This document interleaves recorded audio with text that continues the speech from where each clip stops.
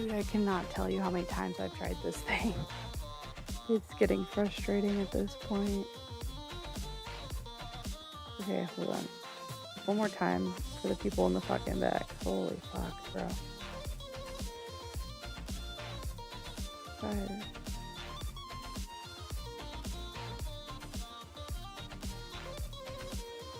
I don't even know what the fuck. I might just have to turn this off for now, which is whatever.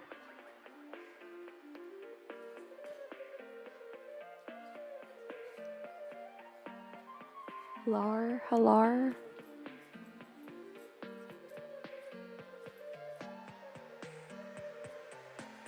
I've not even pushed this fucking stream out yet. I am so behind.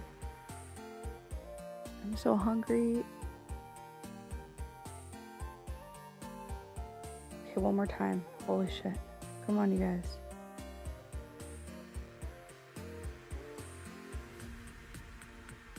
If this doesn't work, I don't fucking know what. Wait. Bitch. It ain't no fucking incorrect values. The fuck you mean? Dude, this is why I hate AI. No, it's not me, it's you, bitch. Is there anything else I can help you with? Yeah, sucking my dick, bro. For fucking real. Okay.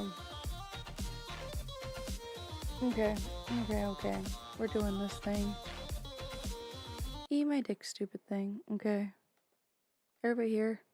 For fuck's sake. Holy fuck. What a fucking mess, honestly. Hold on, I gotta switch things. I didn't grab my mic. I haven't grabbed anything yet. I am a mess, to be honest.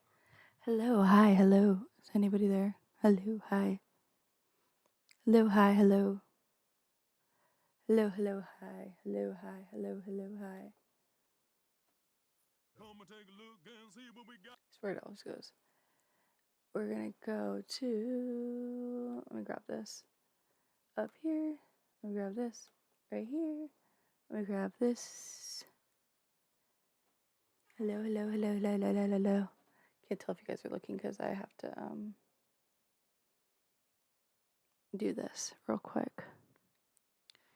Sorry, I am not here right now. I still have to grab my fucking keyboard. I have to grab a bunch of shit. Stream. Let's see what we got here. Do we got any more stream content that we could watch? That's like not really a clip. Transparent exposed by Turkey Tom. It's an hour though. Let's see what we got here. Subscriptions. I was watching Cinnamon Toast Ken this morning, but I feel like it's not right of me to like rip his stuff off. I don't know. Maybe I'm crazy. Maybe I can make Resi babysit you for a minute. Or we could just start in with the commentary stuff. Eh? Or we just want to start in with commentary stuff? I'm totally game. Totally game. Let me see what my chat's saying. I can't. Hi, how's everyone doing today? I'm trying to figure out my dono stuff. This isn't obviously my normal time. Was trying to get it started before 5 o'clock East Coast and now, but I guess we're just gonna do what we're gonna do. I'm thirsty as a fucking bitch.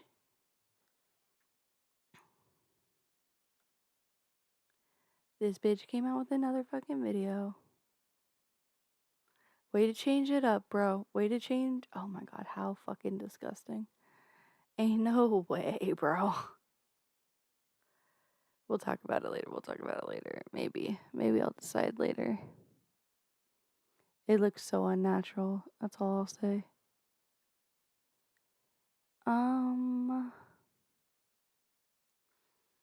Dude, I was trolling the fuck out of food shops last night. I'm not gonna lie.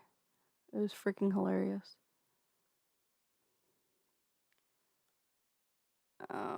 Not in a bad way.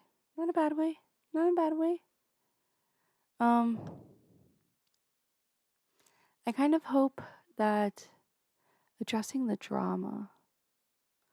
Is this oops? Okay, let's see what oops is saying. Hello everybody and welcome to a video in where I've got beef.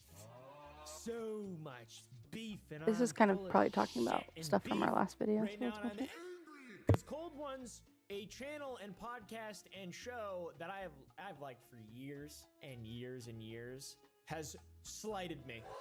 They did it by accident, to be honest, and they didn't mean anything by it and they didn't actually slight me at all.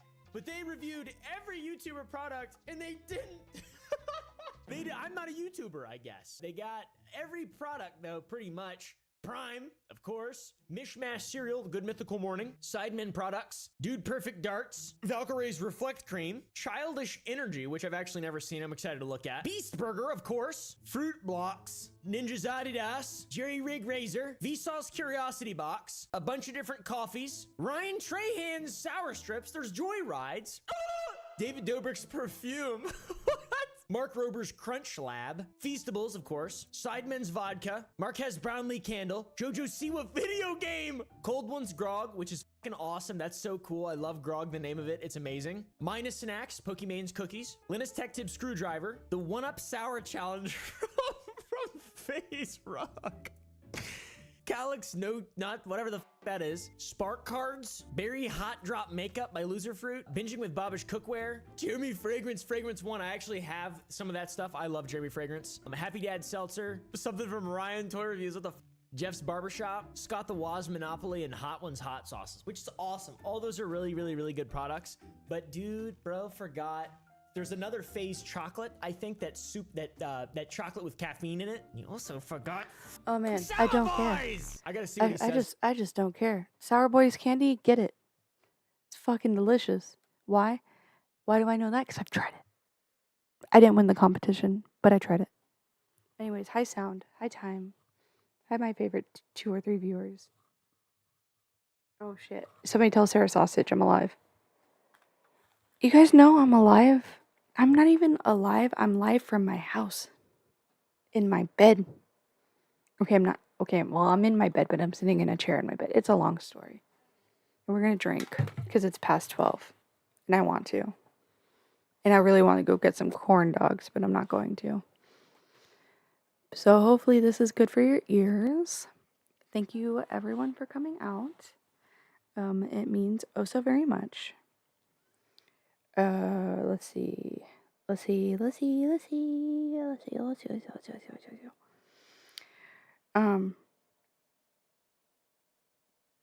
I'm trying to find my life, my existence here. Okay. So what are we doing today? Whoa, hey, pass Stabby, chill. Oh my gosh, holy cow, fuckers! When do you exist not awake? Just curious, asking for a friend. So yeah, can you believe? I am doing this. I really want to go get some corn dogs, so I may have Cecil McFly babysit you for 5 minutes, but butts and butts cracks. I have a USB disconnected thingamabob that I can use from over here. I'm so thirsty, dude. My mouth is so dry. I've been eating Nutella with bananas. It's like my fucking jam. Used to be my snake in high school, or my snack in high school. So yeah, hi. That's pretty much all I got. So TLDR, I was kind of looking into this theory. We were doing a little bit of theory crafting, as they tend to do in what is that space? Art commentary. And so yeah, I'm super stoked.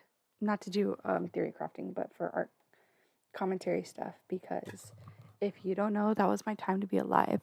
Totally made it live and just ate a quarter pounder with cheese, cause not a savage, and on a hammock. No, I got this floor chair. So for those who don't know, I have like a really bad back injury, like all the way through my back. I did like a bunch of x-rays recently. got my second round of steroid injections, all this fun stuff, right? And so I got this floor chair because I like sitting on the floor. I've always been a floor sitter, but it's better for me to sit on something that's not just a pillow, and then my ass just like goes straight through because it's big and it doesn't matter. The point is that I'm comfy, and I'm really happy that I'm comfy because my ass deserves to be comfy. I can turn down my mic too if it is peaking. Just let me know. So yeah, hi, holy cow, girls. Hi, King TL. Hi, time. Hi, time. Hi, time. Hi, sound. And hi, everybody. I'm gonna press play on Cecil's video because I really, really, really like Cecil McFly's video. I'm trying to figure out this PayPal stuff so I can get it. So I can see your guys' stuff. If you do want to tip me, Cash App's just fucking better right now. Because I don't even know if they're like, oh yeah, by the way, your stuff's, it's just connected to some receipt. I'm not getting anything anywhere. Like, I've never gotten any of my money. So that is kind of gay. So until I hit 500 subscribers, which please tell your friends because I would like to hit 500 subscribers. And be able to just get it through YouTube instead of doing all this other gay shit. Or if there's another way and anybody has suggestions, just let me know because I don't know. I figured it was a lot easier. And I don't have PayPal, okay? I've always had issues with PayPal. I've always had issues with PayPal. I feel like I can't talk. So, another thing is if this starts giving me issues for streaming the video, I'll just download it somewhere. Maybe I'll still do that. I gotta find my other laptop. There it is. And then I'll just download it and then put it on my hard drive. That's somewhere around here. Yeah. So hi everybody. Hope you're having a great day. Please share the stream, like the stream, all that other good stuff. I'm streaming during my competitor Queeman's time. I figured we were streaming totally different fucking shit. I know the Tom 10. I was there. It's fine. I enjoy it. It's just not right now. I've already been there, done that. So yeah. Love you long time.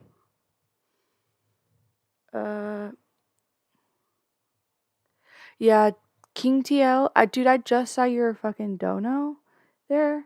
Like sitting there. Here, I'll read it right now because I literally just saw it. I had no idea it was even there. That's what I'm saying. Like, I haven't seen any of this stuff. And it's frustrating to me too. Like, dude, I'm sorry.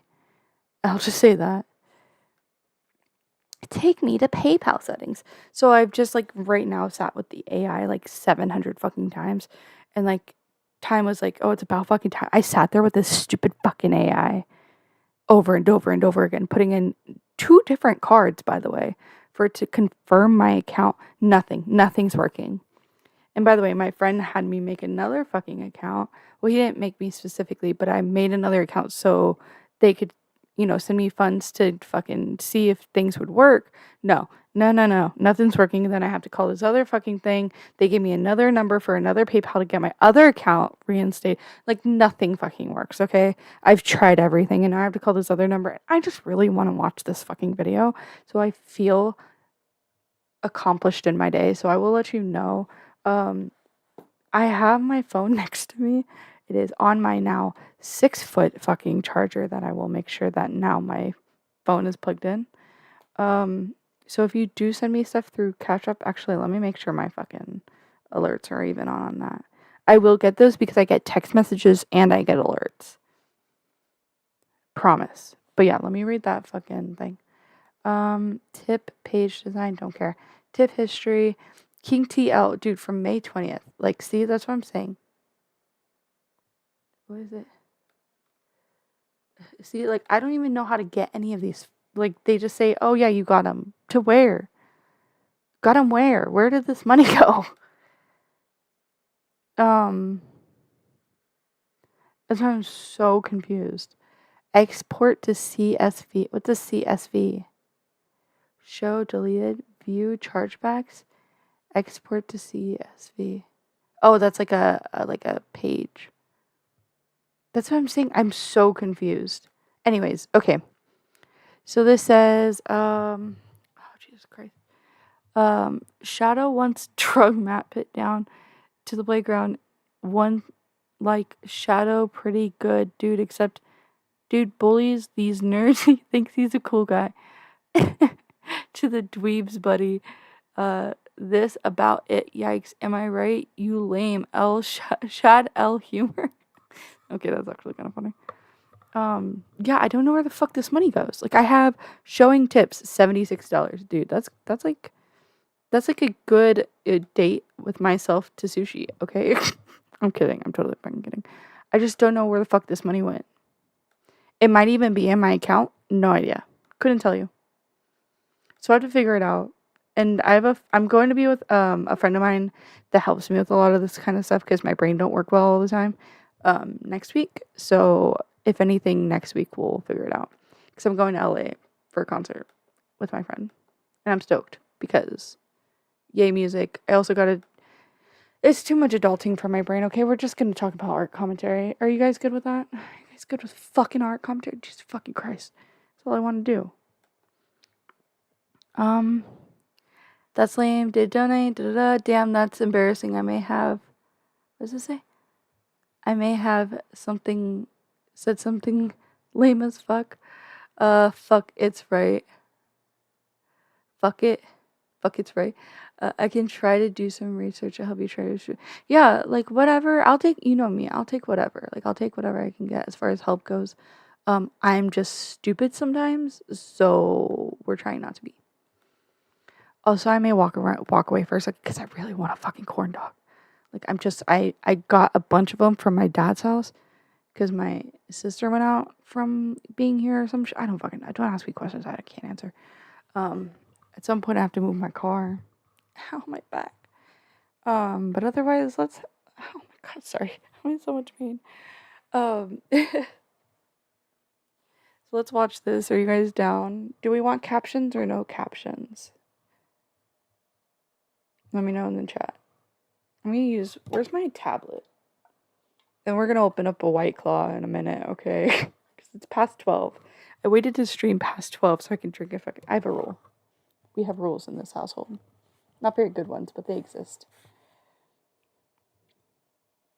Okay. Do do do do do do do do. Boop boop boop. Eventually, we'll have Resi teach me how to do it, but I can't do my animated thing when I'm not on stream. You can do this no matter... What is the quote for today? It says, that's all you can do in this world, no matter how strong the current beats against you, or how heavy your burden, or how tragic your love story. You keep going. Robin Schneider. So true, thank you. The kind words. Anywhore.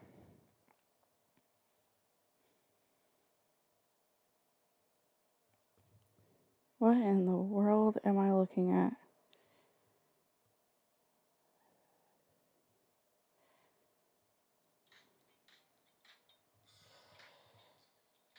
Okay.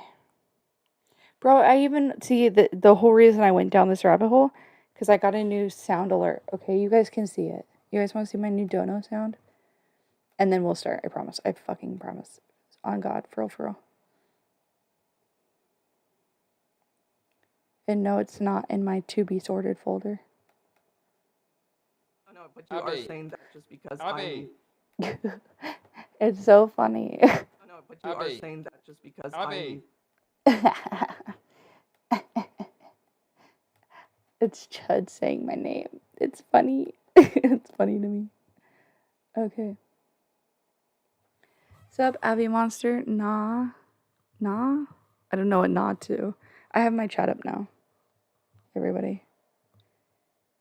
Live from New York. It's Saturday night. Dude, my fucking thing is so cute. Okay. Okay, I'm done. I'm so sorry. Oh, wait. Is this better? So it doesn't sound like it's everything? Also, if my fan gets too annoying, let me know. Am I deep in your ears now? Hello? Hello? I guess I'll know in 5 minutes when my chat keeps up. Okay. Well, just know, Jesus Christ loves you this much. Let's go.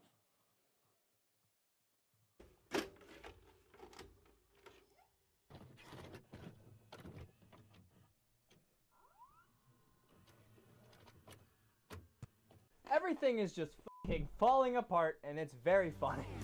Yes, it's a good day for singing the song. Yes, it's a good day for moving along. Yes, it's a good day.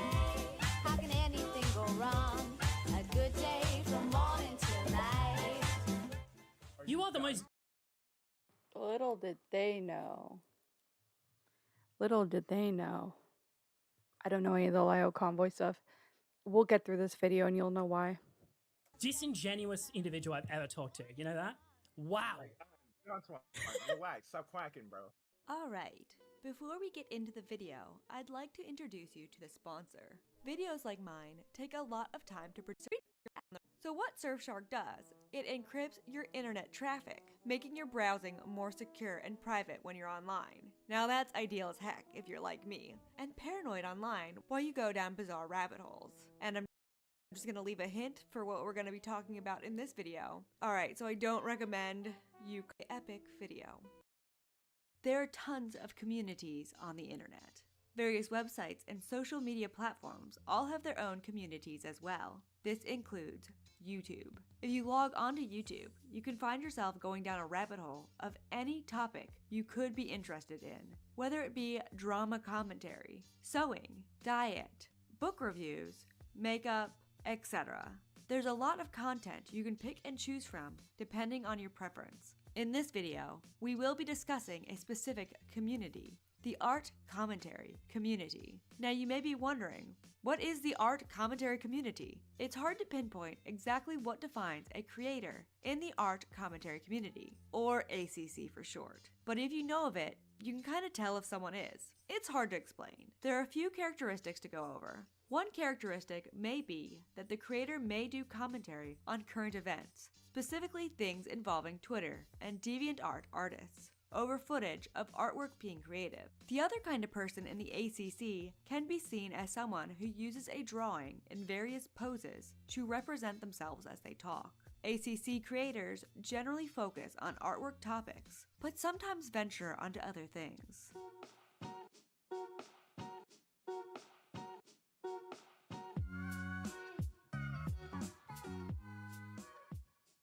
I believe the ACC started out at the very beginning as the DeviantArt ranting community. ACC videos can get hundreds of thousands of views, but at the humble beginnings, the DeviantArt videos would be lucky to get 1,000.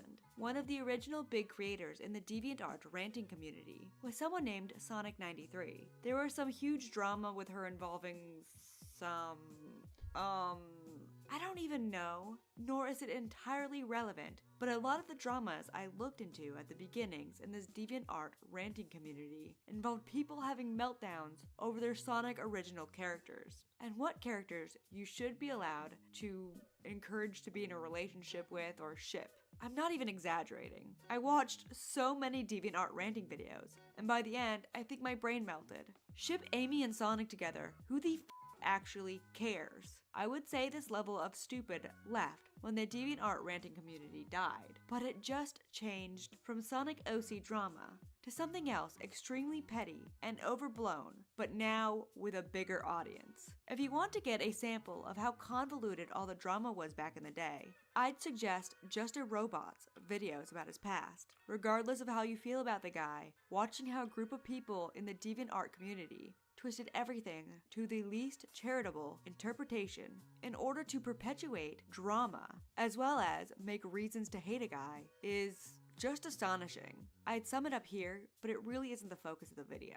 So when mentioning the ACC, a few names come to mind. Creepshow Art, Omnia, Just a Robot, Kai Weiss, Boctor, Ponder Sprocket, the artist formerly known as Piper Sweeney, Hopeless Peaches, the names Junkie, Thuman, and make it common.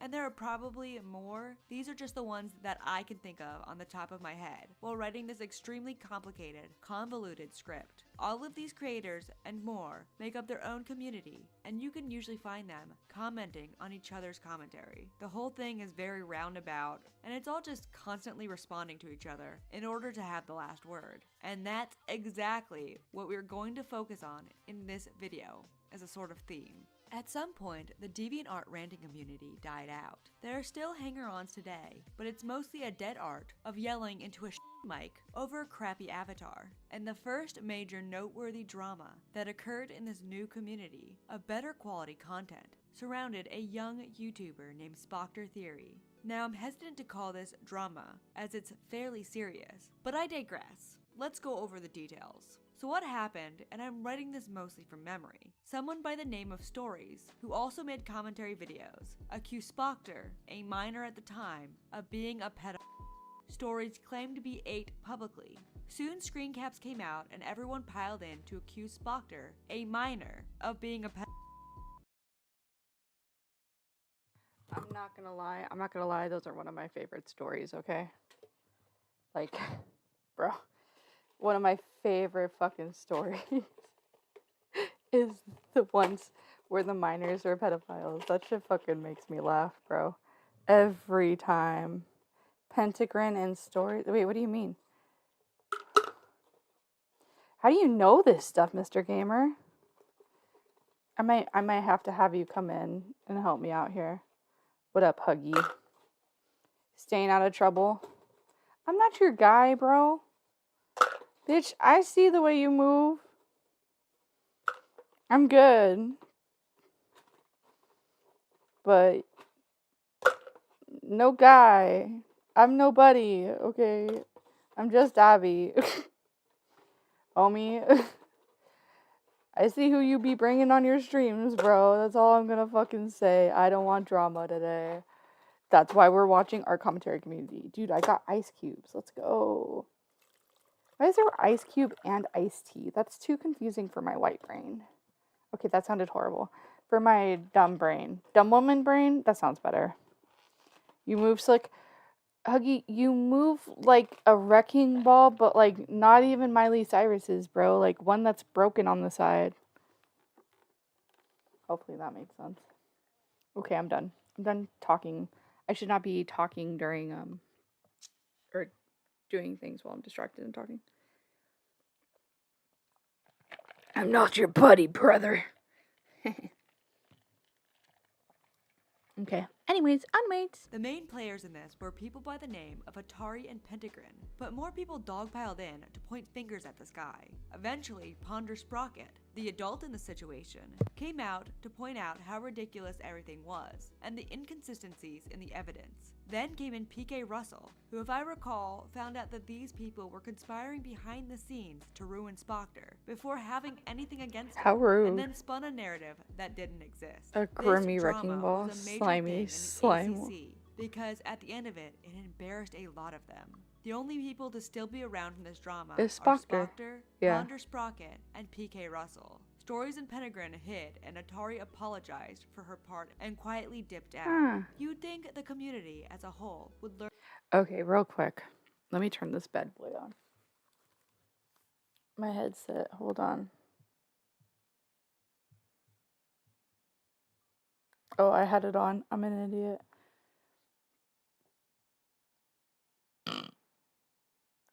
Goodness gracious, come on.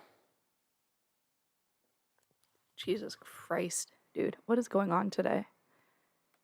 I'm obviously not on.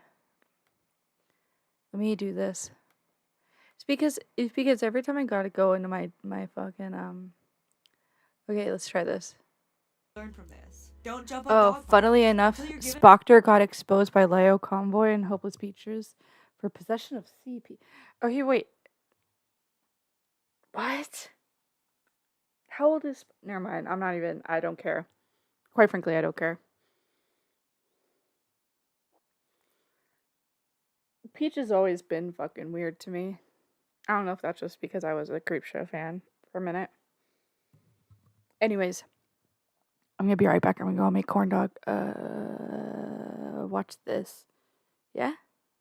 Be right back. Given all the information, but they didn't. So now we are going to deep dive into a connected series of events in the ACC. I kept seeing this drama going down at the time, and I just never understood it, so I decided to look into it. This story spans multiple channels over a 2-year time period. Some of the details aren't perfect in my retelling of it, as quite a few channels are gone now, and also many people privated or deleted their part in the drama in shame. I pieced this together as closely as possible through my own memory, as well as referencing to various posts on gossip forums. Let's begin our journey into the faults of the art commentary community and the general destruction of the creators. So at the beginning, we have 2 channels, that being Emily Artful and Creepshow Art. Both channels had the creators, Emily and Creepshow, doing something called sketchbook story times. You see, Emily had started this series, and Creepshow, knowingly or unknowingly, took the title and made her own sketchbook story times. Emily reached out to Creepshow Art privately and said that she didn't want the name being taken, as she did it first, and Creepshow Art politely changed her YouTube titles. But eventually the two's content drastically separated from each other. Emily continued to focus on art topics, from what I can tell, while Creepshow Art, aka Shannon, started to get into drama and the art commentary community. There, Shannon's views began to skyrocket, and at her peak, she reached 500,000 subscribers. But while she was at the top, she made a few mistakes. Now, if you know the story, you might recall one huge up, lasting many years, but we aren't focusing on that at the moment. And for those who don't know what I'm talking about, just wait. No, Shannon had done a few things that annoyed people, but generally she was still popular. Then someone new came out, Toby Majestic. Toby was an up-and-coming art commentary channel who had a small subscriber base at the time. Sometime around June 2020, Toby put out a video entitled The Fault of Creepshow Art. This is a great commentary video. Toby was gentle and reasonable in it, while she fairly critiqued the much larger creator. She mentioned at the very beginning that other YouTubers were terrified to collaborate with her on this video due to Shannon's popularity, as well as a nasty way Shannon behaved on Twitter to anyone she disagreed with. To put it simply, no one wanted to address her for the increasing amount of criticisms because they didn't want the drama Shannon came with. I've been super stressed about this video, and the only reason that I'm doing it is because nobody else really will. I ended up trying to get a collaboration from a couple of different people about this topic, seeming as a lot of people that I talked to had the same opinions that I did and the same kind of points that I did. However, that was a little difficult because a lot of creators, the second that I told them what the video was going to be on, they immediately were like, I don't want to be in drama. But Toby did the video where she listed off the many mistakes of Creepshow since she started gaining popularity. Mainly these criticisms involved that Creepshow did poor research, made false accusations.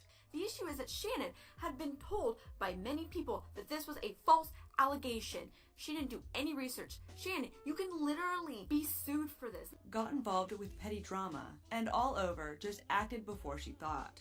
Her content and how she behaves and reacts to people online has increasingly gotten more defensive, more childish, more petty, and significantly more emotionally driven without any control over what she says or what she does. And it's extremely negligent and it's not okay. The scenarios Toby brought up as examples of Shannon's poor behavior were impeccable. For example, she brought up the time Creepshow falsely accused 2 famous drag queens of sharing child pornography. Shannon reacted harshly and quickly without looking at everything, resulting in her making some very serious accusations. In her video, she goes on to frame these 2 people that they are retweeting child porn, and she frames it and she says it as if these 2 are spreading around pictures of this person. Now, to be completely honest, I think that those had been deleted. I read through stuff. I think something had been posted, but it was deleted, but it was not posted by these 2 drag queens. When confronted with what she did wrong, she lashed out at those bringing it up on Twitter, and then ignored the proof against her claims once she no longer had any real room to respond in any way that defended herself. And so now we're brought to this tweet right here, where Lewis goes on to explain the fact that Creepshow has completely and utterly falsely accused 2 drag queens, 2 very known celebrity drag queens, of spreading around child pornography falsely. And then Shannon ends up responding saying, I literally said they spread sexts that he sent as a minor, because they did. As those tweets are still up, literally fact check me right now. All the tweets I included in my video are still up. And then he ended up tweeting the clip of her specifically saying child porn and nudes. Not just sexts. She said child porn and nudes multiple times in her videos. Telling you right now is what was posted was revenge.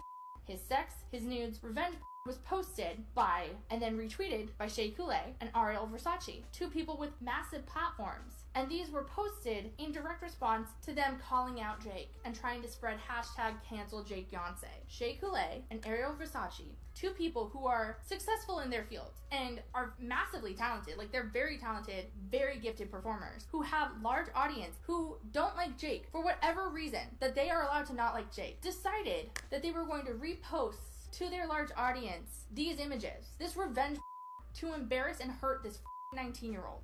And now in this tweet, apparently all she's saying is she literally just said that they spread around sexts, which she did not say in her video. And then after that, he said that she stopped replying. Toby's subs skyrocketed. I recall I subscribed to her at this time, but some foreshadowing. At around the halfway mark, Toby emphasizes that Shannon needs to learn when not to respond to certain things and to let them go. This is one of the things that I'm criticizing you about, because it's not just this situation, it's many, many other situations where you need to learn when to respond to stuff and when not to, because a lot of the times when you get backlash for stuff, whether it's justified or not, you get very emotional about it. And I understand. It's so emotional. Trust me, there are tweets that I've wanted to reply to, mostly including the one that you retweeted of my tweet. Though there's so many of those tweets I just want to just fucking pop off, but I didn't, because I'm the better person and it wouldn't have done anything. What am I gonna do? I'm a mid to early 20-year-old sitting here having a Twitter fight with somebody. No, I'm not doing that. I have shit to do. I have a dog to take care of. I have a life that I need. Communication is an essential part of my job. That's why I use Grammarly, an AI partner trusted by millions of professionals that helps me improve my writing in real time on almost any platform I use. Now, with their premium tone suggestions, I can not only evaluate need to uphold. Fuck that commercial, am I right? Holy fuck. Hi, TT. Oh, fuck, okay. I moved my car. I got corn dogs. We're good. Everybody good? Oh my god. Okay. Hold and do. I have adult shit that has to be done. I have other projects that have to be done. I have art things that have to be done. I don't have time to sit here and have Twitter fights with people, even though the borderline personality part of my brain wants to sit here on the internet for 20 minutes having it out with this person that doesn't agree with me. At the end of the day, it doesn't matter, because 9 times out of 10, even if I have this fight with them, they're not going to agree with you still. A lot of people are just so stuck in their ideals, they're just not going to listen to you. So it's a waste of time. Just put a pin in that. Very soon after this video, Creepshow Art responded with her very own video. The exact date of the video was June 10th, 2020. Now with this video, a lot of webs, threads, and an interconnected series of events were all set into motion. Like, I'm gonna admit, I was going through my research, connecting the dots like that one meme from Always Sunny in Philadelphia. You know the one. I gotta dig a little deeper. Yeah, that's me right there. There's at least 4 or 5 interconnected art commentary channel dramas set off with this video. First, Creepshow Art begins this video by love-bombing Toby like crazy. Hey guys, it's Shannon, and today I'm going to be responding to a video that was made about me by the creator named Toby, that's T-O-B-I. And straight up, after looking at a good amount of their content, they are pretty stellar. Their art is dope, their videos are dope, and you should definitely go check them out, for sure. This over-enthusiastic love display is a common point people bring up as a sign of Shannon's manipulation. The rest of the video is okay. She agrees with some criticism. The first point I want to make is that everything Toby said about the strawberry milk situation that I agree with, 150%. And explains herself when addressing other situations. She actually made a reasonable disclosure about this. Before I get into this, I do want to say that me adding context to my actions should not and does not change them if you still do not like what I have said and done. You are still allowed to disagree with my actions with the added context and still disagree with me and not like me after everything is said and done. That is completely fine. That should have been the end. but it wasn't. One thing I noted in the video is at one point, Shannon hints at something Toby brought up. This is that Toby talked to another creator who did not want to be involved out of fear of Creepshow. Creepshow addresses this and acknowledges how she knows who this person is, and that this made her more upset than anything else. I also said before that I know that this is one of the people who Toby said feels negatively about me and is scared of me, and if I'm being very, very clear here, that hurts me more than anything else that was said in this video. Anything else was fine, because I did think we were close friends, and I do greatly care about this person, and I shared a lot of private information with them because I trusted them. So knowing that they're telling other content creators about our private conversations, and they're talking to other content creators about me in this way and are scared of me, that to me sucks. It really sucks knowing my friend is scared of me. That, well, they're not, I guess they're not my friend, but you understand. Well, who does Shannon think this person is? Hopeless Peaches, ex-friend of Creepshow Art, and other art commentary YouTuber. Got Yes, put him. a pin in that as well. Another commentary community up-and-comer, Omnia, also started to come into the this community around bitch. this time, and they were already thriving. Omnia made a video responding to Creepshow Art's response to Toby criticizing her. Now, I cannot find the video at this time, but I do believe Creepshow Art ended up befriending and shouting out Omnia around this time. That is Omnia true. and Toby also began to communicate behind the scenes. I come to this conclusion because in videos later in the timeline, Omnia and Toby both confirmed they talked about making Creepshow Art videos, and I do know Creepshow Art love-bombed and buddy-buddied up with Omnia at some point. I want to do something that's really cruel and hurtful. For the record, okay. Omnia. No, sorry. Let me start over. Creepshow love bombed everybody. I saw it in what's her name? What is her name? She has a name. Who's live?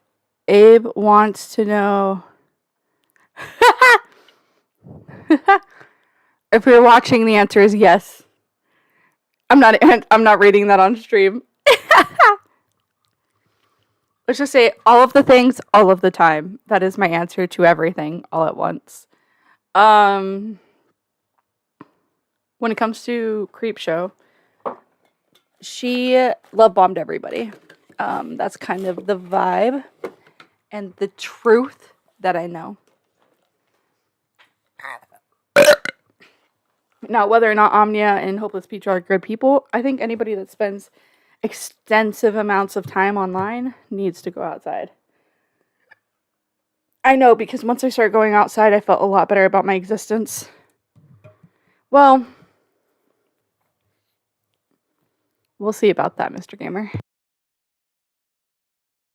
Full and mean. And I want to prank a channel of someone who I personally adore and think you guys will appreciate as well, that being Omnia here on YouTube. Like this girl, her mind, chef kiss. It's beautiful. And I think it would be really like cruel and underhanded and sneaky of all of us if we all went to her channel and like subscribed or something. Like in a mean prank.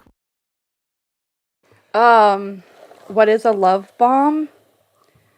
A love bomb is when you go... God, how do I do this? It's like a backhanded compliment, or just like just letting someone know you dig them and shit. Yeah, but with like the intention of getting something out of it, or lightening a blow. Like you could be like, "Oh yeah, bitch, like I love you," da da da da da, and then be like, "But you know, I still think that like everything that, like my parents, oh God, I love them. Complimenting all these fucking things, and then at the end of it being like, but you're still fucked up in this way. Or, oh, you fucked up doing that. Or you could have done that better. Like, I wouldn't have done that. Like some like backhanded compliment, or like just like poking the bear in the worst fucking way. That type of shit. Hopefully I'm making sense. Sorry if I'm not. I should have Googled Alexa. Damn it, she's not plugged in. Oh well, you get the point.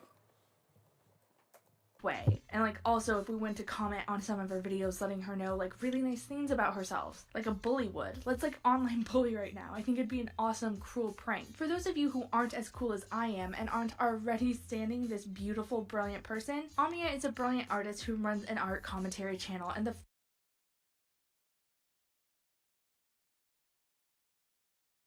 Oh, like saying with all due respect, then saying your shit.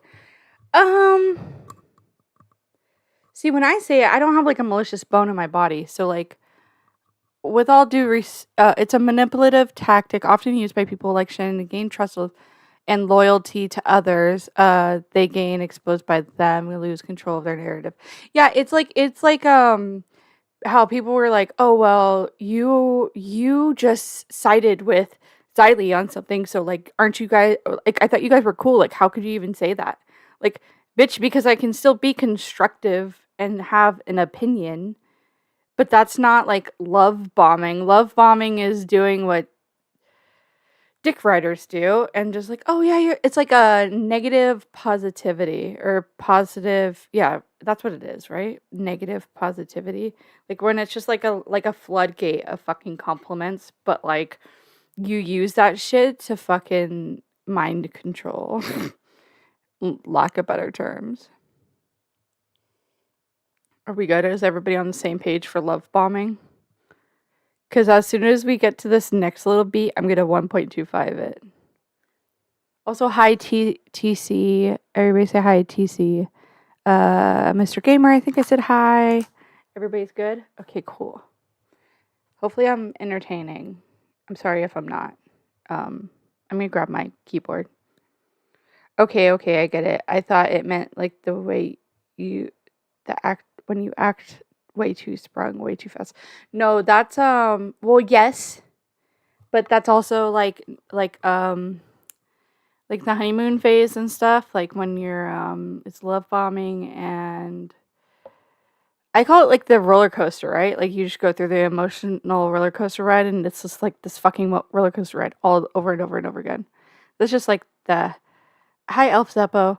It's kind of like the roller coaster of stuff. I think I'm saying things right, but that's like narcissistic shit. Because I'm a people pleaser, believe it or not. I don't like upsetting people. It's kind of why I'm like a teacher's pet, but that's neither here or there. That's another fucking story. Also my teacher kink, but that's neither here or there either. Oh my god, we're not talking about that. Oh god, I pressed a button twice. First time I ever watched any of her videos was when she actually made one on me titled Creepshow Art Missed the Mark with her apology video, which obviously is a critical video of myself. So things carried on, and Toby Majestic was becoming pretty popular in the art commentary community. She had some cute art and an entertaining personality. On July 2nd, 2020, she briefly responded to Creepshow Art's response at the beginning of a video about another Twitter artist. And it was actually pretty cute. It's called being courteous. Oh, By the way. What? Remember how you did a video on Creepshow? What? Remember how you did a video on Creepshow? I'm aware. Yeah, she responded. Toby? What? She responded. She made a video responding to your video. Just give me a Toby? Just give me a second. I just gotta go do something. Toby? What? Toby, what are you doing? I'm deleting my channel! No, you know what? Toby, what the? No! I didn't think she was gonna respond. Toby, what the? I myself again was subbed to her at this time, but sometime between this and July 26th, 2020, Toby f***ed up big. I cannot pinpoint the exact date as the video is now gone, but at some point, Toby uploaded a video screaming about being tired of YouTube drama. Well, everybody stop. Everyone stop. I'm sorry. Everyone stop. Wait. Oh, fuck. I gotta stop it with my foot. I didn't get my thing. I'm still trying to put ice in my cup, okay? I put it from one cup to another cup. You guys get to see the life and the day of Abby.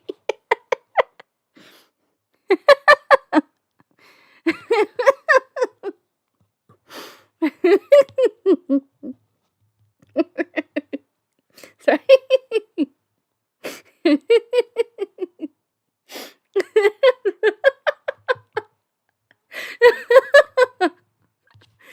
I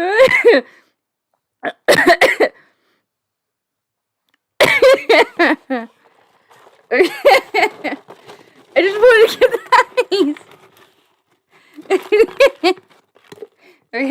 almost there. Hi, Sarah. Okay. I'm sorry. I'm almost there. I'm fingering my giant foam cup from yesterday. Wait, hold on. Anyways, this is how I get my cult following. Make you a goofy goober. I'm sorry. Anyways, now that that's done, I just had a fucking great idea. I need to go get more ice. The sausage supreme. Sarah Sausage is in chat. Sarah Sausage, I repeat, is in chat. Holy fuck. Oh, no, I didn't even say your name 3 times. I'm glad I'm doing a soft opening. Just like when I was fingering my cup. I'm so sorry. I've been really happy lately. So there's that. Oh my gosh, Sarah, I got the cutest dresses yesterday. One has like an open back. I got it at Target, and then the other one has like it's like a tank top one. But it has like sheer sleeves. I'm so fucking stoked for it. I'm going to a concert in like a week or so, and I'm like, do I want to wear pants? But because I love headbanging, but me with my back injury, not so smart. I will be headbanging a little bit. I might be doing a little hoppity hop from side to side. I'm a huge motion, like, you guys don't understand, okay? This motherfucker, I wish I had pictures and stuff. I probably do somewhere. But Motion City Soundtrack, when they were like, you'd be happy makes you smile. Thank you. Let's go, you happy so time I hate you. I don't hate you. So like when Motion City Soundtrack, let me see if I can find it real quick. When they were in stupid. What makes you happy? Okay. YouTube Motion City Soundtrack, and then when we, sorry, I'm typing with my right. There we go. Dude, he was performing, you don't understand. There we go. Oh, that's fucking sick.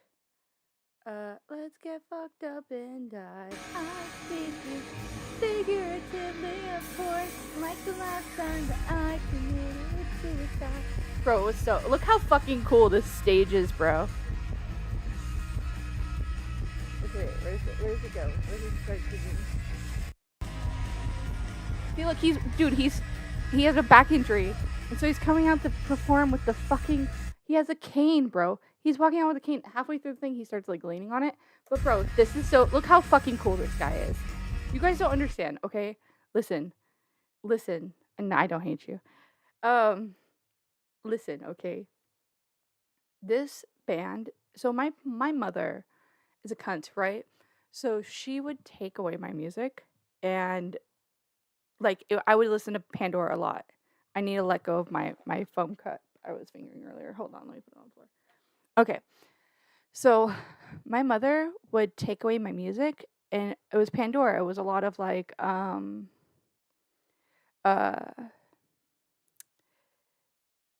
you guys can see the screen, right? I'm sharing the screen. Sorry, let me make sure I'm fucking sharing the screen, not just like okay, cool. So my mother would take away my music, and like Good Charlotte, like I'd listen to like all the emo bands. So like in Motion City Soundtracks, like one of those bands that has like good music, and if you are like into that like vibe, you know their music. Like, tell me that you're alright and everything is alright. Oh, please tell me that you're alright. Dude, and then I heard the song. Dude, when he started singing this shit, I was like, bro, this is so good. Like, it made me laugh so hard. It was so hot. But full on.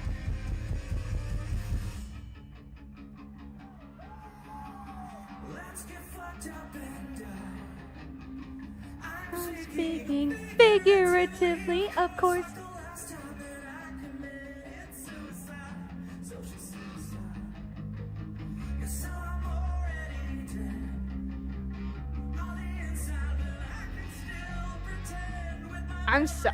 You guys have no idea.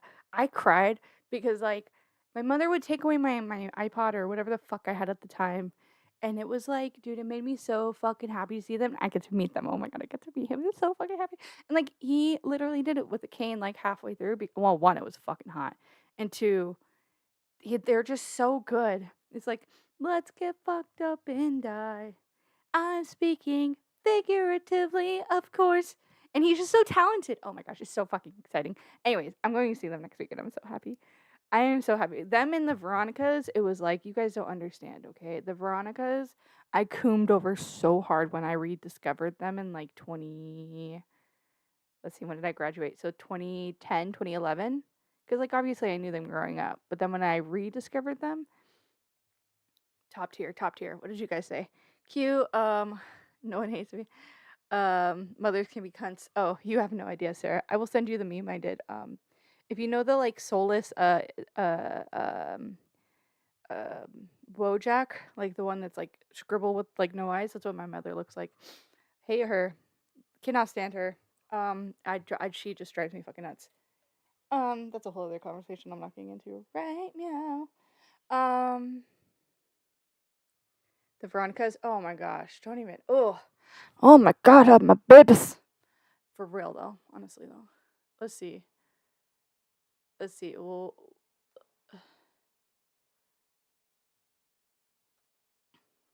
okay, hold on. No, shut up. I got so close when Good Charlotte played, or when Five Sauce played, because obviously, like, it's not really too much of like this genre. It's like underneath. It's like a Good Charlotte. So Good Charlotte, you guys don't understand, okay? Good Charlotte came out my second time seeing Five Sauce, and I cried. Like I screamed like a fucking crazy person.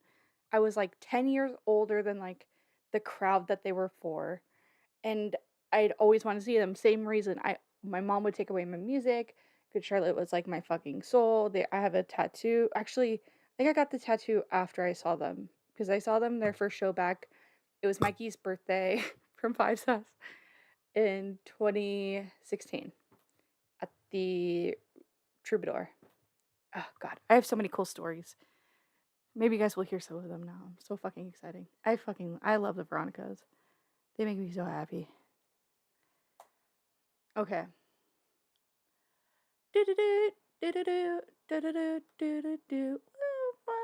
This is when I saw them. I'm not sure. You guys gonna be able to see me? Oh no, that's a little far back. Let's see if there's another view. I see. I was on the other side. I was like over here. You guys aren't gonna be able to see me from all the way over there. Let's see if the other one finds me. Oh, see, this is the very front on the other side. Okay, hold on. One more. Please stand for the Australian national anthem. Oh, dude. It went so hard. Wait, what the fuck? La la la la la la. I wanna get. Wanna, don't stop. Gimme what you got. Cause I can't wait. Any more. To quit, cause you know you're the only thing that's making any sense for me. If I don't give a damn what they say, this is things because really, I can never. Bro, it was so fucking hot there.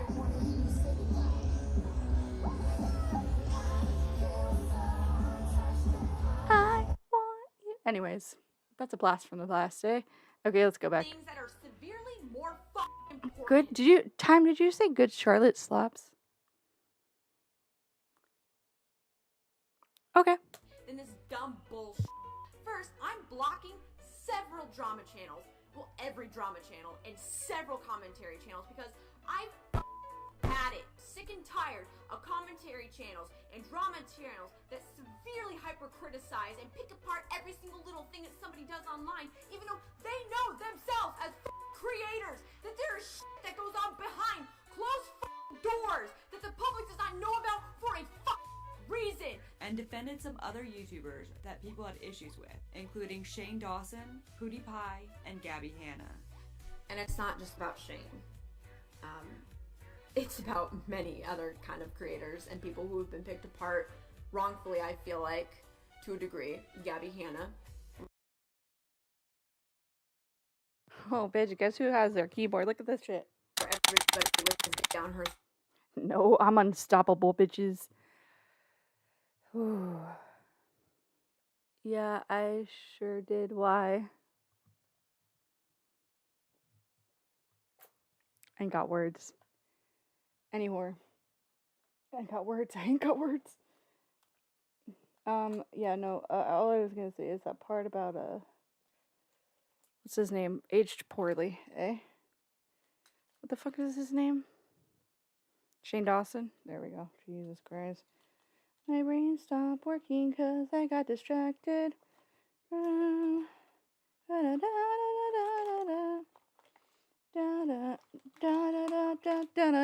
Social suicide. Now I'm already dead. Okay, I'm gonna press play now. Throat, and then she comes out with a video finally talking about everything, and it's like no matter what you do, you're gonna be criticized, and it like I'm sorry, like I'm done, like I have to do. I'm sorry. I support Shane Dawson. I've been a fan of his ever since 2010. I've been a fan of PewDiePie even when he had the video where he said death to all Jews. I'm still a supporter. I'm floor gang for life. Whoa, whoa, whoa! I disavow. Leave the Jews alone, or don't. I don't care what side of the fence you're on. Just don't hurt the people, okay? The people make me money. They don't really, honestly. I'm just saying a broad statement. Where the fuck is my mouse at? Okay, I guess we're using this other mouse. I have no idea where the other mouse is. I've moved shit around my floor like 7 times, okay? Give me a break. Beep, beep, beep, beep, beep, beep. Bro, I know it's somewhere. What the fuck is wrong with my life right now? Actually, there's a lot wrong with my... Anyways, let's keep going. Floor gang for life. I love Gabby Hanna. I personally watched the video when she uploaded it and was like, ooh, should have scripted this girl. It was obvious she got mad at something and turned on her mic and screamed into the void. I am severely annoyed by this. It's been going on for a long time, in a while, and I've literally reached my peak of being able to just eat the giant dog that is all this content. It's boring and lazy and repetitive content. She should have left this video in drafts. Oh wow, is she secretly tipster of... Oh no. Now, I don't personally care that Toby likes these content creators, but the biggest issue is that she herself criticized creepshow art for her online behavior, but when others criticized people she liked now, it was unnecessary and just drama to her. I don't talk about a lot of these people because, well, besides my creepshow video, a lot of the things that I like to talk to when I am hyper-criticizing something, it's more picking it apart for fun and roasting. It's not like, how dare this person do this? Oh my god, this tweet that they made, oh my god, blah, blah, blah. Like, no, that's so time consuming and it doesn't matter. This was the beginning of the decline for our first arc in the art commentary community cinematic lore. Soon after this, Toby got her very own thread on the female image board lolcow.farm on July 26th, 2020. The first post in the thread read, Toby is a shitty artist and a fujoshi in her mid-20s that acts like a whiny bitch and hides behind her BPD when people start calling her out for her hot takes. Criticized Shannon/Creepshow art when she's basically the love child of Shannon and Holly Brown. Also was a cam whore at some point. Annoying, ooh woo, soft baby personality when it's actually loud and catty. Got attention for her Creepshow art video, which would come back to bite her in the ass when people found out she was no better. Started getting backlash when she said she was a Shane Dawson and Gabby Hanna fan. Made a short screeching video talking about how drama channels were bad for calling people, mostly Shane, out when she is one of those drama channels. Recently getting a lot of hate for dying on the hill of defending her love of Yowie to death. Immediately the thread showed a tweet of a back and forth between Toby and another Twitter user, which read, the one Twitter user shared D'Angelo Wallace's video on Shane Dawson, to which Toby responded, nah, I'm good. Bro, this sniffs. I'm smelling creep show all over this post. Why can I not find this fucking mouse? It is gonna drive me fucking nuts. What is this? Oh, this is a light. Hold on. We got this. We're gonna find it. Let's get down to business. Dude, I'm gonna find it. I at least found my fucking... Is it streaming? Oh, wait. Nope, that's not it. Fuck. Is it at least streaming well? It's not being choppy or anything? Let me know, because I will go download it on my other laptop so I can have it. Cecil's the homie. Of course I will plug Cecil McFly. She has another video that did we watch it? Maybe I just watched it with somebody. Oh, I watched it with friends. The one that was like, the Jersey Shore type one. Also, I have a good Charlie tattoo on my shoulder. I'm trying to point that out, but I have to go through like 7 years of cell phone storage to find it. Don't mind me. I have better things to do than spend time watching YouTube Cancer talk about more YouTube Cancer for an hour of my life. To which someone responded, I'll just summarize it instead. Shane is a pal who wanted to f his cat and is racist. Also, Toby, good luck with the Yowie video. No doubt there's gonna be backlash. To which Toby responded, welcome to social media in the early 2010 Zoomer. It sucked. Get over it. One thing Toby had been doing on Twitter as well, which remember I mentioned about not fighting on Twitter being a criticism Toby leveled against Shannon, was fight with everyone over what is appropriate to draw. Now Toby's stance is pretty understandable. Don't draw pornography of children. She was especially going harsh on someone by the name of Ben the Looney, who drew characters from kid cartoons, though from the ones I've seen, these characters were noticeably aged up and not children. The dude has a Kiwi Farms thread though, so I'm just gonna guess something's up with him, but he's really not the point of the video and I'm not defending him or going to condemn him. I didn't look into this guy too hard. But back to Toby. She even made a video later on September 20th, screaming out this point. But lo and behold, Toby had been caught drawing lewd photos of both Shoto Todoroki from My Hero Academia, who is a minor, and Sailor Moon, who is also a minor. This I don't get it. Brought up to Toby around the time of her lolcow thread going up. Can someone translate for me and not shut-in loser that sits online and watches anime all day? Wow, she secretly Fujo aren't we all? Question mark. I don't know what any of this fucking means. You guys are speaking another retard language, okay? I don't get it. Also, I'm still trying to find my good Charlotte pictures. I have a really cute one. I'm just trying to find it, bro. What does it say? Nope, nothing? Okay, I'll wait. Bro, I had this like really good emo phase for a minute. It was fucking epic. Well, okay, hold on, let me rephrase that.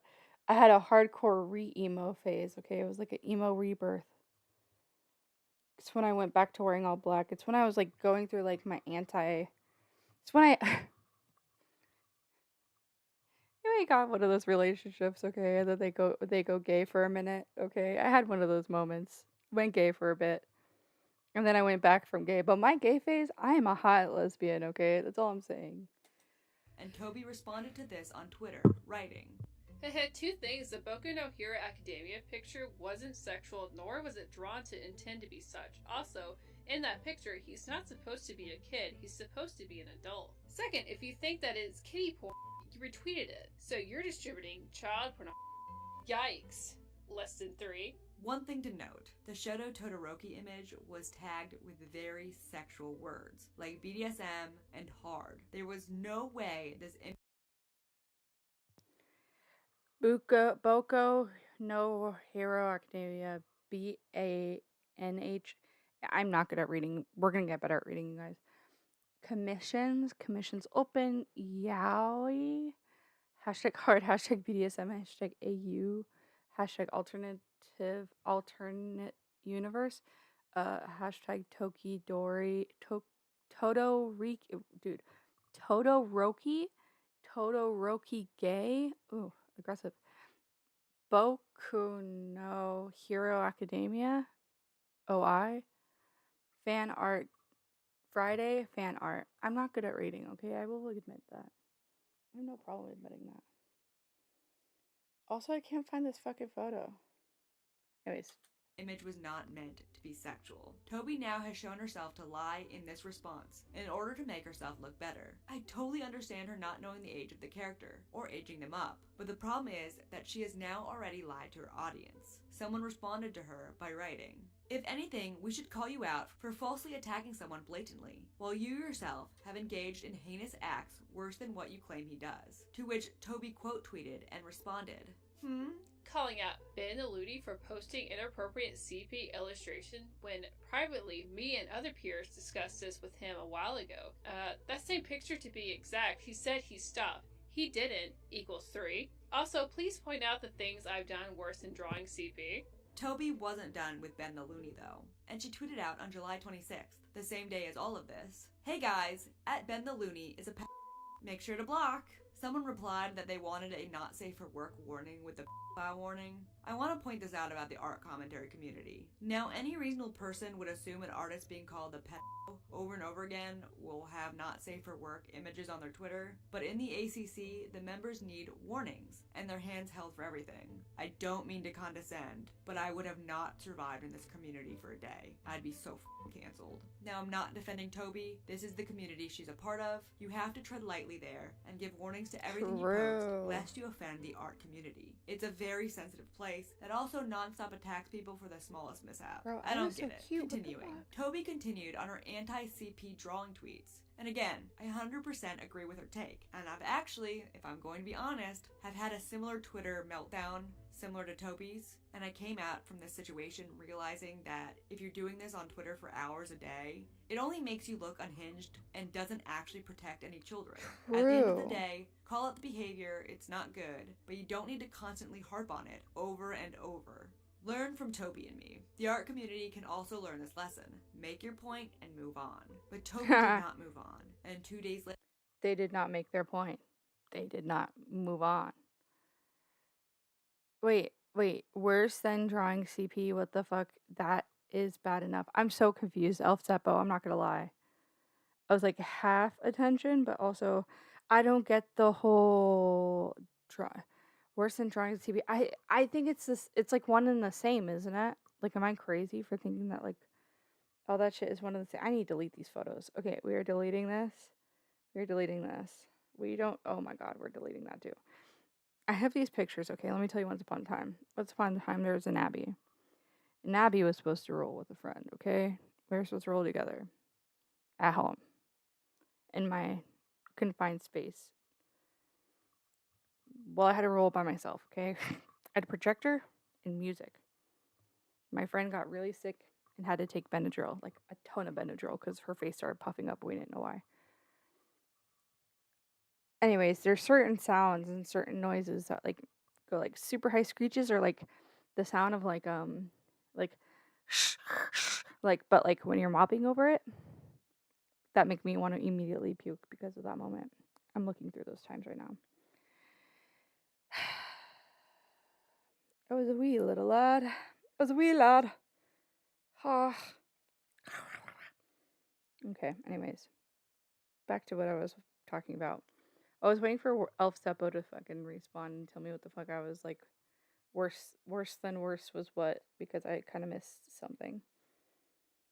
As an empty room can be so loud, and there's too many tears to drown them out, so hold on. Okay, I'm gonna press play. Later, a Twitter user tweeted out, and here is @TobyMajestic, otherwise known as @IlitaMarie, acting out on threatening to attacking @Ben the Looney, and a mutual friend of ours for the same thing. She's trying to throw dirt on these two artists while hiding the fact that she groomed a child and showed toxic behavior. And Whoa.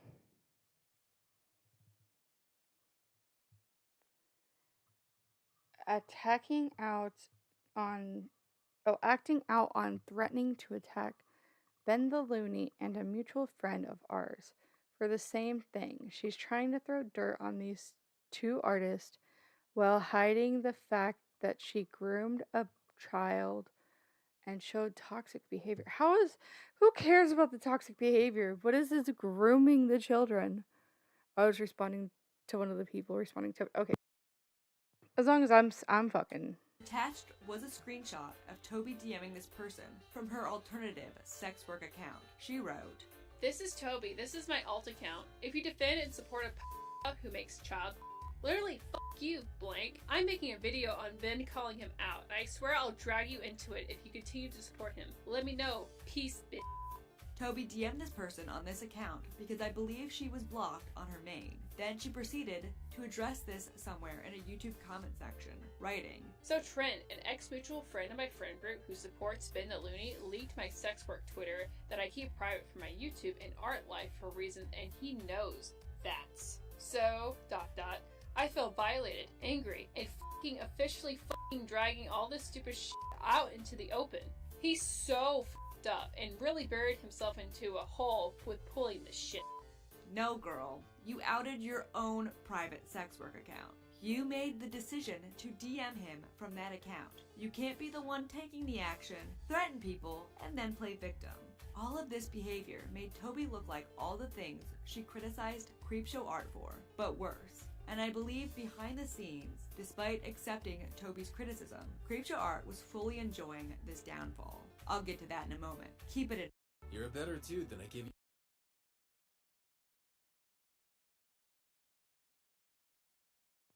Let's get fucked up and die. Oh god, I have to fucking reach over here real quick. Speak. Okay, wait, hold on. Good lord, I have way too many things in my hand. Okay. Okay, we'll keep watching. Give me just a second. Dude, I'm so close. Dude, I did some sick fucking projects. Is this stuff liked? Dude, that's so fucking cool. I did some sick fucking art. Ooh, cute.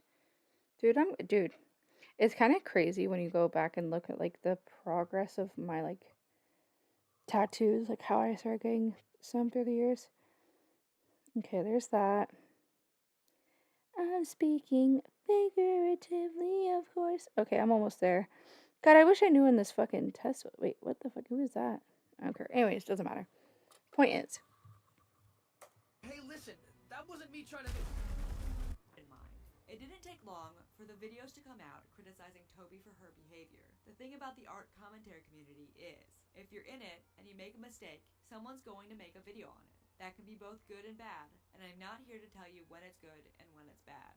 Sometime around July 31st, 2020, someone made a video on Toby. The video is no longer available and I'm not sure who made it, but this would be the beginning of a waterfall of Toby criticism videos. The days passed, and Toby continued to behave like everything she criticized Creepshow Art for, but worse. Reacting to every mean comment, tweeting nonstop, and just generally being reactive and emotional in public. And sadly, sometime at the end of July, beginning of August, Toby's dog passed. And on August 12th, 2020, she uploaded a video talking about her dog. That's all fine and dandy.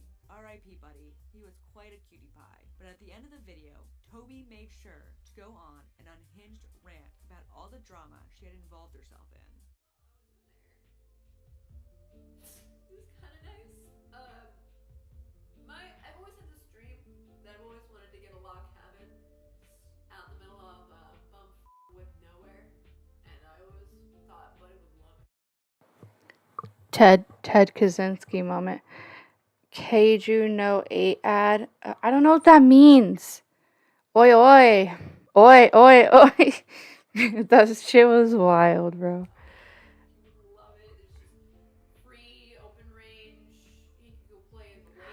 Oh, I found it. I found it. I found it. I found it. I found it. I found it. I found it. I found it. I found it. I found it. I found it. I found it. I found it. I found it. I'm just gonna DM it to you, so you have it, bro. But how cute am I, bro? I was so cute there, dude. When I went and saw Good Charlotte with them, what does it say? Bro, because everybody kept, dude, same thing when fucking Good Charlotte played in Vegas, this recently. I had everybody, like, look, dude, I had such good dude, these are super sick photos for me. Time, let me know if you get these. Dude, these are sick. Holy cow.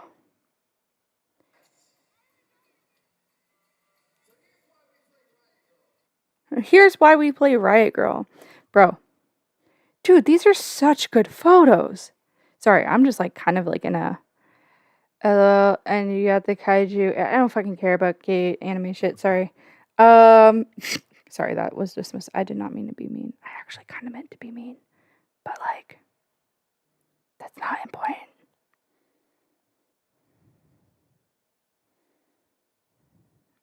Bro, how have I not aged in like however many years? I want to get my tongue ring back so bad, bro. Dude, I was so like gross. Okay, hold on. I'm sending a bunch of these so I can pull them up. Dude, you guys, these fucking pictures are fucking good. Dude, I know I went to this concert and then I went to work because I was working graveyard. Bro, that's why I'm like, bro, I don't want to hear about it. These people, bro. Hold on.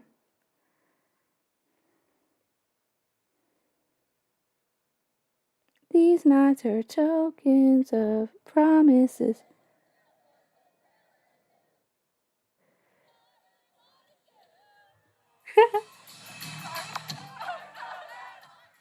Bro.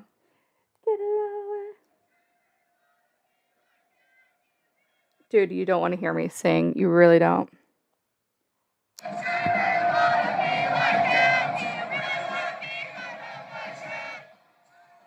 Bro, these are such good photos and videos. Sorry, I'm like hyped up right now. Okay. Let's see. Let's go real quick. Don't want to be just like you. I'll keep playing this.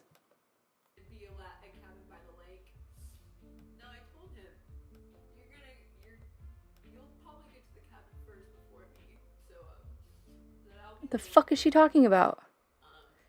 Wait, what the fuck is she talking? Wait. She was talking. She said she wanted a cabin. Out there. He would love it. It's just free, open range. He could go play in the lake. The fuck is she talking about? Cabin by the lake. No, I told him you'll probably get to the cabin first before me. So that I'll be there one day for him. Ben Lou's a pedophile on Twitter who draws Bro.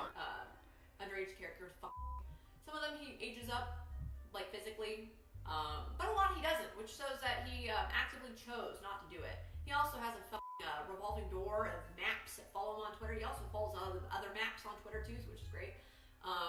Hey Ben, you don't want to be called a pedophile. Don't draw underage looking children.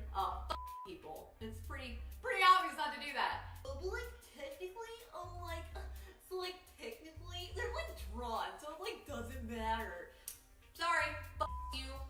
Child is children, drawn or otherwise. Don't bring up a definition. Doesn't matter. Sorry, if you're drawing a child in a sexually explicit way, I'm putting it under child. So. Bro, Toby kind of spitting. Suck my balls. I don't give a shit. Trent, I was also gonna do a video on him. Don't worry about him. He's just a stupid little beta. Doesn't like any controversy. Bro, Toby goes fucking hard. What is going on right now? Wait, is this thing? Hold on. Sorry. I always fuck with this little spinny thing and then it gets my shit all fucking weird. Can you hear me? Am I good still? Okay. I'm sorry. I'll stop fucking with the mic. Oh, she knows I'll go off on some. I don't care about stupid anime shit. Sorry, no offense. Do what you need to do in your free time. It creeps me out, okay? I'm sorry. It creeps me out. Why don't I pay somebody to do this shit, dude? Because I don't want to. Okay. Everyone. Does that do it? There we go. Just now putting it in my Twitter or my thing. Dude, she's spin. Let's go. He's a fucking little beta cuck. Yeah, I know when mourning my beloved pets, I make sure to throw out pedophilia accusations. So I mentioned the floodgates were opened to people criticizing Toby, and one major player came in on around August 9th. Kai West. Let's go. Or I believe this is when he entered. His channel is gone, and I am judging by lolcow posts. But this is when Kai Weiss made his first video on what would be called the Toby drama. His first video was actually pretty good, and expressed the same issues I mentioned earlier, with the hypocrisy of Toby's drama video. In the video, he points out that Toby did exactly what she criticized Creepshow for. You say that you don't have time to spend on Twitter arguing with people you don't agree with, and not only that, use your BPD as an excuse for your lack of self-control, yet you literally spent your time arguing with someone in a tweet thread instead of ignoring them. And essentially did the same thing as the drama channel she criticized and hated. But a seed was planted, and towards the end of the video, Kai Weiss alluded to Toby being a bad ally to people of color because she likes Shane Dawson. And as a black person, I find it extremely insulting that you want to ally Black Lives Matter, but advocate for people like Shane and PewDiePie. The only childish person in this equation, Toby, is you. Bro. Literally kick rocks. No offense. Kind of offense. Why does it creep me out? Because my mother one time bought that one anime when the girl was like having these dreams, but then she spirited away. Sorry. And it like gave me nightmares as a child. Like creeped me the fuck out, right? Now then I got older. And I had another friend in high school who was like, "Oh, try it again, try it again, try it again." I was like, "Okay, for sure." He gave me Death Note to read, the manga, right? And I was like, I know my mother, right? Which, like, I watched it alone, okay? That shit scared the fuck out of me. Now, no, right? I've said I'm codependent with my narcissistic parents, and they gave me a movie about being fucking kidnapped by these fucking monsters or whatever the fucking storyline is, right? I just remember being horrified. And then I read Death Note, which is like pretty fucking metal. If you know me, that's kind of the vibe. The next thing he gave me to watch was Attack on Titans, okay? Their first video, like the family fucking dies or some crazy fucking shit, right? Horrifying. Horrifying. Like, OMG, yikes. Yeah, I know. Yeah. It was not good. It was not good for me. And I said, "What the fuck is wrong with you?" When I explained to you the same thing I just told all of you guys, right? Because, like, Death Note's pretty fucking metal, okay? That shit's pretty fucking cool. I read it. I was going to read the second one, but then something happened. High school life, my parents, blah, blah, blah. All that shit, right? I liked it. I liked reading it. It was really good. Or however you say it. And then, yeah, the thing that they had me start watching was fucking Attack on Titans. I said, "Nope, no more. I'm done. I'm writing it off." I didn't want anything to do with anything. The next anime thing I did was when I got to Pew Pew, the anime girls, and the Cuckold Simulator. Awesome content. Go rewatch it. Go rewatch it if you ever want to. But yeah.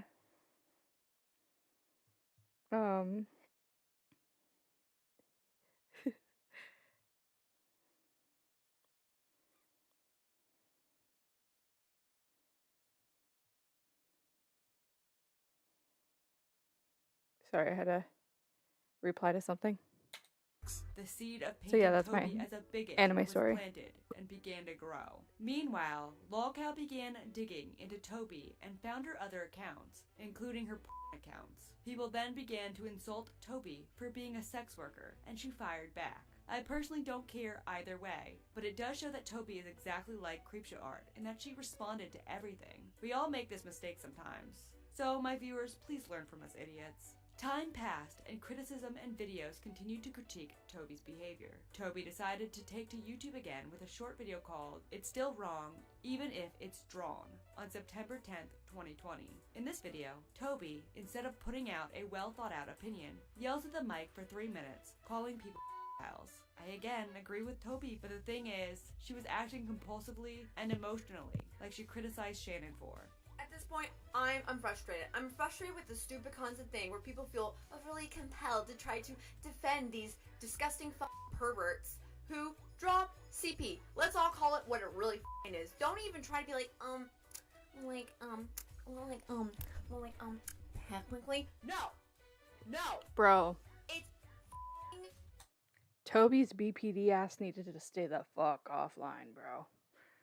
Okay, hold on. I can't fucking see what any of you guys are saying. I need to pull up my thing again. Nope, not that. Nope, that. Okay, cool. Thank you, Sarah. Holy cow. Can't get in. Hello? Hold on. Is that better? Okay, there we go. You're just trolling her. Shin-chan, scary shit. Shin-chan, I don't know. Don't watch. I'm not watching any of it. I might.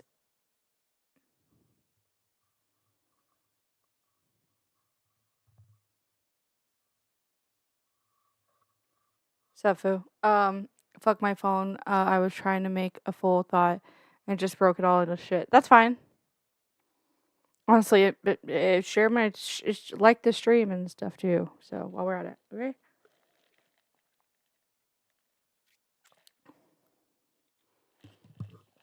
Also, I ain't got no text or nothing about Cash App, so I don't think so. At least I should put that somewhere where I can see it. Oh, wait, there's say something. Nope, nothing. Yeah, I was saying use Cash App instead. We got to get me to 500.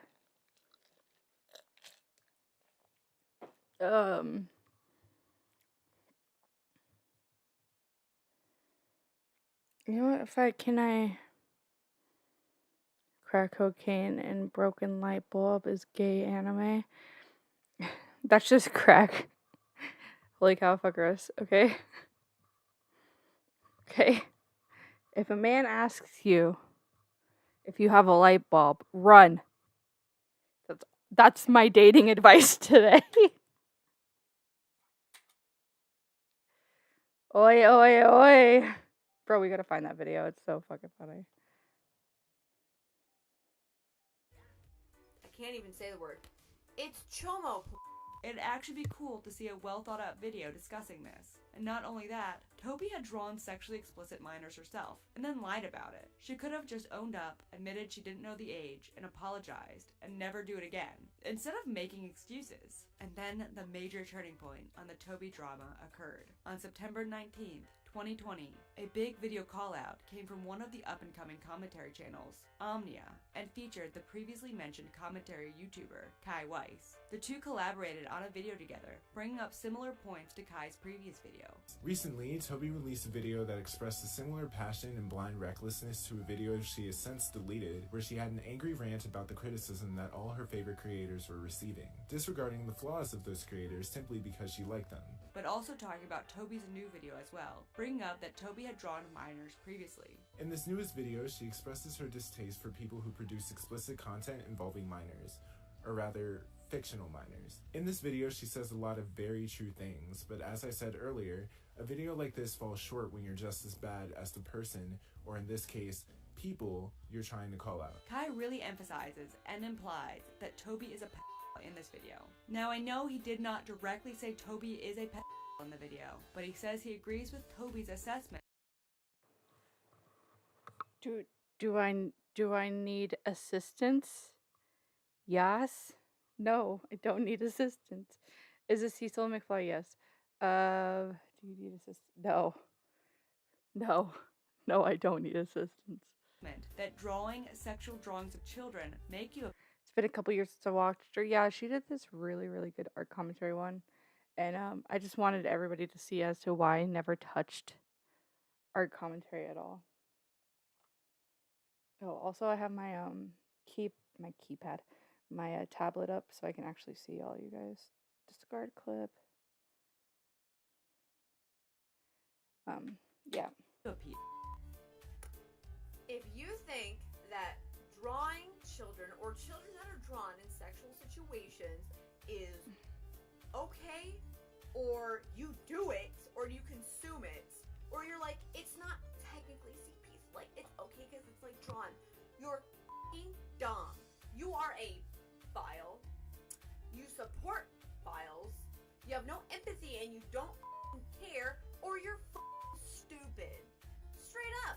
Everything that Toby has said here is right. and then tells Toby she's just as bad as the people she's criticizing. This is a drawing of Shoto Todoroki from My Hero Academia in BDSM. Let's take a look at Todoroki's age, shall we? Oh, wow. He's 16 years old. As far as I'm concerned, that's a minor. Oh wow. Oh wow. That's a minor.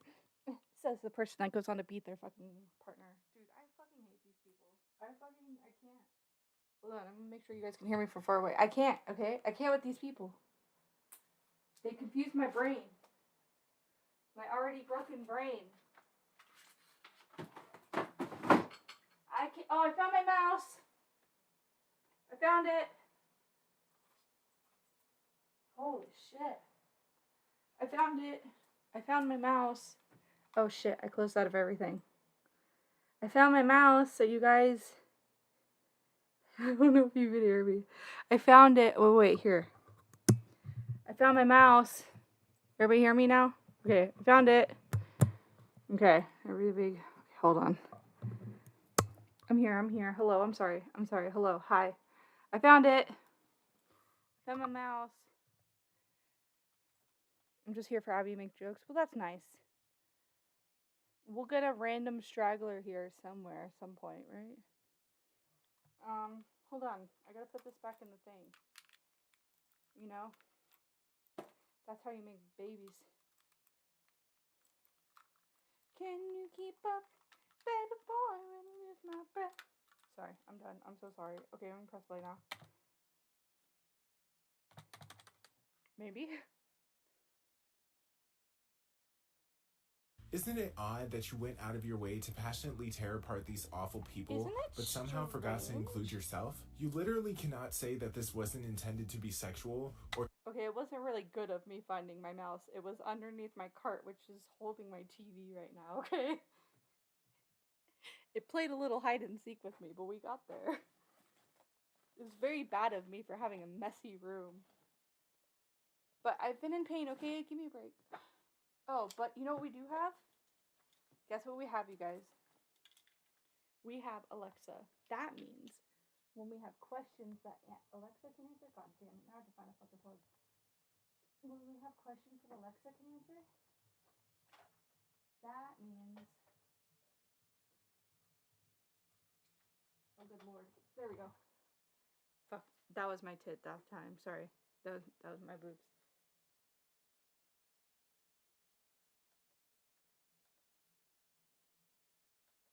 Oh, fuck, did I close out of it? Shit.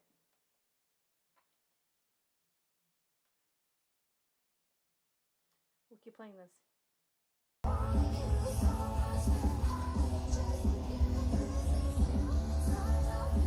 I got so frustrated with ads on YouTube. I was watching more commercials than content. I've been using like...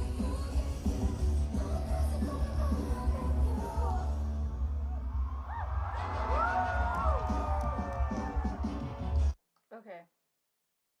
For real, why can't I find this?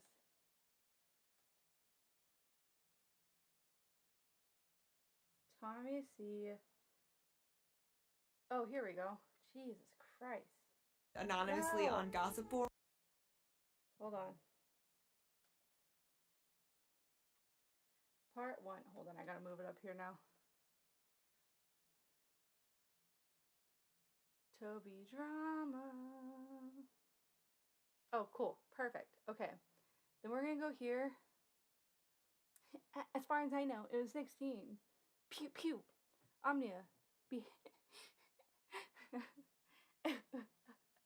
you annoying cunt. You insufferable bitch. That's a minor. Isn't it odd that you went out of your way to passionately tear apart these awful people, but somehow forgot to include yourself? You literally cannot say that this wasn't intended to be sexual, or you aged him up. Because you littered the post that you made on Instagram and Twitter with hashtags related to BDSM and yaoi, and even went on to caption the post on Twitter. He puts the image of a minor back on screen. That's what the text on the thing says. With hit him harder. Kai would later clarify this point and say he doesn't think Toby is a p, but she is by her own standards. But the thing is, a lot of people took this the wrong way in Kai's portion of the video, and understandably so. Now I think Toby is an idiot for lying about the drawing not being sexual, but she explained she didn't know Todoroki's age and was taking commissions. I think a criticism is fair for her for not looking more into the character, but it seemed like Kai was straight up calling her a pet.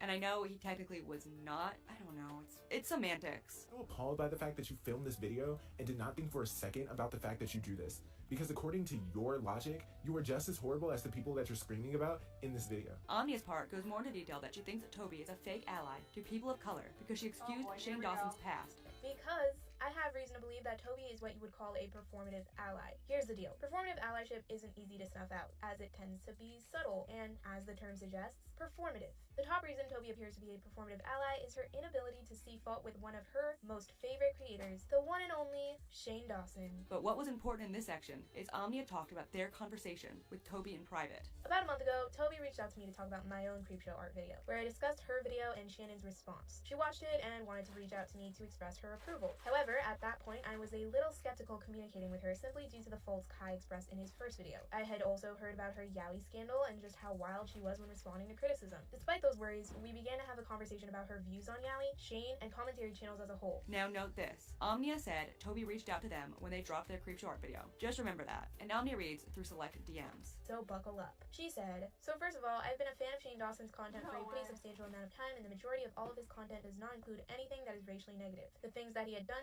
years ago, he's grown from that just as many other YouTubers on the platform did back in the day, because during that time of YouTube, nobody was releasing those videos, and a lot of very young people in their early 20s liked edgy content because that's something that was lackluster in mainstream media, which was the only form of entertainment back then. Bro, why does she speak like this?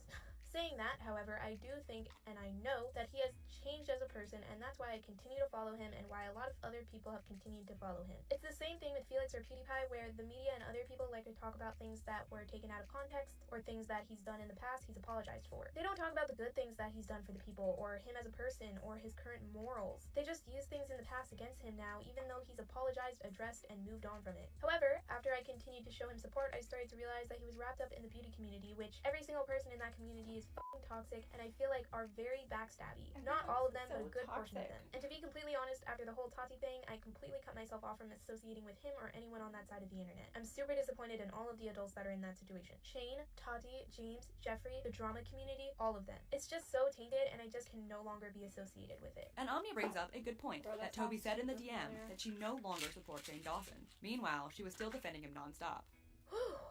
Okay, there's a lot wrong with this here, but if you want a really thorough, good explanation on why that whole, quote, it's just edgy humor bit is false, definitely watch D'Angelo's video on it. It's by far the best resource for the Shane drama, which I don't specialize in, but to counter your last point, Toby, if you just can no longer be associated with Shane, why are you still defending him on all your most recent videos when someone brings Because she wants Toby couldn't help herself, and even more so, Toby calls people for simulated images of children in a sexual manner, while Shane did this by the way, okay, I don't know sketches if and that's puppets. true at all. Don't know if that's true. It's just a funny joke. I will be right back. She said Shane had moved on and had grown, but if she thinks these actions make someone a confirmed would she really be so willing to forgive them? Just food for thought. And Omnia also criticizes her for responding to every negative comment. You need to learn how to distinguish between troll comments, i.e. comments meant solely to get a rise out of you and make you look bad for even engaging to begin with, and real, valid, constructive criticism meant to better you as a person and reflect on your decisions as a content creator. Rework your relationship with critique, or just don't be a content creator. Simply as that. At one point, Omnia brought up that Toby got into a small drama because she allegedly referred to a trans man's chest as big milky titties. Some commenter told her that calling chests big milky titties makes trans men feel dysphoric. Toby argued with a trans man over this, and people began to see her as transphobic, when her view was that trans men can have bigger chests, and there's nothing wrong with it. But the way she went about this point of view came off as talking over a trans person on the issues that they face. Omnia thought this trans man was giving good criticism. You can pause to read, but essentially someone critiqued Toby's wording when she was talking about AFAB chests. Essentially, Toby referred to AFAB chests as milkies or big milky titties, which the commenter noted causes trans men to feel dysphoric. The commenter, who, important to note, is a trans man themselves, suggested that Toby instead refer to AFAB chests as simply chests in order to keep more inclusive language for the trans men watching and supporting her videos going forward. Which, honestly, is a good critique. It probes Toby to create content that is less exclusionary and generally more holistic. But of course, that's not how Toby felt about it. She told the commenter off by saying, could you maybe knock it off? You are literally putting way too much thought into something that literally is not that complicated or that deep. I highly doubt that it really offends that many trans people. The commenter is trans, and they are commenting for a reason, but let's just doubt their experiences, I guess. go pull a muscle reaching somewhere else. Toby, I think you need to reconsider your relationship with critique. Not every single comment is meant to get a rise out of you. Sometimes constructive comments like this one are asking more from you and asking you to create better content by the means of using more inclusive language. And honestly, either Omnia's solution of changing her approach or the other option of not responding would have worked during this drama. Too bad Toby had to go into meltdown mode and fight with everyone in the comment section over one person's opinion. But again, the art community will nitpick the smallest things, and the lesson here should be to either change to accommodate I say bring her back. Where's Toby? Toby, come back. Toby, come back. Bitch, where you at? What happened? Look, I'll forgive you about the 16-year-old, okay? As long as you aren't fucking them as an adult. It's weird. It's strange. It's a dumb mistake. But we love BPD women on this side of the internet. Help is to kick rocks. I believe this video finally got Toby to respond on September 26th.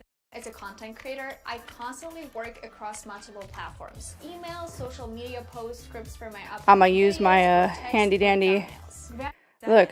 For those of you who have been wondering, I am currently working on a response video to clarify If you want to pay for my YouTube premium, I will happily sign up. things up that have been said about me in the past couple of months and recently in a video. I'll be apologizing, clarifying, and defending myself. Heart emoji. The following day, it seemed that she had watched Omnia's new video and began to claim that Omnia took DMs out of context. Or at least, judging from what screenshots of tweets I have, I believe that's what it was. Toby tweeted out, "Oh, the things I apologize for, the things that have been brought up that the person didn't bring up in their video, really. The other part is me defending and clarifying things that were presented in the video since they twisted things and lied and cut up DMs." To which Omnia responded, "Apparently I..." Wait, I'm gonna read this accordingly. It says, "Come back to me, weirdo art community creep." I don't know what tune that's supposed to be to. Ooh, woo, woo, you made a fair point, fellow special random. Us randoms are all, quote, special. Dude, I'm fucking perfect. I don't know about all y'all. I'm stuck here. My new kitten is sleeping on my lap. I thought you were going to say you were my new kitten, Elf Seppo, which I was going to be like, look, listen, babe girl. No, just kidding. I don't know what you do or don't identify as. I'm just saying I'm fucking hilarious. Twist things, lied, and cut up DMs? Okay, if you really want to play this game, we can. And there Omnia dumped their entire DM. Wait, you guys, look. I got a mouse. I got a mouse.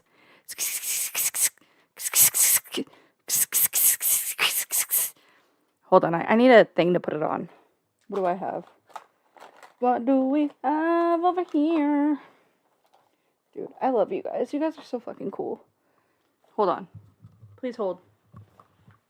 Dude, I told this guy last night I was talking to, I've met him on one of the side last podcast on the left things. Oh, that was really nice.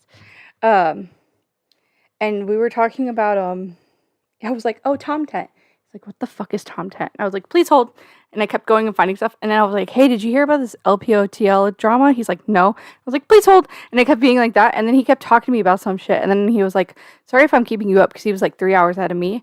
And I was like, no. And then I said something. What did I say? I said,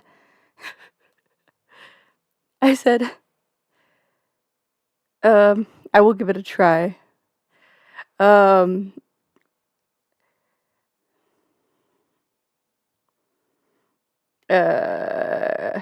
Sorry, responding to something.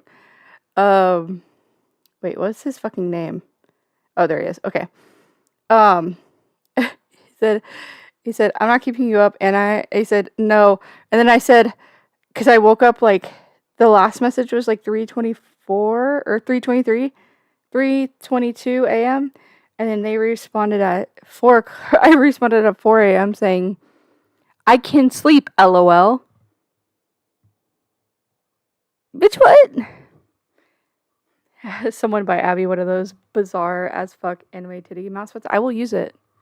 I need to make one of those Amazon wish lists or King accounts. I don't know what the fuck they're called, honestly. But look how cute. Look at it pretty. Eventually I'll have my little corner so I look like that one chick who was like, $5 whole.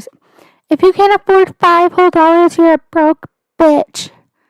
And then just sound like really fucking pretentious because I really want to. Also, Sarah Sausage, you better be taking notes, bitch. Just kidding. Sorry. I can't even be mean. I'm a horrible mean person, okay? That's why I don't understand why these people hate me. Maybe it's because I'm not mean enough. Standard moderators. Bro, I don't know any of these fucking people, bro. Yes. Dude, I made Nick one. The fuck do I think I am? Approved users? Don't know what any of that means. I'll unblock Leia something. That's not fucking cool. Unblock those. I don't know who the fuck that is. Oh, that Genevieve. Wait, who's that? Julianne? That bitch crazy. That motherfucker tried being in my chat today. Saw him. Scally. Why do I have Scally hidden? Sorry, Scally. That bitch can eat my dick. Don't know who the fuck that is. Anyways, that's all good. I wanted to change my thing to something, but let's keep watching this or else we're never gonna get through. Are you guys liking my commentary? Oh, MFG fucking Bad Bunny. Someone buy Abby. What are the things? Bet OMG. Staying out of trouble? Yes, sir. Nope. I am. This resulted in Toby tweeting. Leave my 10 viewers alone. Falsely framed me as a pedophile and went behind my back, but they also publicly posted about a story about my family that I wanted to keep private because I wasn't ready to tell it. One amazing creator equals 3. This was a mess at this point. Toby said Anya took her out of context, and therefore Anya gave the context, and then Toby cried about them giving the context. Oh, and note, Toby crying about the private story she shared with Anya. Toby would later in a comment section tell this very private story to a stranger, in public. Toby and Anya began to fight pretty aggressively on Twitter, and people were picking sides. Some thought Toby was playing victim and were done with her due to her previous behaviors. Other people were upset with Anya for leaking DMs. Then a YouTuber named Madlibs came in and tweeted, "Been breaking a lot of personal rules in terms." Nope. Yes, I love you, Abby. Love you too. Shadow Humor. Love you. Okay, we're gonna keep watching. But hey, when someone decided it's okay to cut DMs, lie about situations, and be two-faced in DMs to farm a friend of mine for content, well, sometimes you gotta step up. I'm pissed. Get ready. And then Hopeless Peaches, remember I mentioned her earlier, came into the situation, responding to the drama in a thread, tweeting out, Well, heck. I had very serious private info of mine spread and cut up. I would have killed for somebody to have shared the full context instead of cherry-picking and spreading the worst interpretation from it. Of course, it not being shared would have been best. A bit of a blunder there on that one. Oof. Maybe an apology to clear that air. Hold on. And if it's not yet, blur it out. That's a pretty good Hopeless Peaches, I'm not gonna lie. Hopefully Mally Malware will be able to come back for this shit or whatever. Omni responded, Yeah, I only had the link up on my Twitter for a couple of hours before Toby made this tweet saying she didn't want the story shared. Afterwards, I blurted out, so hopefully no one screenshotted it uncensored, but once again, it wouldn't have come to this if she didn't lie to begin with. Also, after Toby said she was going to address her controversies, apparently her friends Nezzy Monster and Madlibs were going to get involved, making their own videos criticizing Kai and Anya and defending Toby. All these creators were much bigger than Kai and Anya, who were scared of the backlash, and Anya immediately pinned a lengthy text to one of their comment sections, claiming Toby and Nezzy Monster were trying to expose them. Suddenly, more content creators were in the arena. Sometime around this fight, around September 24th, 2020, a large creator named Nani commented on one of Toby's videos, writing, "Forgive me for sounding ignorant, but did you say that you still support Shane Dawson, a person who sexualized real minors? I agree that drawn stuff is wrong, but I'd say real stuff is probably worse, lol." And then Kai made a video about all the infighting on Twitter. This is where things get petty, real petty. People were subtweeting vaguely about each other, and this is a big no-no in this community. You can't ever voice an opinion on a public event lest you become part of the drama and get dragged. Now Kai's video is no longer available, and if I find it while I'm editing, I will edit it into the clips, but here's a summary from lolcow.farm. Ah boy, here we go. Kai Weiss made this video responding to the Twitter drama. Summary of his points. No one had called you a pedophile. That's a stretch. No one, and I mean no one, tried to falsely frame you as a pedophile. The fact that you came to this logic is absolutely delusional, ignorant, and manipulative. Not only that, but in Anya's section of our video, she didn't even talk about your CP rant. I did.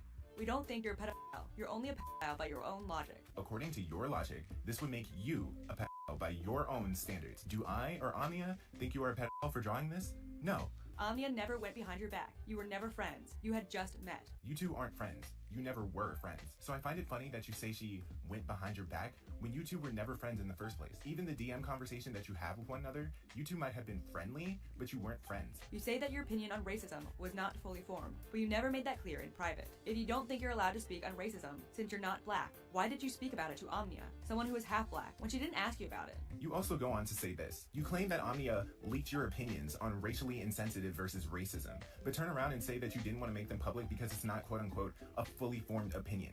Oh really, it wasn't? You didn't seem to make that a point in private. You even went as far as to call it a personal annoyance. You seem to be pretty sure of yourself that you're annoyed by it, so much so that it's personal. You even go on to say in this tweet that you didn't think it was appropriate to speak on it because you're white. So why did you offer to give your perspective on it in DMs? Omnia, who is black, never asked you for your perspective. She only accepted it when you offered. So you thought it was appropriate in private, but now since people are able to see, judge, and call you out for this blatantly ignorant perspective, you want to double back?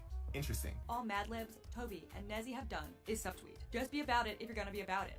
Let's talk about your friends now, shall we? Mad Libs Art, who had absolutely nothing to do with the situation, decided it would be a good idea to bait tweet Omnia.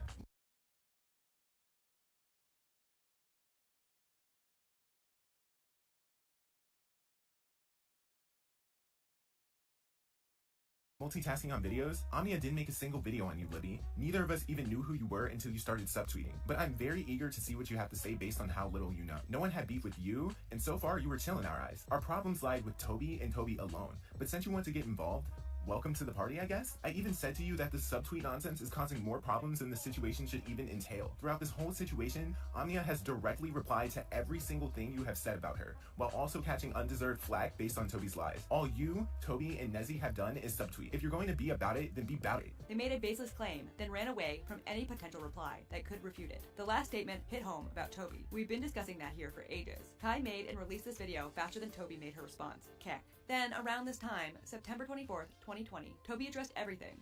Sort of. Kind of. In a video titled, Addressing My Controversies. This was not well received, and was absolutely ratioed. In the video, she explains she won't publicly support Shane anymore, because it causes backlash. But for the Shane thing, I want to make this very, very clear. Just for those who got lost in my rambles, I apologize.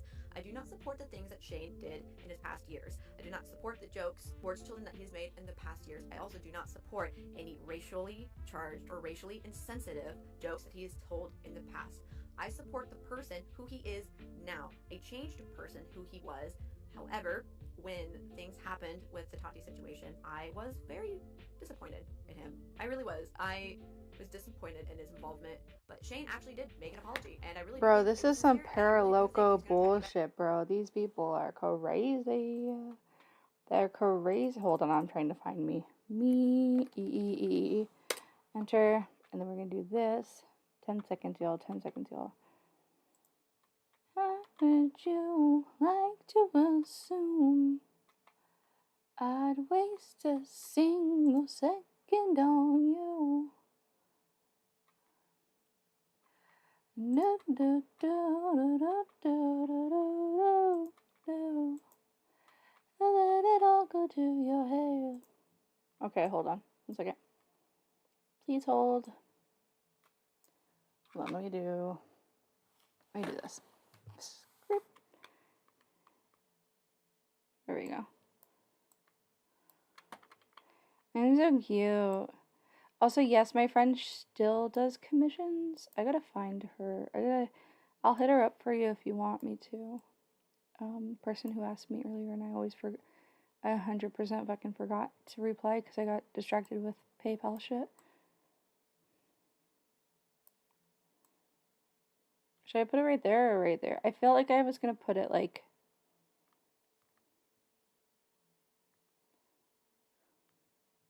No. Just gonna put her right there. Put her in the bag. How do I do that? Where's me? Oh, there we go.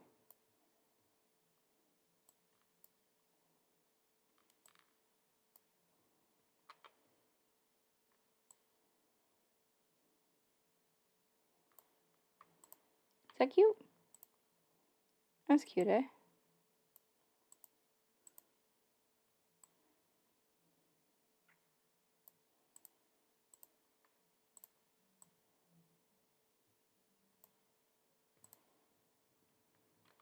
I think it's cute. Chat, we think it's cute. I sent her a DM on Insta, but if you want to, you can. Okay, cool.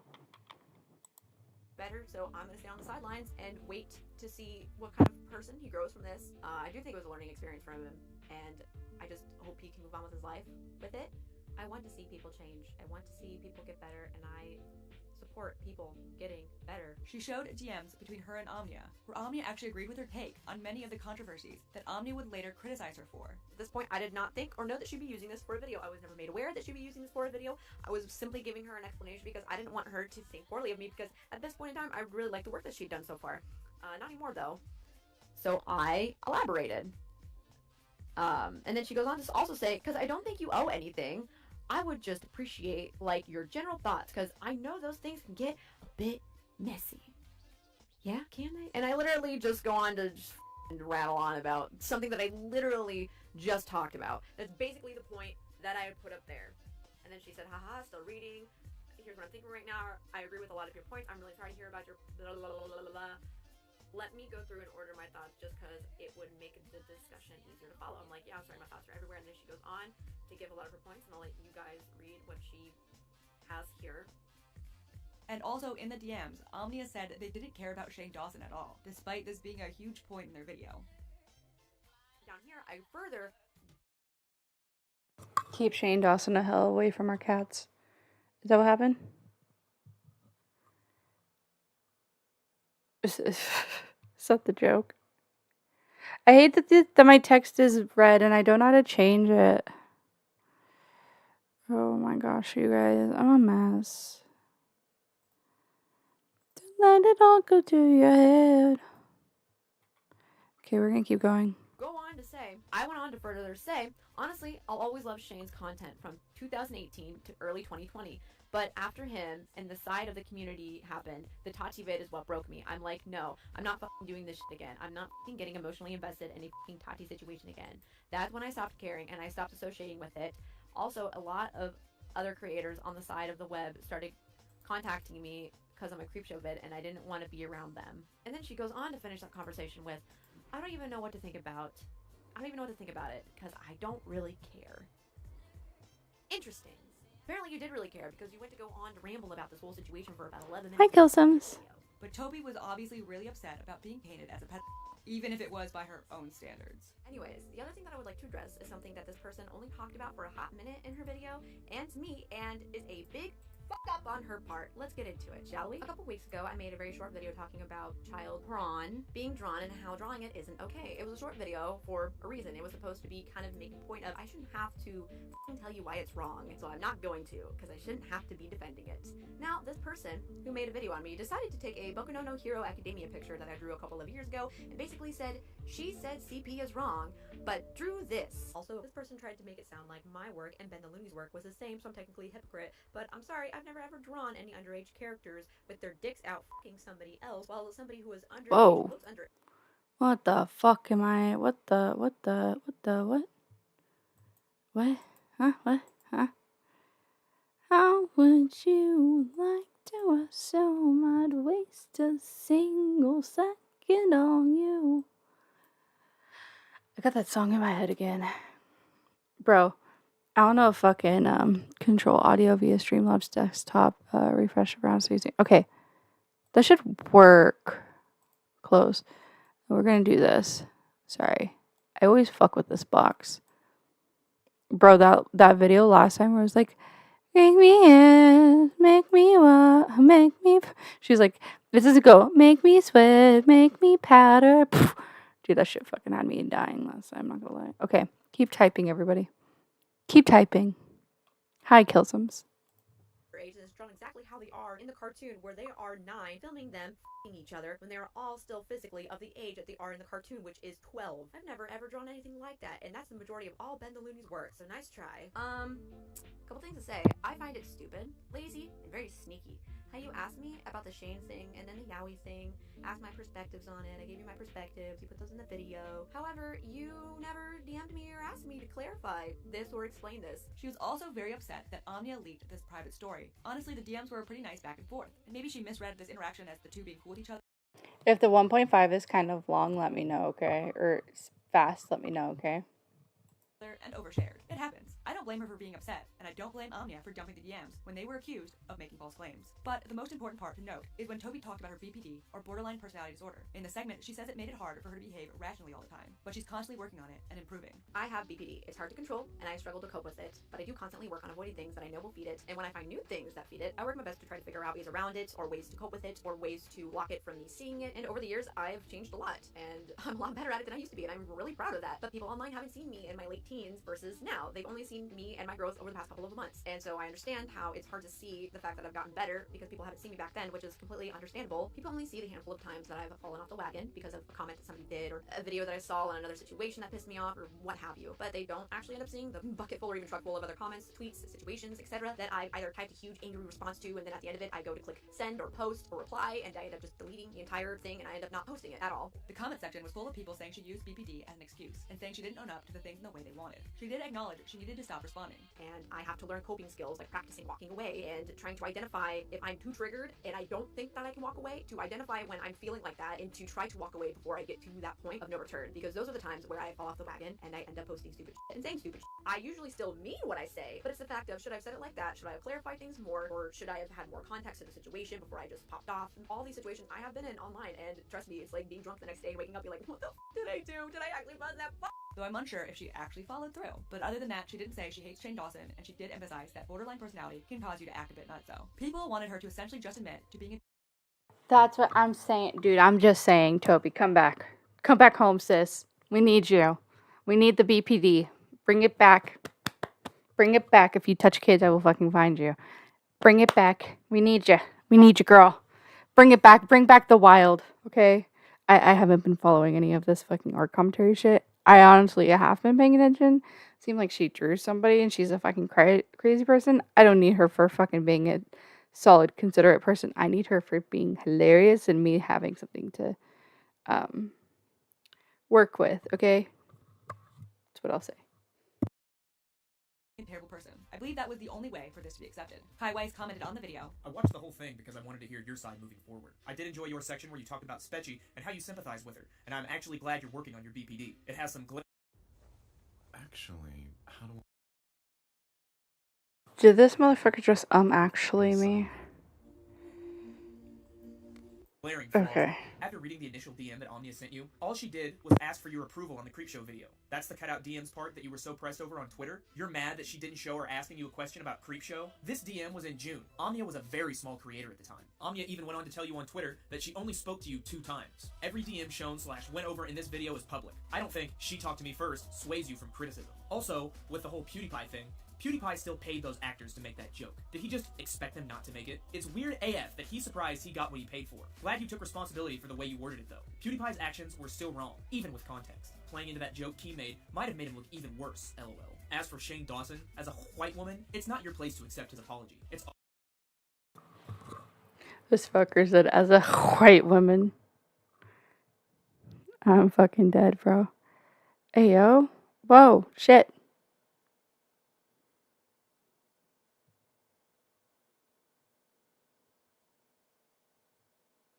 Okay.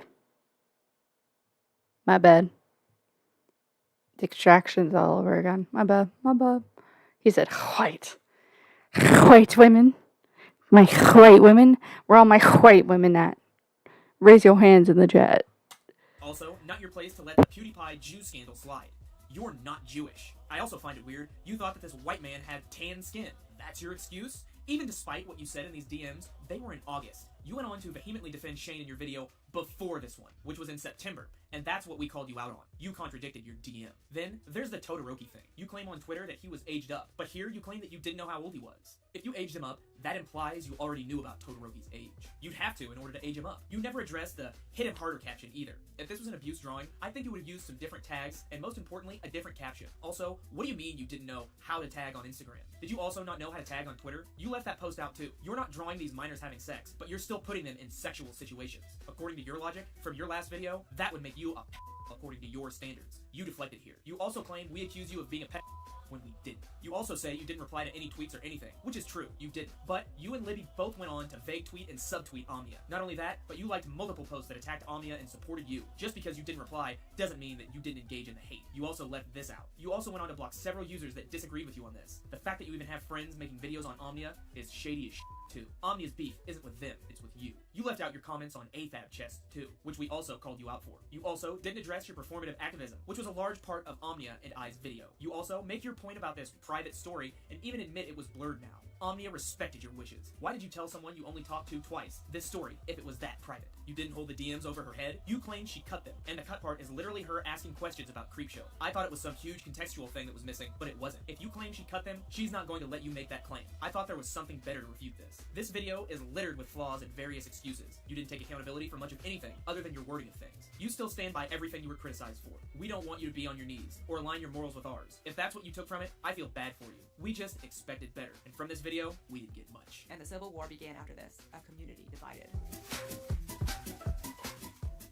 And so here is a list of people who are allegedly making videos on this drama, all on different sides. Dated September 25th, 2020. Kai and Omnia collab again, Nezzy Monster, Mad Libs, The Hotbox, Mari Akutsu, Mindy Shit. And more people got involved. Here's a comment from around the same day. Hey, this is the guy that Toby blackmailed. Yes, the beta she's going to make a video on until her dog died. It's already out in the open, so might as well. Thank you guys so much for calling out this bullshit. Not only is Toby sus, but so is Mad Libs and Nezzy, who at this point refuse to listen to the other side and just go, la la la la la. I used to be friends with these people because Animal Crossing and YouTube content creating. But this just showed how sheepish and fence-sitting they really are. Grow up. Nezzy and Mad Libs hadn't made the video yet, only hinted at it, and immediately everyone went full damage control. Kai tweeted out, last thing I'll say on this whole Toby situation, getting Libby and Nezzy involved is cowardly and very, very sad. The fact that you two even agreed to make a video on Nia is mad sus. We had no beef with y'all prior. Odd that y'all want smoke now. Can't wait to talk about it. Nezzy responded to the accusation that she was making a video with a tweet that read, Who stole my duck? This bitch stole my duck. I don't really know if that's true. This bitch stole my duck. Who's stealing my duck? This is my duck. This is my duck. My duck, duck, duck, duck, duckity duck. My very vicious, aggressive, holding a knife duck. I'm not. She mixed me with someone else because someone else is making a video with Mad Libs. Also, I'm not watching that video by Kai because it's petty, and that's all there is to it. On the same day as this, the channel The Hotbox made a video entitled Content Meltdown, where he critiqued Toby's Addressing Controversies video, and the dude was really upset. Look at me. I'm in my room. It's 3:40 a.m. That's how much this is keeping me awake. Note, this drama is about Toby melting down about underage drawings and liking Shane Dawson. In this video by Hotbox, Hotbox is extremely angry at Toby for 13 minutes, saying it's not Toby's place to accept Shane Dawson's apology. I don't care what Shane said or how he apologized. It's not your place as a white woman to accept his apology. That's for the voices of the people of color. That all Toby needed to do in her video was accept responsibility. He curses at her. If you don't believe in cancel culture, why are you so ready to come for Omnia's neck and heavily promote her witch hunt? F you. And says that nobody called her a pedophile.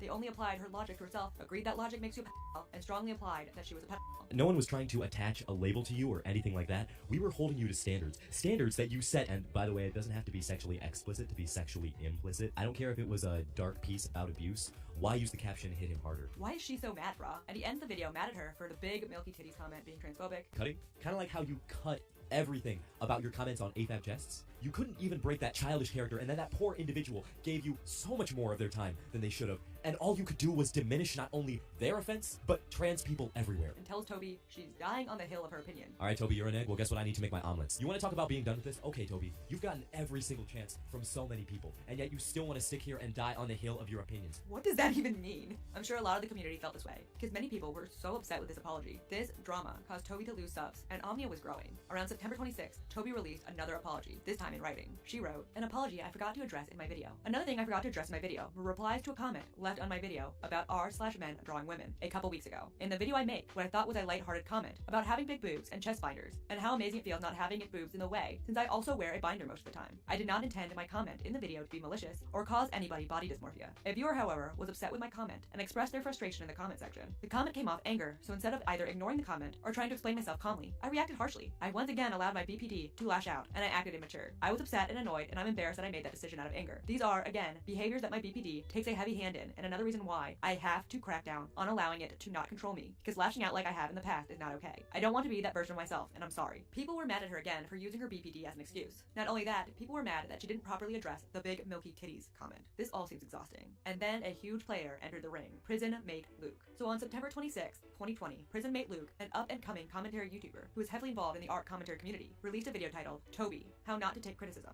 Now, Prison mate Luke is in the fray. Fuck. I had my thing on the wrong way again. Prison mate Luke is in the fray. I don't know what I'm trying to say here, but hello. Prison mate Luke. Whoop, whoop, whoop. Prison Mate Luke will become a major player in the drama, and to introduce him, I would describe him as a commentary YouTuber with a unique voice. And I've been on and off of the content for a while now. Whether I'm the cream of the crop or not, it's not up to me. That's up to the YouTube audience. What I put out there is what I put out there. Try sticking that giant f***ing eraser in your mouth and evening out that speech impediment. Why, what? Why, what? In this video, he even says he's pronounced No way. and Creepshow art wrong. Someone recommended me her channel to check out because of her Creepshow art video, which I finally said her channel name right, so good job for me. It's been like a month. How do you do that? But he basically says he didn't dislike Toby and wishes she just addressed everything properly, and that the worst part about her was she was not receptive to criticism, which is kind of true. No, I don't think that Toby's a racist. I just think she's unreceptive to criticism. So remember the lolcow thread? Same day as this, a poster who was later outed as Creepshow art began to heavily post in the Toby thread. I won't go into too many details right now how lolcow determined it was Creepshow art, but it was most likely, without a doubt, Creepshow art. She began stirring the pot in the thread, posting things like, I think Shannon tweeted the other day that she was going to talk about this and deleted it. I still watch her and have her tweet notifications on, and she definitely mentioned Toby. And I'm trying to find it because she definitely deleted it, but it says something like she knows about what's going on, but isn't making a video because she doesn't want people to think that she's deflecting. It came off as, I don't like Toby either, but if I talk about it, it'll make me look bad. Lazy bedhead voicing Shannon fucking kills my soul. She was writing these posts about herself to stir it up about the girl who made a video criticizing her. She continued in another post. So Shannon being aware of her means D'Angelo is also aware of her. They're friendly, and I wouldn't be surprised if she was getting her friends involved.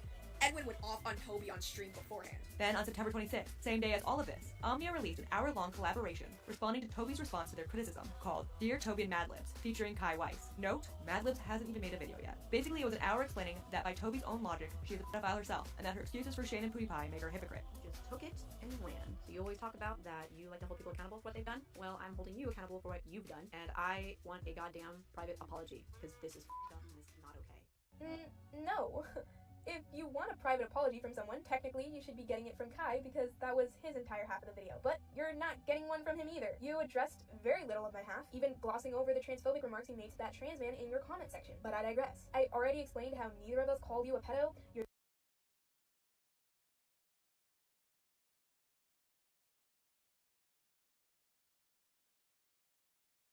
the only one driving that idea into the ground. Like I already said, drawing minors literally having sex is absolutely worse than your drawing of Todoroki. But that's not the point, Toby. The point was to highlight how blatantly broad your definition of a pedo is. May I remind you, you said this.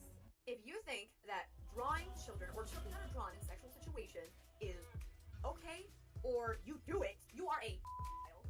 By this exact logic, you are accusing yourself of being a pedo. You know, things we've already been over. I sort of agree with them on the Shane Dawson thing, but at some point you need to accept that you can't change someone. But in this community, everybody needs to have the last word, and Kai and Omnia were the ones who were favored in the popular opinion at this time. Despite the audience siding with Kai and Omnia, popular YouTubers actually had issues with them, and that's why I believe they were so defensive, because a lot of people with bigger platforms were criticizing them and defending Toby, or at least that's how it kind of looked, especially probably from the inside to them. Now remember Hopeless Peaches, the one who was to be believed to be the ex-friend of Creepshow Art in that Creepshow Art video from Toby? Peaches tweeted this out on September 26th. Hot take. If you use mental illness as an excuse for literally every bad thing you do, harassment, lies, discrimination, you're not being quirky. You're throwing everyone else under the bus who have your disorder. Mental illness has a lot of stigma already, don't add more. People began to speculate this was a dig at Toby Majestic, though I'm not even sure if it is, but in this community, tweeting about a subject vaguely is a big no-no. If you weigh into a drama, it means you are now directly involved, and soon Peaches would be the next target. Well, we aren't there yet. Shannon continued to post in the Toby thread, and on the 27th, she wrote, When she made her video on Shannon, Shannon lost 1K subs, but immediately bounced back. In less than a month. She is losing more than Shannon and has a worse reputation. Things began to get really cruel towards Toby. Anytime Toby would tweet, people would curse her name and her use of mental illness. And then a creator finally actually weighed in on the drama defending Toby, while also criticizing her. This video criticized both parties, but wasn't as harsh to Toby as Kai and Omnia on Twitter had been. This was a video by someone named Harsh Opinions. She criticized both Kai and Toby really harshly in the video. So to give a bit of context of what's going on, this all started when Kai Weiss made a video talking about Toby's meltdown that happened a few months ago, which brought up some points I do actually agree with. If you want to watch it... Ever felt trapped by endless ads?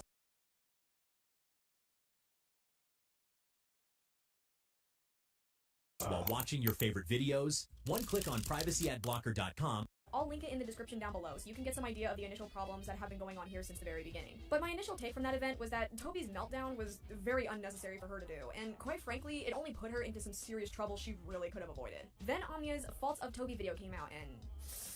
oh boy! I don't even want to get into all of that, because that was like hooking your nipples up to a car battery and setting that shit on high. And she also criticized Kai for not including all the DMs in his video between Kai and Omnia, despite the entirety of the DMs being provided elsewhere. Despite the fact that you literally show that you left context out to your audience. Not only that, but I actually read through the entire conversation, and you didn't even show all of it. Kai, you started the DMs at many different points, which already is pretty sus and kind of showing me that you're not telling the full truth here. Also, she pointed out that Kai's choice of words when describing Omnia leaking the DMs as taking the power back was suspect. Now, in an attempt to gain her power back, Omnia released all the DMs for the public to see. You can also find these in the description.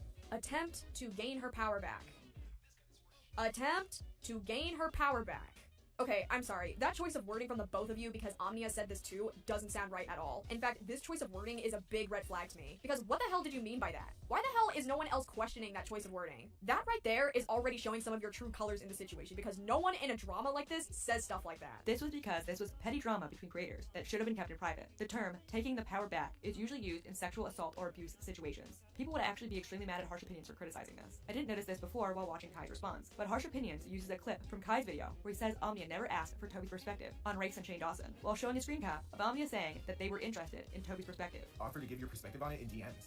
Omnia, who is black, never asked you for your perspective. She only accepted it when you offered. Just off script for a second, everyone in this, if you don't say something exactly the way it is, they're very, it's full of semantics. If you didn't say like, hey, I want to hear your opinion, and you say, oh, I'd be interested to hear your opinion, they're like, well, she didn't say she wanted to, she just said she was interested, which is just blah, blah, blah. It's like, okay, say you're not interested if you don't want to hear it. Alright, back on the script. There were two big things that came from this video though. Kai would make a response and claim Harsh Opinions was racially insensitive for this comment. I really don't want to get into the topic of the race comments, because that's a whole other can of worms that really didn't need to be f***ing opened. And this is his reasoning. Also, a can of worms that didn't need to be fucking opened? You're a white woman. Who are you to say that? That can of worms is open for me and Omnia both, every day of our lives as black people. If that BLM in your Twitter name meant anything, you would know how foolish it is to say this. Only for it to turn out that Harsh was mixed race herself. This only emphasizes how everyone in this drama is trying to get a gotcha moment, rather than just moving on. Also, another important part is that Harsh pointed this out. Hey guys, so I'm just gonna jump in at this part here because I just thought I should bring this to all of your attention, since I feel it is right for everyone that I bring this up to only further prove my points about their reaction to any sort of criticism. So, just yesterday, Omnia went and uploaded her video in response to Toby's response, and there was a certain part in particular where she says this at exactly 49:57.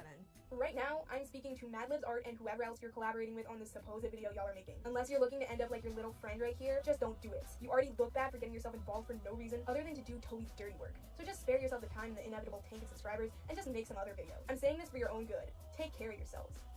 Interesting.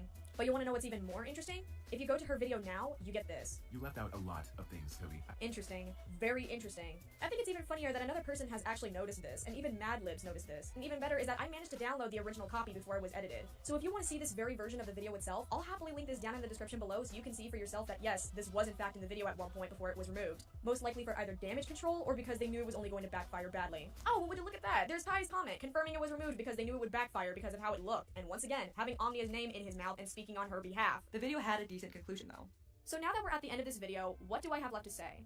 This is literally one of the most pointless dramas I've ever seen. The fact of the matter is, neither parties are really in the right here, and all of this could have been avoided so easily if they just simply talked about it. Kai, Omnia, and Toby are clearly reacting out of emotions by this point, and I hope they sort this shit out and get it resolved soon. Drama like this is honestly super annoying, especially when all of this could have been avoided and they didn't escalate it the way they did. Kai, I understand that you were simply trying to defend your friend, but this is not the way to go about it. I'm sorry if I came off as an asshole, but this video did not make me happy with you. You justified you and Omnia's horrible behavior because fuck Toby, essentially. Look, just because you hate someone, that doesn't mean people are just going to overlook this and you get a free pass to act the way you did. If you want to act like a dick, that's fine, but don't turn around and act like you're a fucking saint afterwards while trying to justify what you did like it was some kind of holy act. I genuinely hope the best for all of you, and hope you all grow and improve from this event. The video immediately got ratioed. People called Harsh Opinions a Toby clone. This was because Kai and Omnia had done a few things wrong at this point, but not all that much versus Toby, who had threatened people and was just way worse. And people thought it was stupid to criticize Kai and Omnia more harshly than Toby. I think Harsh Opinions was just trying to give another point of view, because the situation wasn't all black and white. Omnia responded to being caught editing out her comment about Nezzy Monster by writing, I want to be very open and transparent about this. I said something very deplorable at the end of this video, directed specifically at Madlibs and the other commentator who wants to cover the situation. What I said was very petty, very threatening, and very toxic. I have since deleted that remark because I no longer stand by what I said in the slightest. I don't condone what I said. I want to take full ownership of my actions. I accept and acknowledge what I said was wrong, and I admit that I took the L on that. While I do dissuade Madlibs from covering the situation, I will say that the way I worded the last comment was extremely poor and extremely childish. I sincerely apologize to Libby and the other commentator on making that terrible remark. Hopeless Peaches was on Kai's and Amnia's side, originally, but the Harsh Opinions video seemed to have swayed her after she thought about everything more, and she commented on the video. This is a good video. I've expressed my upset with those DMs being leaked too, and I will admit I did fall for the trap of not initially sympathizing the way I should have due to my more personal grievances with Toby, which shitty of me to compare my private information being spread by her/her friends to hers. And it shouldn't even be a contest, it should be treated equally abhorrent despite our differences and past arguments. I think everyone in this situation went in thinking the worst of everyone else involved, which made it spiral so fast and so stupidly. It's been a petty drama, and I honestly do just want both Omnia and Toby to come out of this just doing other things. It's kind of nice and eye-opening to see a video that isn't fully against one or the other and is just a big wake-up call. Great video and a new sub from me. In the background, Omnia and Hopeless Peaches began to discuss the drama between Omnia and Toby. In the conversation, they agreed to disagree about the leaking of the DMs and move on, but then Omnia continued to try to have the last word, because it seems like it isn't okay for Peaches to not 100% be on her side. They continued to argue, and Peaches just wanted to drop the conversation throughout. Let me just read this out from where they agreed to disagree. Omnia writes, I guess that's your opinion, and I respect your opinion. That's not how it occurred, but I believe your opinion works for you, and I'm glad that it does. Hopeless responds, okay. Omnia responds, while I disagree, I still understand that's how you see it from your perspective, and it's a valid perspective at that. Hopeless responds, well, I don't want to dwell on this much longer, so I wish you and Kai well with your future stuff. X. And then Omnia responds to that, same for you, and then she continues. I just want to leave you with this analogy to illustrate my thoughts on everything. If the elder child grabs a toy from the younger child and holds it above the child's head, then the younger child reacts by screaming and crying. Who do you punish? The younger or the older? Because according to you, apparently the younger one is at fault for screaming in reaction to the older one. If you don't want to choose sides in this, I'm okay with that. And then Hopeless Peaches responds, I'm not choosing sides. I said I know you aren't acting bad or malicious. Omnia responds, yeah, that's what I said. If you don't want to choose sides, that's okay. I'm literally just saying don't leak DMs. And you do have an issue. We already finished our conversation. So don't scream and cry in reaction, essentially. I got it. Why are you being so defensive about me just saying don't leak DMs? Well, no, of course not. You're an adult, not a toddler. And then Omnia writes back, no, I'm not being defensive. I'm just saying how I felt in the analogy. The leaking DMs is the screaming and crying in reaction to the toy being taken or lying about me publicly. That's all I'm saying. And Hopeless just writes back, I don't understand why you're making an argument again. I'm not arguing. I'm giving you an analogy. Is leaking somebody's entire DMs the only outcome for you? And why call her racist when you agreed with her? I didn't call her racist. Why call her out for speaking on topics when she wasn't preaching? And why are you arguing with me when I'm done talking about it? I said advice. It's not going to affect me if you take it or leave it. Which Omnia writes back, why are you putting words in my mouth though? I said, here's an analogy. And now you're on me about calling her racist? Then don't bring up her race, then discussing it. I didn't. I brought up an analogy. LMAFO. And implying it's a bad take. You are arguing with me still. We just finished talking. I think you're arguing with me because I gave you an analogy and said I would leave you at that.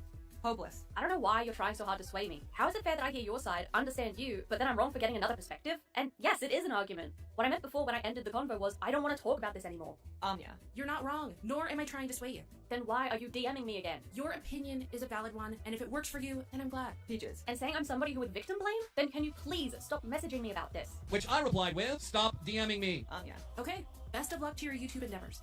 We literally already went over all this, but yay, thanks.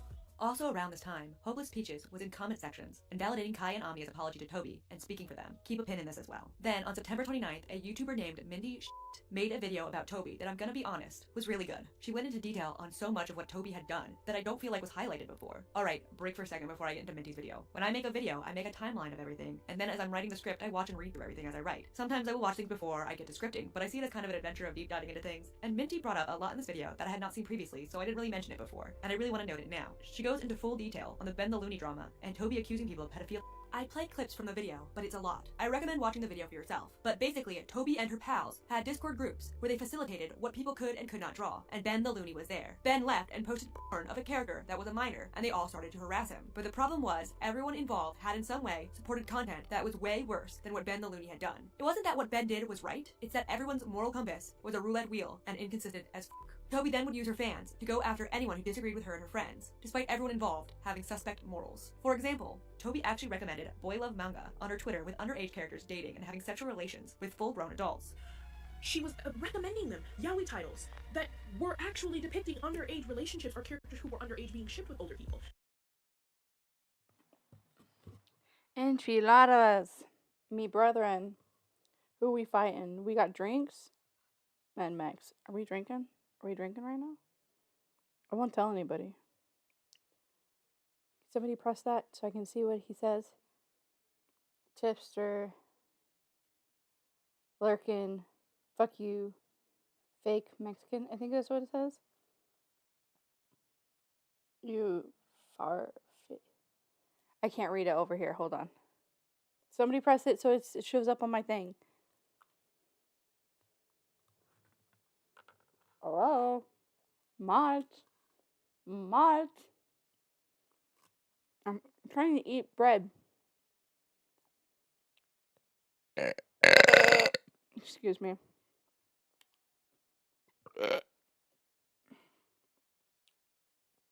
Listen, I have a healthy relationship. Me too. But you want to drink with me? Cause I got a White Claw. It's calling me to get white girl wasted.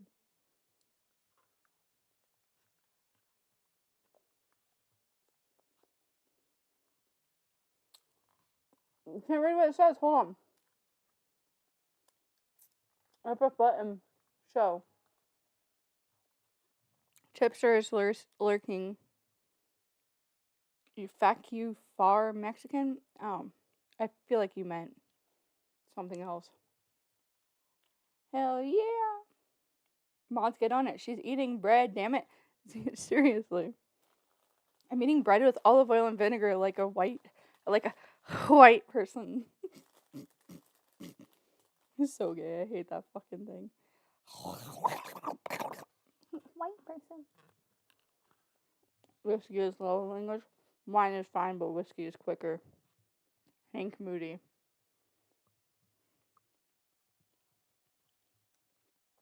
Booze is healthier than city water anyway. That's probably true, honestly. Truth. Well, Max, all you gotta do is give me a call, and then we can get white girl wasted. We still got like 3 hours of this video. Okay, it's gonna be a minute. Or I can babysit a drink with you.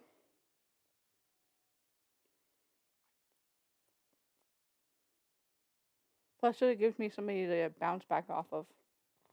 Literally. Just call me. I'm trying to eat my bread.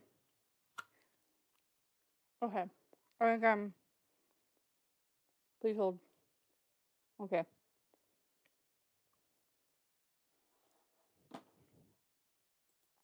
Hold on. I got the stamina, Max. I know you got the stamina, but... Oh, wait. Do I even have Discord up? Hold on. I don't have Discord up. I'm retarded. Sorry. Give me a second. I'm speaking figuratively, of course, like the last time that I committed suicide. Social suicide. I'm already dead. I'm in you and I can still pretend.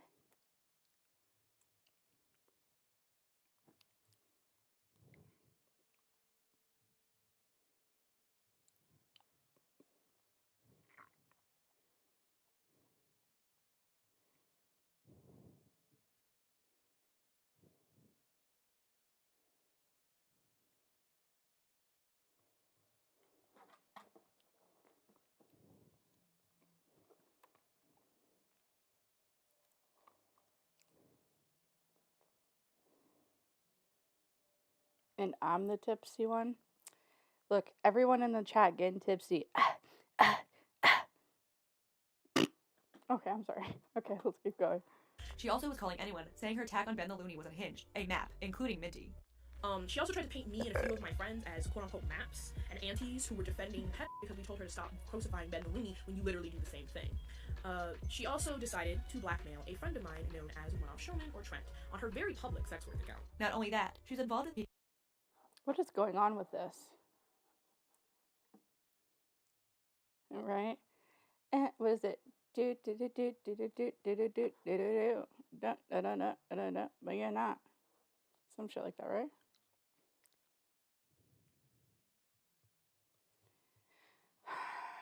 I'm streaming. Can people hit me up with complicated conversations when I'm not wanting to not talk about it? Like the fact that my friend scammed me out of Over $1,000. Yeah, I take it right now. People who had Discord servers that allegedly had some deviant stuff going on.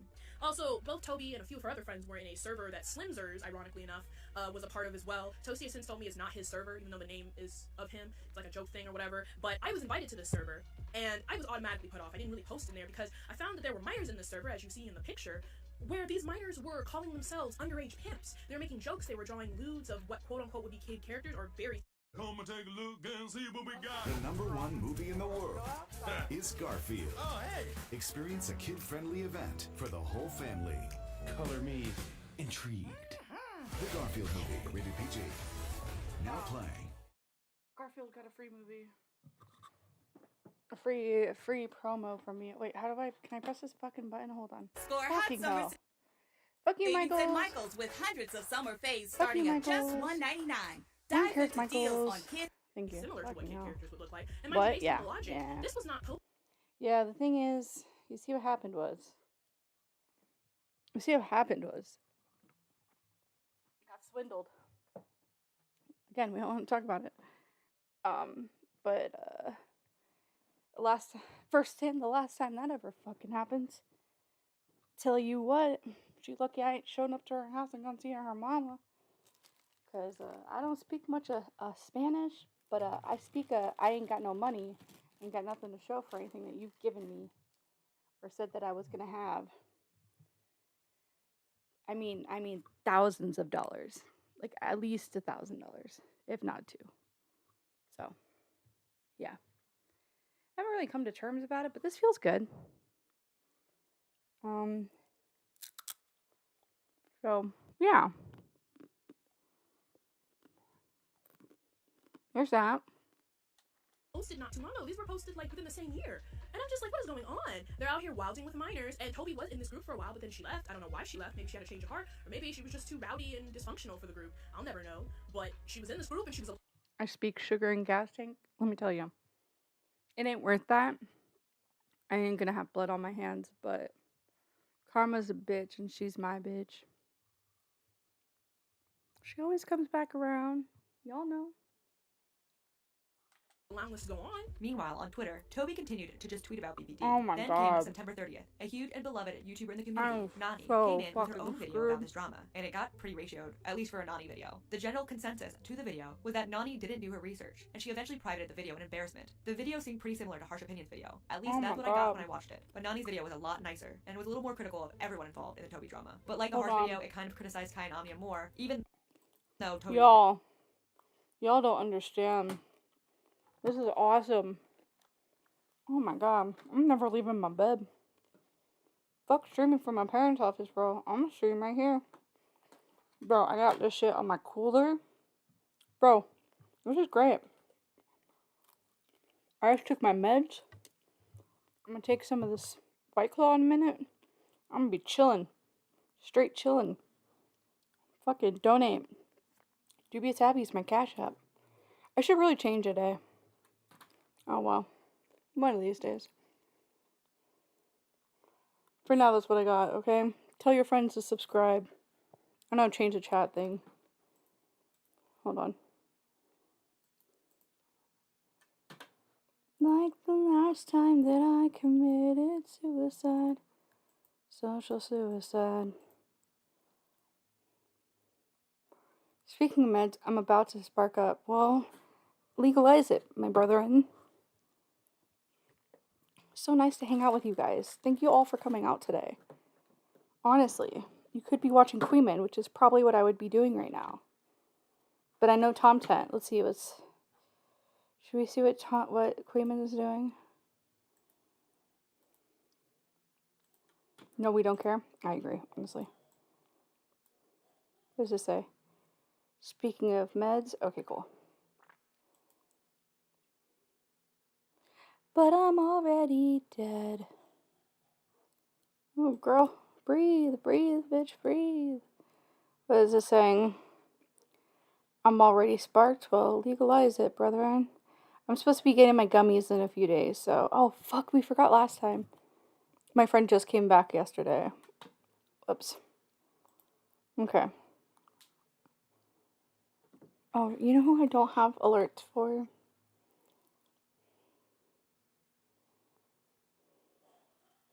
Okay, let's keep watching. We gotta get through this video eventually. Bigger problem. But I just think this could have been avoided with a simple conversation with someone before calling them out in a video. You probably should have been like, hey, Toby, what's up with this picture of Shoto Todoroki from My Hero Academia, who's only 16? She'd probably be like, oh, I didn't know, or I can't get into my account, that's why it's not deleted. Could have been avoided if we all talked it out like adults. I don't know how old Kai is, but I know Amnia is 19, and I know that Toby is of age. I don't really know. Amnia even commented under the video. They wrote, Toby never apologized. Toby lied about me, gaslighted me, and manipulated the situation to paint me as someone who twists things, lies, and cuts up DMs. And I don't mean to be rude at all with this, but I'm extremely disappointed to see a commentary channel with over 150,000 subscribers tell me to handle it in the DMs. If all of your critique videos can be handled outside of the DMs, why am I at fault for critiquing Toby's transphobic remarks and support for Shane Dawson publicly? Same day as this, Kai responded to Harsh's video, and I really do feel at this time, Toby has made one response to this drama, while Kai and Amnia have made several hours worth of content, responding to people responding to them. At some point, just say your piece and move on. Kai and Amnia were the clear winners in the discourse from the public approval, but they still couldn't move on. Nani responded to all the negative backlash she received on her video around October 1st, 2020, and she tweeted out, "Do people think I'm biased because I'm not mean in my videos?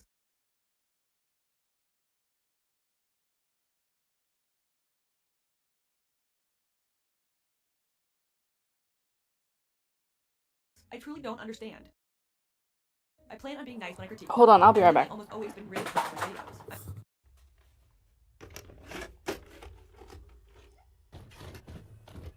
Dramas I've ever seen. And she dodged everything. She continues to try to dodge for a while, but then she left. I don't know why she left. Maybe she had a change of heart, or maybe she was just too rowdy and dysfunctional for the group. I'll never know. But she was in this group and she was allowing this to go on. Meanwhile, on Twitter, Toby continued to just tweet about BBD. Then came September 30th. A huge and beloved YouTuber in the community, Nani, came in with her own video about this drama, and it got pretty ratioed, at least for a Nani video. The general consensus to the video was that Nani didn't do her research, and she eventually privated the video in embarrassment. The video seemed pretty similar to Harsh Opinion's video. At least that's what I got when I watched it. But Nani's video was a lot nicer, and was a little more critical of everyone involved in the Toby drama. But like the Harsh video, it kind of criticized Kai and Amnia more, even though Toby was the bigger problem. But I just think this could have been avoided with a simple conversation with someone before calling them out in a video. You probably should have been like, hey, Toby, what's up with this picture of Shoto Todoroki from My Hero Academia, who's only 16? She'd probably be like, oh, I didn't know, or I can't get into my account, that's why it's not deleted. Could have been avoided if we all talked it out like adults. I don't know how old Kai is, but I know Amnia is 19, and I know that Toby is of age. I don't really know. Amnia even commented under the video. They wrote, Toby never apologized. Toby lied about me, gaslighted me, and manipulated the situation to paint me as someone who twists things, lies, and cuts up DMs. And I don't mean to be rude at all with this, but I'm extremely disappointed to see a commentary channel with over 150,000 subscribers tell me to handle it in the DMs. If all of your critique videos can be handled outside of the DMs, why am I at fault for critiquing Toby's transphobic remarks and support for Shane Dawson publicly? Same day as this, Kai responded to Harsh's video, and I really do feel at this time, Toby has made one response to this drama, while Kai and Amnia have made several hours worth of content, responding to people responding to them. At some point, just say your piece and move on. Kai and Amnia were the clear winners in the discourse from the public approval, but they still couldn't move on. Nani responded to all the negative backlash she received on her video around October 1st, 2020, and she tweeted out, "Do people think I'm biased because I'm not mean in my videos? I truly don't understand. I plan on being nice when I critique Toby. I literally almost always been really calm in my videos. I'm pleased if you're my friend or you claim to be DM me, instead of making a tweet about it, because that really hurt my feelings." People replying still claim that saying you agree that Lolicon makes you a pedo, and Toby is as bad as people she calls pedos, isn't calling Toby a pedo. I'm literally so confused by our community. I know Kai and Amnia clarified later they didn't think that, it really was implied in the first video. And I can understand why Toby got so mad because I would be mad. But that doesn't mean Toby was in the right in the situation. Not at all. I think this post from Lolcow sums up the drama and how everyone felt at the moment from the outside. This person writes, "I don't know if I'd say that. I do kind of feel bad for Nani, because I think she means well. But making a video criticizing Kai or Amnia or Toby at this point is really tiring. More people would probably be willing to hear Nani's full side if her videos came out a lot sooner. But after 3 videos from Kai, 2 from Amnia, 1 reply from Toby, and all her relevant videos, I'm pretty sure we're all sick of watching through this shit. I know I'm personally all worn down, and I don't give a fuck what some third party has to say about what Kai and Amnia did, because in comparison to Toby, it's always gonna be petty and inconsequential. I hate that people act like everyone is to blame, and that what Kai/Amnia did is equal to what Toby did. It just isn't. Plus, Kai and Amnia already addressed the criticism thrown to them, apologized directly, and deleted whatever people have had issues with. You can continue to criticize them for the same thing, but what is the point? We continue to criticize Toby because her video didn't apologize for shit, and she dodged everything. She continues to try to dodge everything by promoting videos that criticize Kai and Amnia. Toby pretends to be sweet and innocent, and that Kai and Amnia are just so horrible for their petty actions. I'm sick of seeing people focus on Kai/Amnia. Yeah, they did stupid stuff, but I just don't give a shit because I'm tired of seeing Toby deflect from her criticism by shoving criticism of Kai and Amnia in front of her for the audience to focus on instead. For Nani, people don't think you're biased because you're nice. People think you're biased because you make points that have already been addressed, acted like Toby apologized, and criticized Kai/Amnia for things they already fessed up to and apologized for. At this point, the drama was redundant, and despite everyone involved being tired of it and wanting to move on, they kept going. It's just impulsive for these people. Now again, despite people people wanting to move on, then came in another art commentary YouTuber named Miss Zizi to stir the pot, though she didn't do much to cause the anger, which you don't need to do much in this community. She commented on Harsh's video, Kai is a simp, which resulted in a ton of anger. And then came in Thuman, a large art commentary channel, with a video titled Art Commentary Channels Do Better, on October 6th, 2020. This was the first video by a larger YouTuber to fully defend Kai and Amia. The video generally went over the drama, but I want to note this was the first video calling out the YouTubers Hopeless Peaches. Another creator by the name of Hopeless Peaches with around 76,000 subscribers involved herself in the drama early on. Peaches had sided with Kai and Amia, defending them both from Toby's claims on Twitter. She soon changed her stance though after watching Harsh Opinion's video on the situation. Now this in itself wouldn't have been an issue if Peaches wasn't going around invalidating Amia and Kai's apologies in YouTube comment sections to random strangers with the pretense that she knew them personally. And Manga Kamen, who had not made a video but had commented on the events. Now another creator who happens to be friends with Hopeless Peaches by the name of Manga Kamen also involved himself in this drama by commenting and debating Kai in his comment section, as well as leaving various different nitpicky comments on other videos regarding this drama. Mind you, Manga Kamen is a very big channel with around 56,000 subscribers. I really don't have enough patience to discuss what was said in those comments, but if you are curious, go check them out on the comment section on Kai's response video to Harsh Opinions, as well as the comment section on Harsh Opinions' own video. There were valid criticisms of Peaches, who spoke for Amia in places that she shouldn't, but it's weird that you become part of the drama by commenting on videos in this community. Once you hit 1,000 subs in this community, you can't weigh in on a drama or give an opinion without it being serious business. But the video mostly emphasized that big commentary channels shouldn't have involved themselves in this drama, because reasons. I personally think it's very irresponsible for these bigger creators to get involved in a drama that does not concern them just because their friends are being critiqued. And they were ganging up on up-and-coming POC creators. Ganging up on significantly smaller, up-and-coming POC creators for giving out valid criticism on your friend is not something I'm going to pass by and ignore, which is why this video was made in the first place. When the video came out, Creepshow Art immediately went into the lolcow thread to write. I'm glad she's calling out Peaches now. Peaches seems like a leech. Just remember the comments on lolcow are anonymous. And on the video, she actually commented under her actual account. This is the best video I've seen on this. No, Shannon did not benefit from calling out the channel that made the biggest video criticizing her. Miss Zizi, who I mentioned before, commented on the video saying that she didn't appreciate Thuman saying her and Toby were friends, to which Thuman said they responded to each other on Twitter, so therefore, friends. Thuman wrote, "You and Toby are friendly on Twitter, which gave off the impression that you are friends, but regardless if you aren't, I think it was still wrong of you to call someone a simp in a video where they were debunking serious false allegations. It makes you seem dismissive about the drama, and thus taking Toby's side. I love how replying on Twitter now means friendship. This is such young people's definition of friendship. We should just call this drama the Zoomer drama. The drama may have ended now, or at least for now in the Toby aspect. Thuman put her foot down, got the popular opinion, and Toby moved on making videos. Except all her videos were completely ratioed after this, and the comment section was full of people insulting her. And because of this, Toby slinked off, privated her Creepshow Art video, and that was the death of her YouTube career. Creepshow Art anonymously commented on this disappearance with, "This is fucking hilarious. She made one video that actually made Creepshow take accountability for some of the bullshit she's done, only to be worse. I am shocked at how stupid this is." Mad Lips, despite never making a video, and her only crimes being liking tweets.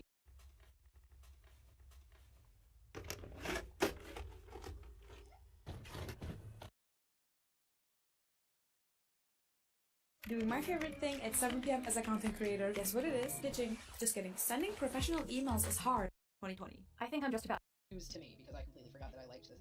Was that serious false allegations. It makes you seem dismissive about the drama, and thus taking Toby's side. I love how replying on Twitter now means friendship. This is such young people's definition of friendship. We should just call this drama the Zoomer drama. The drama may have ended now, or at least for now in the Toby aspect. Thuman put her foot down, got the popular opinion, and Toby moved on making videos. Except all her videos were completely ratioed after this, and the comment section was full of people insulting her. And because of this, Toby slinked off, privated her Creepshow Art video, and that was the death of her YouTube career. Creepshow Art anonymously commented on this disappearance with, "This is fucking hilarious. She made one video that actually made Creepshow take accountability for some of the bullshit she's done, only to be worse. I am shocked at how stupid this is." Mad Lips, despite never making a video, and her only crimes being liking tweets, made a video on October 10th called My Apology. I'll play the whole apology. Hey guys, I'm really sorry to break the spooky Mad Lib spooky Halloween character. I was really hoping I wouldn't have to do that this month, but in regards to the Amia Kai Toby petty drama, something has come to light.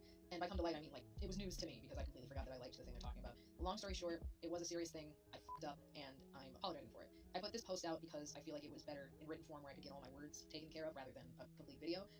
You can either pause and read this, or you can go to the link in the description and go straight to it yourself.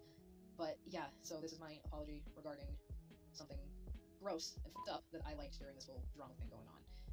I don't know if I'm going to be making a lot of videos after this due to unrelated reasons, which are right there in the post. And that's also kind of why I'm just recording this on my f***ing camera, just pointing it at the text, because a lot's been going on, and I don't know if I can make a full-fledged video, period. Like, not just about this situation, but period. So, yeah, I'm sorry this is a little weird and that I'm breaking my spooky character, but I want to address my f***ups. And, yeah, that's it. Thank you.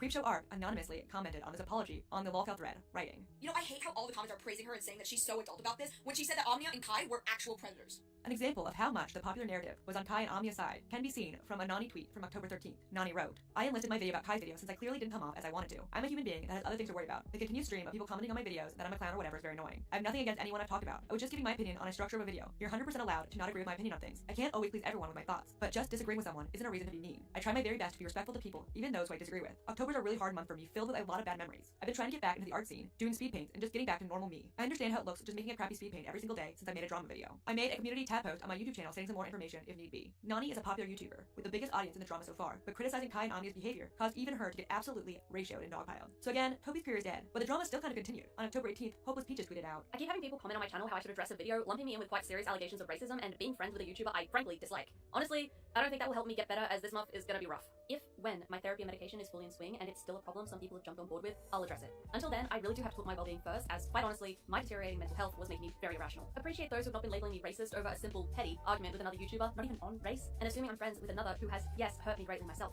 It may seem I'm not wishing to address anything, but honestly, there are a lot of misconceptions, misinformation, and more importantly, serious stuff going on in my life that I can't put myself in a position of damaging my mental health further. I'm sorry. Hey, so I will be gone from social media fully. I need to focus 100% on getting well. The sense I need to be here is real strong, but I know it's not important. If you do actually really need to speak with me, you can email. Commissions will be sent there too. Bye, guys! This would begin the process of people turning on Hopeless Peaches, for some reason. Yeah, she spoke for Kai and Omnia, which was pretty rude, but she already got called out for that, and stopped. But soon people would turn on her for admitting to having mental issues on Twitter. But first, prison mate Luke made another video on Toby titled, Toby is a disgusting hypocrite. No new information came in on this video. Mostly he just shared the information Minty gave in her video to his audience, but it is important to note, Creepshow Art, who was stirring the shit anonymously on lolcow, had a pinned comment congratulating prison mate Luke for being close to 100,000 subs on this video. Really activates my almonds how much Shannon was trying to get people to cancel Toby behind the scenes. But to be honest, Toby acted poorly, and she deserves criticism. I just am not sure if it was really necessary to have the amount she got. Hundreds of thousands of views and countless hours of content calling her out. But whatever, her career's dead now. The drama then turned into people calling out Hopeless Peaches for interacting with people involved, and around October 23rd, she put out a statement. I didn't want to have to post on this. However, I've had people make misconceptions about me. I've had people make videos, including me, where they paint me to be friends with a creator named Toby, who has done a lot of very incredibly mean things to both other people and myself, and most importantly, my friends. Just because I will critique how a person calls out a creator, it does not mean I like that creator, and especially does not mean I am their friend. I don't want to get into more than I need to. Just know that this is just factually incorrect. This isn't to say I wasn't overly emotional this month due to the aforementioned mental health issues, which I'm getting help for, and resurfaced trauma. However, again, no, I am not associated with them. After countless of comments calling Peaches out for her reaction to being criticized in the Thuman video, Peaches tweeted this out on October 23rd, 2020. I think I'm just about done. Goodbye. Peaches would say this tweet had to do with something going on offline, and not the current show. But nevertheless, this would cause so much to be thrown at Peaches. So much. Alright, so now the mess just continued again. Toby was pretty much dead, but there were tons more videos coming out on her. Most of them deleted and gone, but there were ones by Lyra, Only Jess, and more. And sometime around November 4th, Nani talked about privating her video. She wrote, sorry about my video being gone. People kept trying to imply that I was racist and stuff, and it scared the hell out of me. I may consider making another video in the near future. I saw race coming up more and more around this time in the comments, either accusing Kai and Omnia of race baiting, or claiming anyone going against Kai or Omnia were racist. It got really toxic. It got even more toxic when the larger YouTuber, Just a Robot, joined in commenting on the drama, with a now deleted video sometime in November, criticizing Kai and Omnia, featuring other people. The video got so many downvotes, like all other videos criticizing Kai and Omnia, and the comment section was full of Kai and Omnia fighting with any and everyone. For example, in some comment thread, Kai Weiss complained about other commentary YouTubers calling the drama dumb, to which one person replied, maybe they're only saying things now, because whenever someone said anything before, they got called racist and performative activists, while being told that they couldn't criticize you guys because they were white, even when they aren't even white, resulting in Kai saying it doesn't matter if harsh opinions isn't white, she is still racist. It seemed like people defending Toby were being quiet, but that didn't stop Kai from obsessing and pointing fingers. Guy can't accept not everyone is going to agree with him. And then there's Omnia typing essays in the comment section defending herself. Like, holy shit, who has time for this? Just let it go, you won. Just a Robot is being ratioed. And for the first time, I actually saw commenters being negative to Omnia and Kai. And most likely, in my opinion, this is because Toby was... Dude, I remember watching this and I was like, bro, no wonder shit fucking eventually imploded, because they were such miserable fucks. Holy fuck, no offense, like, obviously nobody deserves to be fucking beat up on shit, right? But holy fuck, go outside. Where did my drink go? Oh, there it is, sorry. Hi, hello. It's your neighborhood Blackbird. How's it going? I think we're doing pretty good. I think I might go back down to 1.5. Why did I want to watch this again? I think it's because this is so exhausting and I'm not even in the new stuff. And it felt like that wasn't enough for them. They had to make sure everyone who didn't agree with them also got ruined. Now, I do remember watching Just a Robot's video. True. It was biased and poorly researched. It upset a lot of people at the time. I think this is because of several reasons. One reason was how Just a Robot, or Jar, defended Toby's Todoroki drawing. Now, Toby's point was that... Oh my god, I Holy shit. Oh my god. I want to talk to Just a Robot because I'm curious about other things. But my dude. Oh my god, this voice is so unbearable. Holy shit. I can't. I'm going to pull it above my ears. Anybody else want to come in here and make me want to Snoop Dogg in Spanish? Isn't Snoop Dogg in Spanish just Snoop Dogg? Am I retarded? I might be retarded, to be fair. I might be retarded. I might be a little retarded. Hold on, wait. Oh god, I can't fucking hate it. Oh my god, please help me. Oh my god, oh, I know why I'm struggle busting to fucking get. Okay, hold on. But Todoroki isn't a kid. Oh, bitch, shut the fuck up. No one cares. Holy shit, no one cares. Dude, I'm so lazy right now. Dude, I wish I could take a picture of what I look like right now, but bro, this chair, 10 out of 10. My life, 1,000 over 1,000. Kelly Jean owns Cherry on JSDLK. Well, say goodbye to your friend, Tom. Retard. God, I hate this loser is such a loser, dude. I tell you. Oh, I got another one? Bro, so solid. Aww. Bro, so sus. Dude, I'm getting so close to 500 viewers or subscribers. Holy shit. How did Leia get up to fucking 1.9? That's crazy, dude. He's 16, old enough to drive. Honestly, our commentary community is perfect for Leia something. Unironically. The age of consent in most states is 16. Now I understand a few of you. Age of consent is 16. Okay. Oh, let's go into this conversation. Say that's basically the whole it's not pedophilia, it's a femophilia argument. Fine, I get that. But she didn't draw porn of him. I don't like the movie Cuties, but it isn't porn. Suggestive? Oh yes. god, please don't bring me back. Yes, but porn? No. And also because Fuchsia Butters, who collaborated on the video, was extremely rude to Omnia and Kai. Omnia and Kai, you're like a spring-loaded pair of boxing gloves. When people... That is really cute. How do I get back? Hold on real quick. Yes, but porn? No. And also because Fuchsia Butters, who collaborated on the video, was extremely rude to Omnia and Kai. Omnia... This is cute. It's like, this is really cute. I really like this. Like, the art is really pretty. Boobies. And we got some mummy action going, bro. I don't even know how the fuck you did that, by the way. Time. No idea, but that's cool. How the fuck? Huh. And Kai, you're like a spring-loaded pair of boxing gloves. When people dare to even question you or even dare to be skeptical about What is this horrible voice? your arguments, your responses are less than stellar. Autistic. You could just assume people are talking about you. Like when you both got on the case of Mad Libs because you both thought she was talking about you two. When you two were too rash not to check the dates. Your video came out on the 19th and the tweet here is the 16th. Dumb it.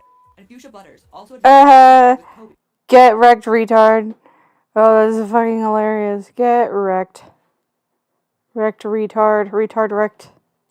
Which made people think the video was biased. I'm joining in because Toby is my friend. There was a collection of issues with the video, and this caused the ACC Civil War to get wilder. The drama was brought back up again because Jar made the video, and because Kai and Omnia can't let...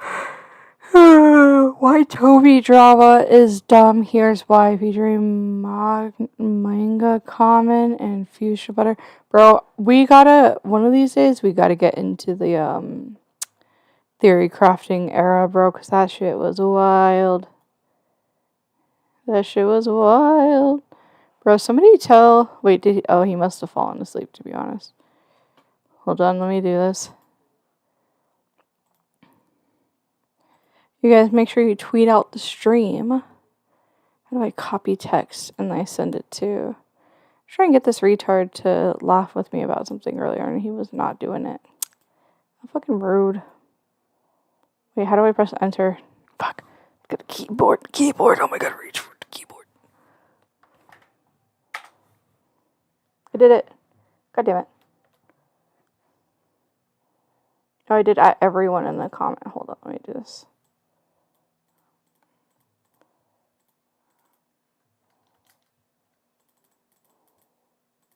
Control A. Control C. You guys, we're trying to get to 500 subscribers. We should do one of those gay ass little bar things, huh? Who's in here? Who's talking? Who's texting me?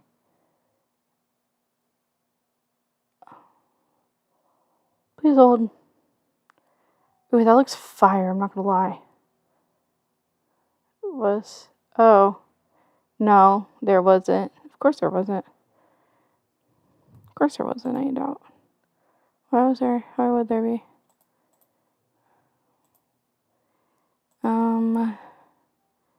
Self promo. Bro, let's go. God damn it, I put the wrong fucking thing. Enter. Let's go.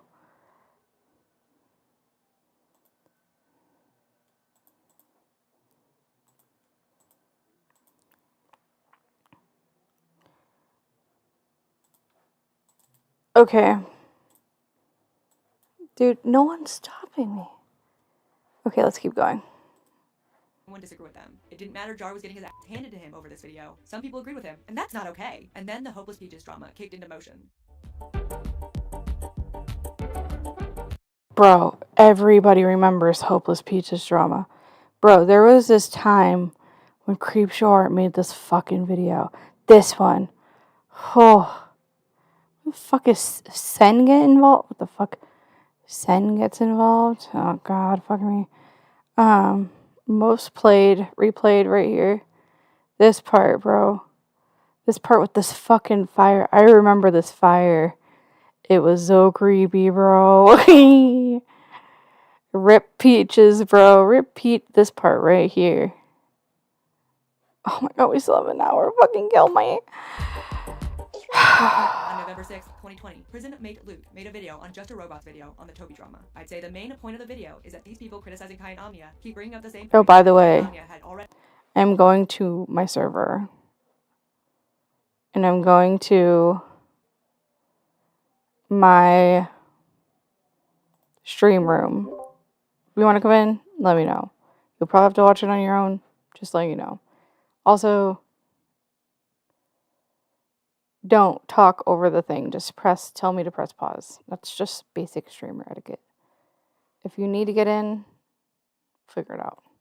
Genuinely apologize for while minimizing the stupid Toby did and never genuinely apologized for. It's literally been over a month since they've done those things and have apologized for it, and you people keep harping on the two same points like it's as bad as what Toby did. Fair points, but towards the end of the video, he calls out Hopeless Peaches hard. Another person who commented was Hopeless Peaches, who also decided to put herself into the drama despite constantly saying how she doesn't want to be in it and would just never leave it alone. And when people like Thummin called her out for her terrible and biased behavior, she made a community post about how she wasn't friends with Toby, which I didn't actually know she wasn't friends with Toby because she did everything in her power to defend her and vilified Omnia so much that I thought she was. Because why go through all that hassle for someone you apparently don't even care about? Well, you say you're going to be taking a break from the drama and comments and all that, which is fine. If you need a break, you need one. I'm not saying you don't have mental health problems, but you would constantly come back to post more things and beg for sympathy. And when you were getting genuine criticism for all the garbage you've done, you decided to suicide bait your audience, going off the grid for hours to make your audience worry that you hurt or killed yourself. And guess what, Mex, you said I could show you later if you want. Wait, show me what?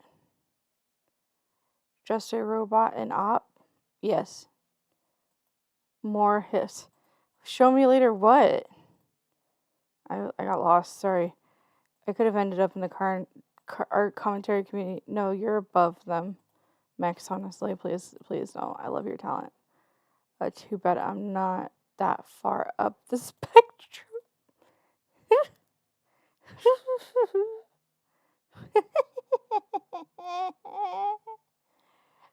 How did it think of the channel page? Okay. Yeah. I don't really want people on my thing. Just fucking watch whoever you like. I'm not saying I don't like yours. I like yours, for the record. I feel like I have to always defend myself. I have a problem. I've got a lot of problems. Should I just press play, huh?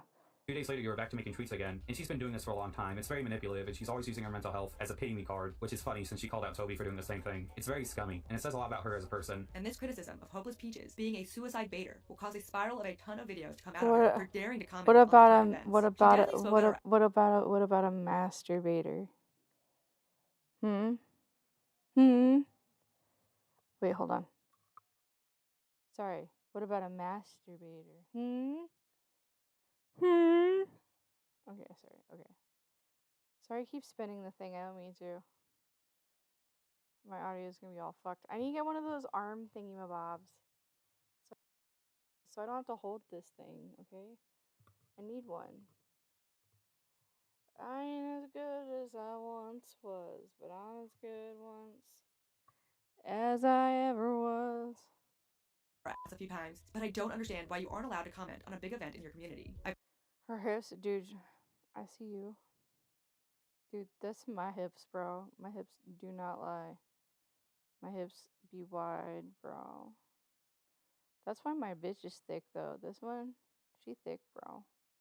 She could have been thicker. Just saying. She could have been thicker. Thicker. Trying to pat my little letters on there. Pat, pat, pat. Okay, cool. Let's keep going. I've never seen any other community shame people for paying attention to said community while also sharing their opinion on it. It's like they want people to silently watch their videos with no feedback except validation. Hopeless Peaches immediately responded to the drama with an apology on November 7th, tweeting, I'm sorry for everyone I have hurt. During the Toby drama, I was hoping things were going to be properly ironed out. Due to my negative experiences with Toby, I was rooting for Omnia and Kai. However, when things became sour, I got a lot of anxiety. The leaked DMs and the threat present in Omnia's video set off a lot of anxiety with me. I don't want to go too much into it, as Omnia and my private conversations are for our business only, but we didn't end on good terms after me bringing these issues up either. I had already made my comment on Harsh's video, which was just more me being upset with myself. I didn't see the issue with leaked DMs earlier due to my biases. In the reply chain, however, yeah, I was heated. I apologize for that, Omnia. It was really stupid. A few things were misunderstood, like me saying I spoke to them personally, being misunderstood as me pretending I knew every personal thing about them, when really I meant simply I had spoken one-on-one instead of just seeing through videos. I neglected to correct this error, which only led to more bitterness, which is also my fault. The comment underneath Omnia's calling me racist made me feel attacked, so I just didn't even think of the possibility it was misread. Not to say I wasn't overly emotional elsewhere. After a few days to calm down, I realized how much of, well, a bitch I was.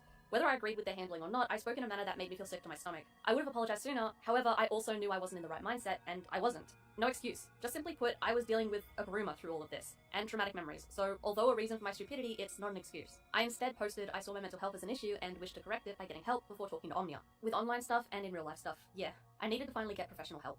I worried talking about things more before then would lead to more emotional outbursts, which was the issue I wanted to fix in the first place.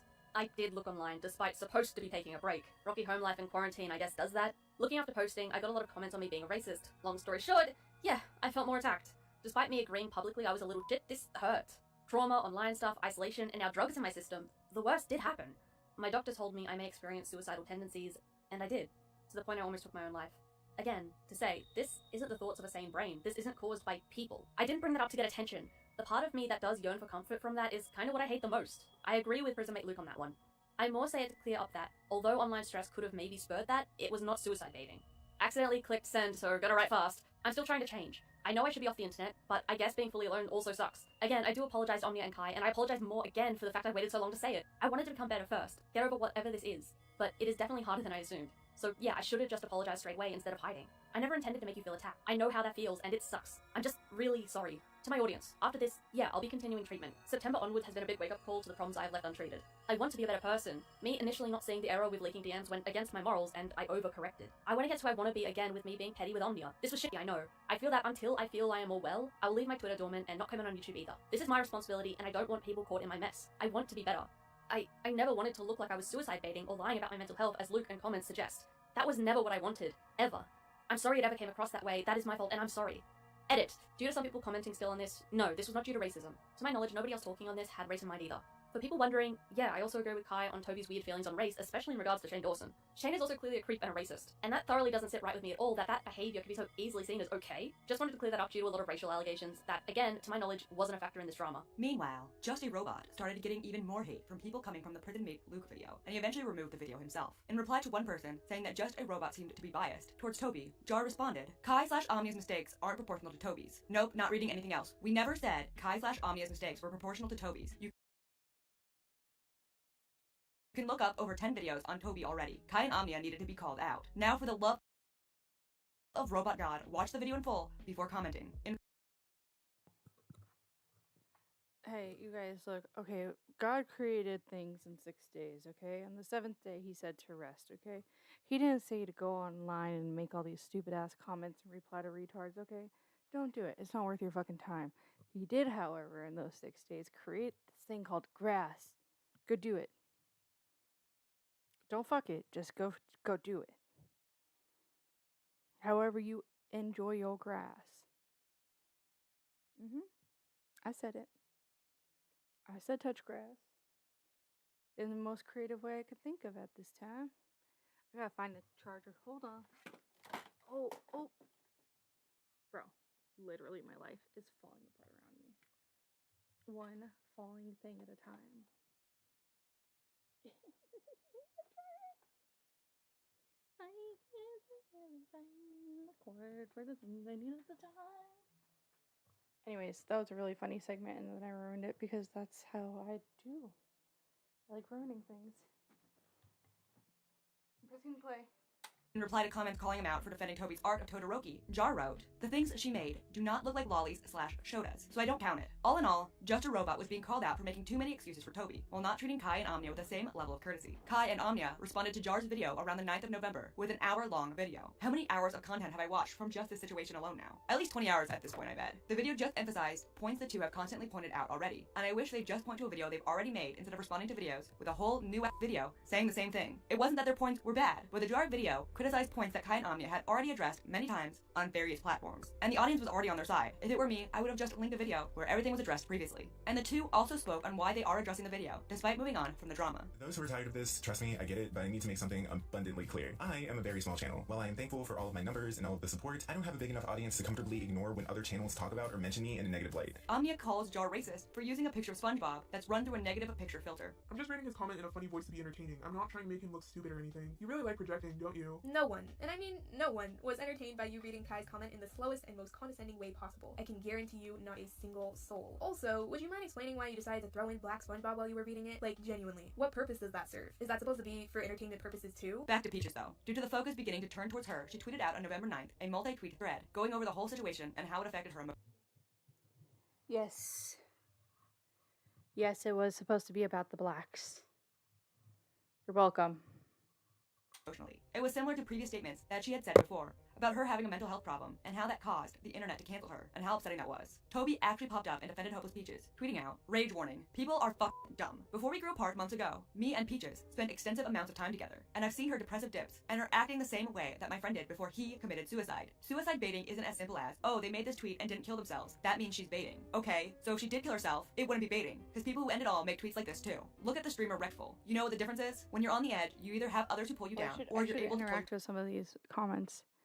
Maybe that's why, dude, I've already been streaming for 3 hours. Ain't no fucking way we've been here for 3 hours. Okay, hold on. I'm the master baker.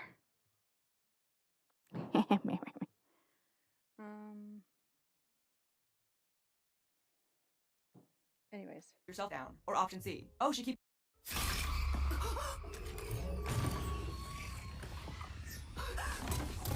doing this? Oh, she keeps making depressive tweets? It's almost like she has chronic depression. Stop expecting and wondering why people with mental issues don't act normal or the way you or others do. People are all for mental health.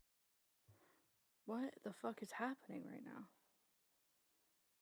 Till it becomes an inconvenience. Then you're crazy, baiting, a bit, trying to get attention, stupid, etc. Many others personally know Peaches, beyond her in videos you guys see. You don't know about her, and neither does the person who called her a suicide baiter. People stopped believing my friend, and thought he just wanted attention. He never got a 17th birthday. Hopeless updated everyone on November 11th, with a tweet saying that she and the person she was having an issue with had resolved their issue after speaking. Things were not actually worked out in private, and this person was Luke, and Luke would continue to attack Peaches. Finally, it seemed like one of the big beloved people in this community spoke out on November 14th on this entire mess, and that person was Spoctor, who tweeted out, "I'll be the first to say I'm disappointed. I'm disappointed in my peers, and I've told them that privately before even releasing this video. I've told everyone that privately, and I've spoken to nearly everybody privately." And this video came out 4 days later on November 18th, titled The Toby Drama, How a Community of Creators Screwed Up. The video gave an interesting perspective to the drama, while summarizing it. Spoctor's main thesis was that Kai and Omnia had made some decent criticisms of Toby's bad behavior, but because they made a few mistakes along the way, bigger commentary channels turned their attention to them, while barely touching on why Kai and Omnia were criticizing Toby to begin with. It just became a game of telephone, from one ear to another and to another ear. People weren't watching all of the videos, and they weren't getting the full story, and that echoes across all of the community. This is partially true, but there were people like Minty, Luke, and Thuman defending Kai and Omnia, but for some reason, they don't count? I don't know anymore. Spoctor criticizes everyone very fairly in this video.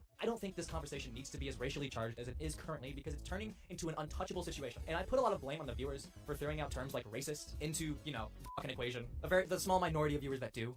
And in the end, we should just scream at Toby for even being stupid in the first place. Not all of this. No. The people in our community need to turn our finger around, point ourselves for a moment, humbly and self-reflectively, and do better. And concludes the video interviewing everyone involved in the drama and how they were all so done with it. I'm done. I'm done. That's like the end of the timeline. Let's let it die. I just don't want to be f***ing involved anymore. I just kind of think we should let sleeping dogs lie. Because frankly, at this point, I'm just getting sick of it. Yeah, because I just want this to be over already. Like, I mostly did this because people were calling her racist, and I was like, I don't think Nani is racist in the least bit. I'm so genuinely tired of the situation, man. I'm so tired of it. Look, man, I don't want to do another response. Like, even at this point, bro, like I don't have any ill will toward any of these people. Just like ZZ, like I have no ill will towards ZZ.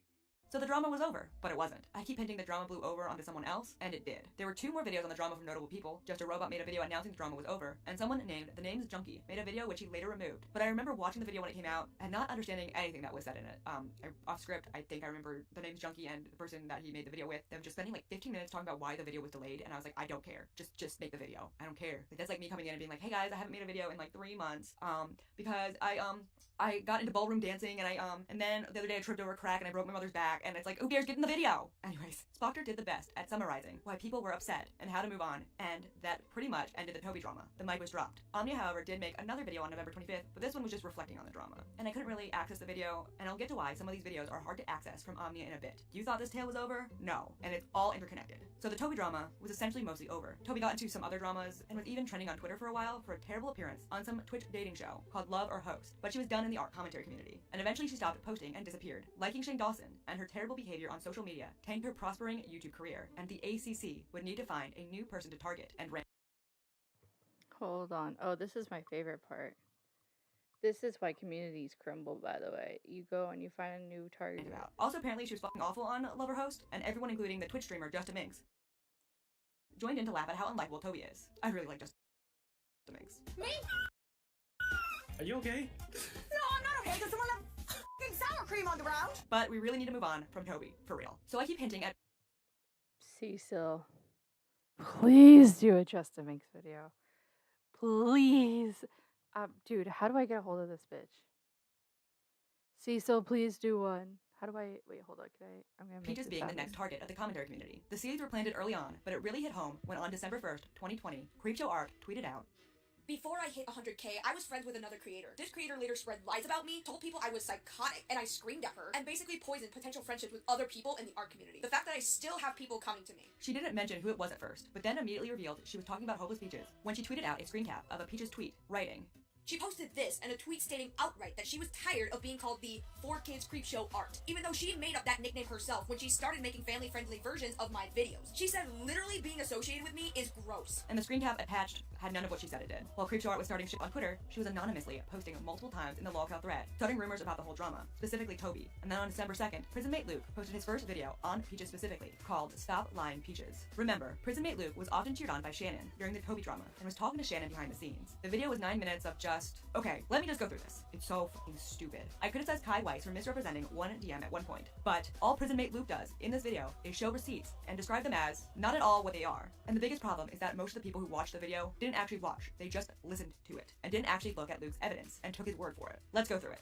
At one point, Luke says Peaches made accusations about him while calling him a horrible person, while the screen cap is her saying she's upset. She kept going on about it, and not only that, instead of being sorry for what she did, she turned really bitter about having to apologize and started lying about me. Where just a few days later, it turned from an issue she had to work on and improve, it turned into me being this awful person who was throwing around accusations that were ruining her career. No insults to Luke, and her being completely reasonable. He then shows screen caps of Peaches being upset that Luke called her a suicide baiter, and how she felt like she wouldn't get these comments if she actually died, which is kind of a fact. She's also been lying to her audience about what I said in my video, telling people that I was upset that she didn't die or that I called her a scumbag because of it. At no point did I call her a scumbag at all. I said what she was doing on Twitter was scummy. Those are two different things. And somehow Luke takes that and makes himself the victim in the situation. The fact that she would go around YouTube and tell people that I wish she committed suicide is so disgusting. He shows a ton of DMs from Peaches and makes claims about them, and I do not know where he came to these conclusions. And at one point he says he would have left Peaches alone, but she kept tweeting about him. And on screen, he shows a screenshot of a tweet not having anything to do with him. She told me to leave her alone, so I did. I didn't answer, I didn't vaguely tweet about her, I left it alone, because I thought maybe she would have thought this over and realized how unreasonable she was being. But instead, she took it as a sign to keep tweeting about me and demonizing me and my character to her entire audience. And after ignoring it for a bit, I messaged her back, and I told her I'm only responding because she's accusing me of stuff I didn't do. It isn't my fault that she hadn't explained anything she had done until someone called her out. And I said I don't deserve for her to lie about me for sympathy. This is actual gaslighting. Then he goes on in the video to tell Creepshow Art's tale of her falling out with Peaches, which read,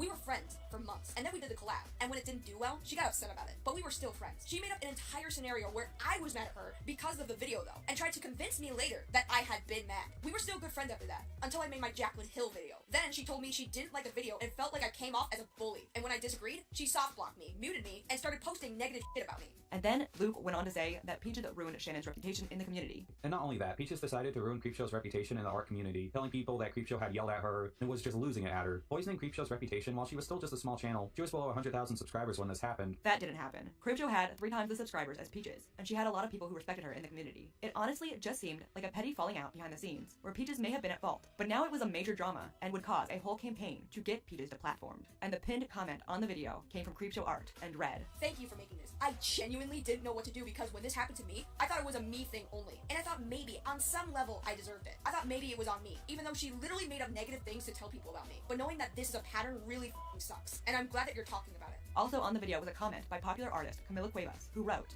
"Oh my god. She did the same thing to me a few years ago, and I still feel sick to my stomach every time I see stuff about her, because it brings me back to the days I was bullied. She was a small YouTuber at the time, and since I had a bigger channel, she really tried to frame me as the asshole of the story. Never once was I rude with her. She was a friend of mine. And one day after we collabed for a piece of art, next day she posted a huge public post about where everything was a lie, stating I had stolen money from her, that I was harassing her and sending people to harass her. Multiple screenshots of her saying in other servers that I was bullying her through DMs, where the last time I talked to her was like months ago. She said I diminished her as an artist and as a person and just spreaded so many lies about me, and everyone just believed her with no proof, because of course she didn't have proof, everything was made up. The second I started defending myself and showing that she was actually lying, she pulled out her depression, and that all this drama she brought herself in was causing her suicidal thoughts, and that she needed a break. I was devastated. I ended up in the hospital over how stressed out I was, and I still am. To this day, there's a fair amount of people that are convinced I'm some sort of scumbag thief, when it's the other way around. It baffles me that she continues to do this crap to other people, and I can't do anything about it because the way the internet works right now, it's all about big channel bad, small channel good. I still got every single screenshot of her talking on my back and the DMs we had where it shows that she's the one who made up all this BS. I'm so angry right now. I talked to so many other people she did this to as well, like 2 years ago, and everybody was just scared of it because we knew it wouldn't get anywhere." Peaches responded to this drama on Twitter a few days later, tweeting, "I will address these allegations in due time, but at the moment, just know that I have said many times, which I will prove, that Luke never wished me to die. Just that it felt that way due to the allegations that the main proof was that I didn't do it.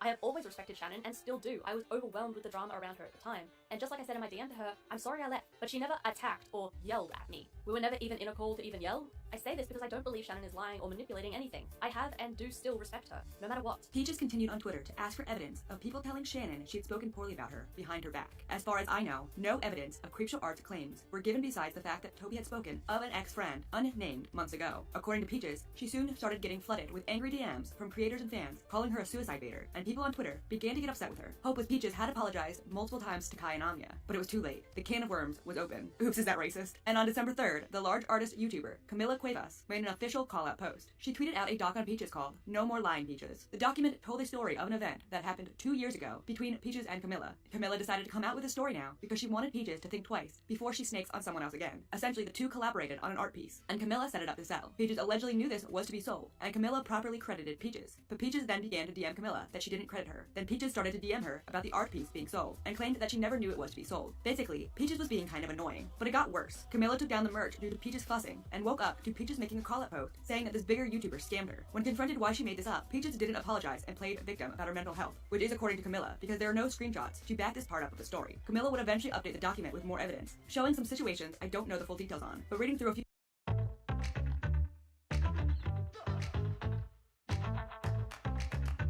of them, I could gather that Peaches seemed to be a shit-stirrer. This evidence would be called into question later on, so don't believe it fully right now. Camila showed countless of conversations between Peaches and others, where Peaches was shown to be stretching the truth till it was all barely recognizable from what actually happened. This was in order to prove that she was the victim in the situation. That's how it appeared from what was shown from the document. Now this was something crappy that Peaches supposedly did, but what was going on now had no proof yet, unlike Camila, who had some screenshots. The situation that convinced Camila to come out with her story had no evidence behind it. Now of course, this inspired more people to make videos on Peaches. On the 4th, prison mate Luke made a video discussing Camila's Google Doc and berating Peaches for her behavior 2 years ago. Behavior that Camilla accepted apologies for. It was honestly shocking to see how many people had grievances with her. I've even had people DM me about her and her problematic behavior too. But one of the people she screwed over the most, who also happens to be a bigger YouTuber than Creepshow Art, is Camilla Sueves. I'm probably butchering that. Oh, and looking more into the Camilla situation, Camilla too was going behind Peaches' back to say nasty lies about the girl as well, after Peaches had apologized. There was also more evidence shown later on that Camilla was definitely not innocent in this situation. Keep that in mind. Also in the video, he claims Peaches is lying and defaming him while showing screenshots to directly contradict his claim. Again, the videos began pouring out. December 3rd, Hotbox, who I spoke of earlier, made a video called Peaches is Hopeless, commenting on the whole drama and generally being against Peaches. Peaches, you are throwing everyone else with depression and mental illness under the bus. You are giving a bad name to other people who suffer with your condition, as well as the art commentary community as a whole. Not everyone is a snake, so go back to your grass. Also, around the time Luke was making these videos, a small YouTuber named Avrona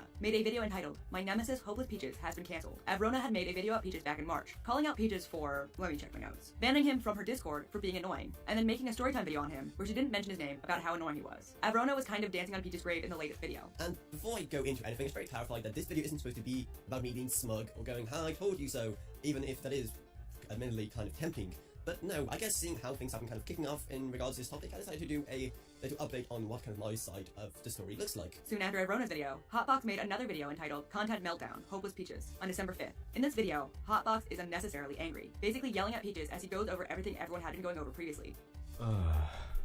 You know, I had a whole other video. I was working on it right in the middle of this, and then our favorite inmate, Prisonmate Luke, drops his next video on Peaches, and it just gets worse. Oh, but he's not the only one, because another sweetheart by the name of Avrona happened to drop a video too, and the evidence just piles up and piles up more and more. And saying it's his job to ruin Peaches' day. Do not go off and harass Peaches explicitly. Decide how mad you want to get after you see all of the evidence. If you're subscribed to her and you just feel like unsubscribing is enough, good. If you want to dislike her video, good. But know your boundaries. Don't run around willy-nilly and try to ruin her whole damn day.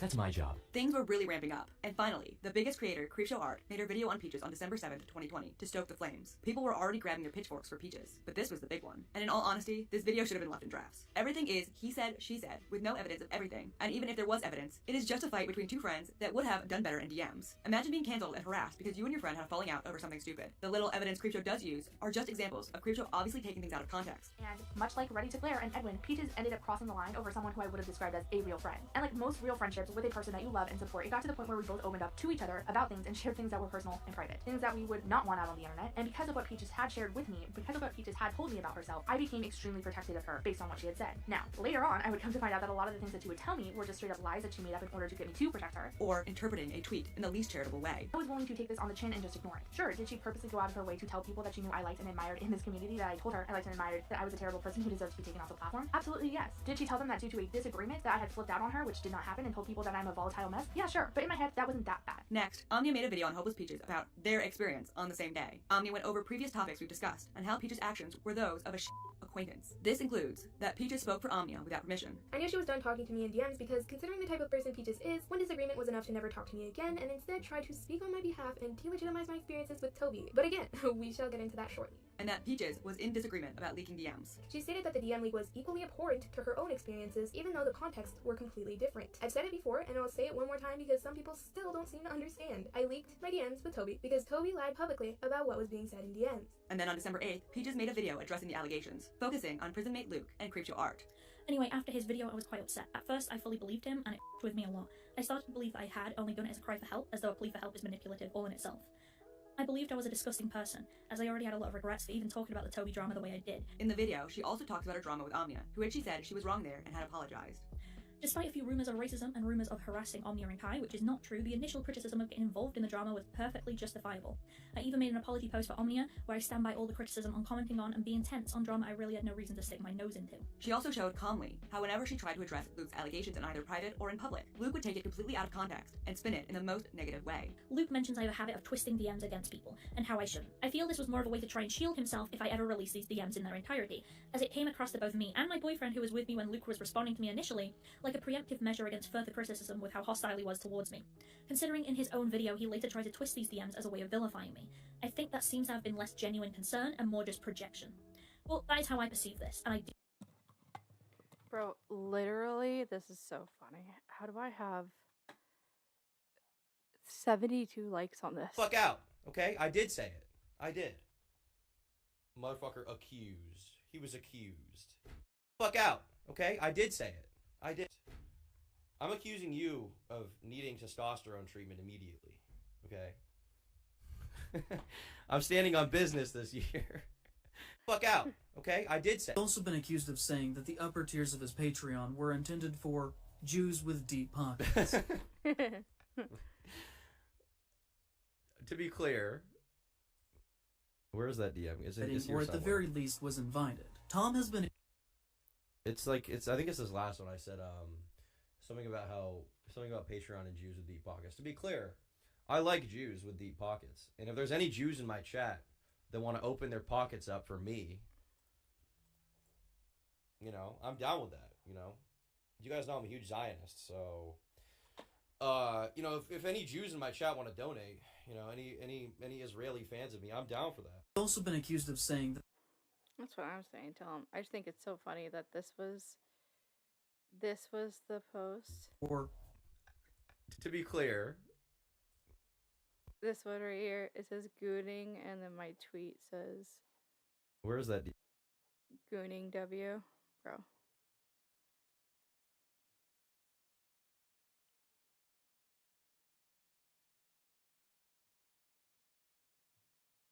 I don't get it. I'm gonna follow it though. We'll figure it out later. Oh, we don't want dicks on the fucking page, do we? The fuck is that? Oh, I thought that was a dick for... My brain's broken. I do believe that this drama has made everyone on edge, and I want to assure you, Luke, that although you did really hurt me, both with your video and in this conversation, even if I were to make a video, which you shared as a reason you made more videos on me, I wasn't going to share these DMs. She had many examples of this manipulation throughout the video, showing evidence. He finally responded to me.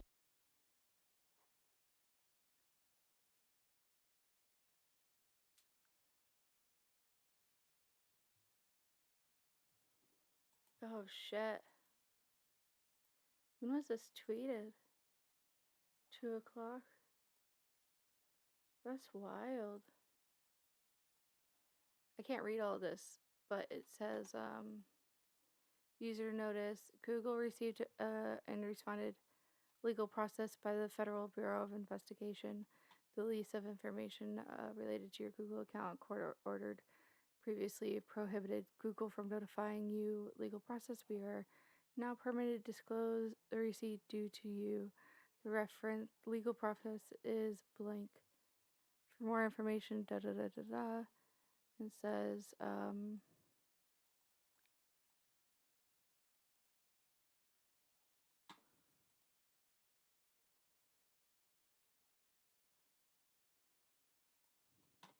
The FBI subpoenaed Google for my account information in 2022. I have never been notified until now. It stands to reason there was a grand jury subpoena and associated gag order. This was undoubtedly related to hashtag #DropKiwiFarms and, unsurprisingly, it amounted to nothing.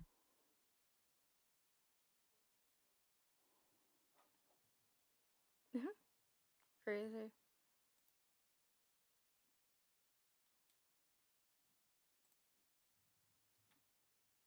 Okay.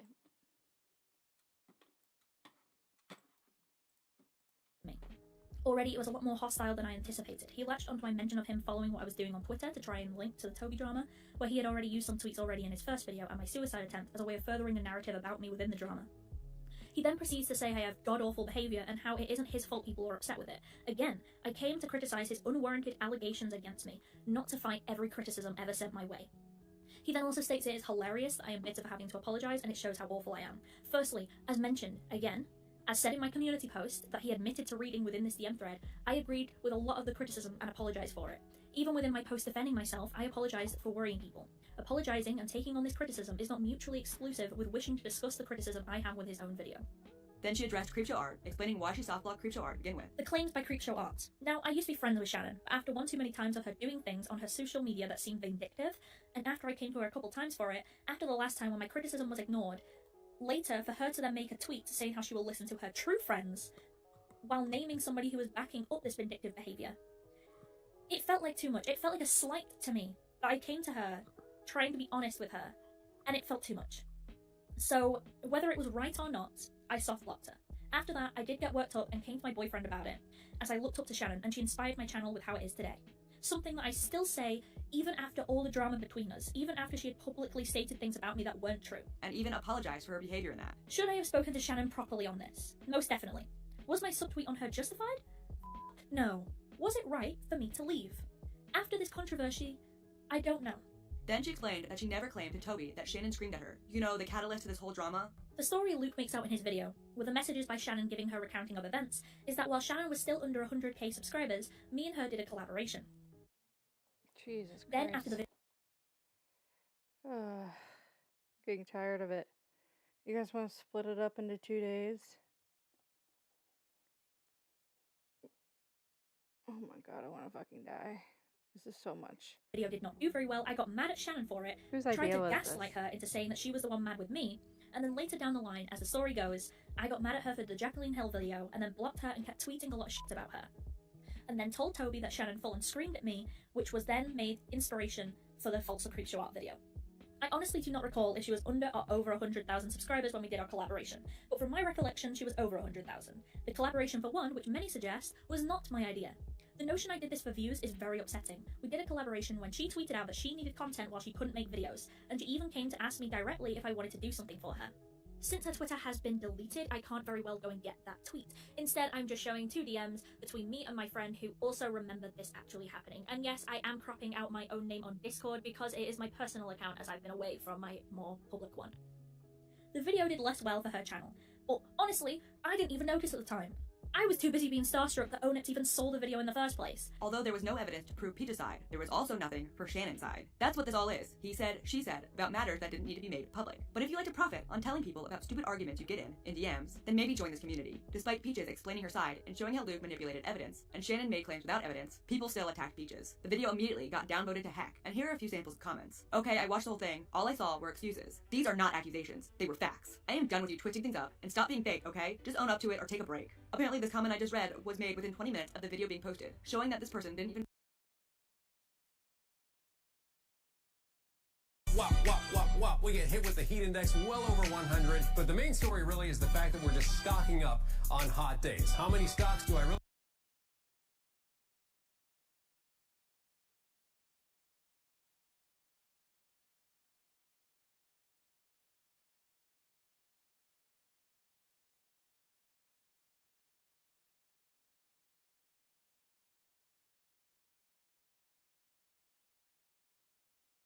fully watch the video before commenting, as the video is nearly an hour. Another comment read, "They're not allegations, Peaches. There was proof. There were screenshots. There was witnesses. There's no point in trying to move past it if you can't accept that it did happen. I love your content, and I really hope you come to understand what you did wrong and apologize for it." Oh, here's another lovely comment. "I'm pretty sure all your story times are lies, considering all the people you've lied about, and how all your stories can be summed up by, I did nothing wrong, and everyone started hating me. So Peaches, was the grooming story a lie as well? Because if it was, that's it. I'm never coming back. There are some things you never lie about." There are tons of comments telling Peaches there's evidence, which sis, except for the Camila Cuevas thing, I didn't see any proof except Peaches made some comments on relevant events in the community. Beloved commenter YouTuber D'Angelo Wallace even commented on the video. He wrote, "The specifics of this situation are ridiculously convoluted. But I will say this, I discovered your channel in May 2019, before you even had 10k subscribers. At the time, I remember thinking that you had a lot of potential with your videos, making insightful points about problematic creators in the art community. How disappointed I am to fast forward to today and see that, well, regardless of your intentions, your actions are making you come across as the exact kind of person that you started off criticizing. You can still turn this around and grow a platform the right way, but you have to remember what you clearly used to know when you started this. Apologizing isn't difficult. Not everyone is out to get you. You don't always have to have the last word." And then more popular YouTubers commented on the video, telling Peaches she f***ed up and needed to apologize for things she apologized for. Then Hotbox came out with another video, though he did take it down. Apparently he was extremely nitpicky and angry in the video. I saw Malice and Macaroons, aka Mally Malware, heavily criticize how much of a hate boner Hotbox Come and take a look and see what we got. The #1 movie in the world is Garfield. Oh, hey! Fox had for Peaches in this specific video. I asked Toby for permission for these DMs, but she does not wish to be involved, so I'll respect her wishes for not wanting to be involved in this. Oh, good lord, you know you've got a bad take when even Toby Mars says, "No, I don't want none of that." Toby, maybe there is some hope for you yet, I swear. My guess is you weren't so respectful when she declined that request, huh? Or maybe Toby's trying to take digs at other creators, Omnia again, you. I don't know, I never know what's going on in her head. But you, I can read you like a picture book, easy and quick. You think you've got a good poker face with this posh accent and your holier-than-thou voice? You're stumbling over your own words and arguments. Okay, now I'm mad. Or madder, at least. You guys haven't shown screenshots from these creators that came to Creepshow about their stories and don't want to be involved. That is fine, but it is somehow damning when Toby does the same with Peaches. Your double standards are killing me, guys. Also, your speculation that she wasn't respectful when Toby declined, you're just making shit up now. And also Avrona made another video on Hopeless Peaches as well, dancing on her grave once more. Because like I said in my previous video on this, which I released on Saturday, I've been talking and I'm trying to get people to understand what kind of person Peaches is since February when she made her slander video about me. Now, I don't want to sound like I'm this vigilante whistleblower that's been telling people all about this before it was cool. I'm just saying they're just a perfect representation of what kind of situation many of us small YouTubers are in.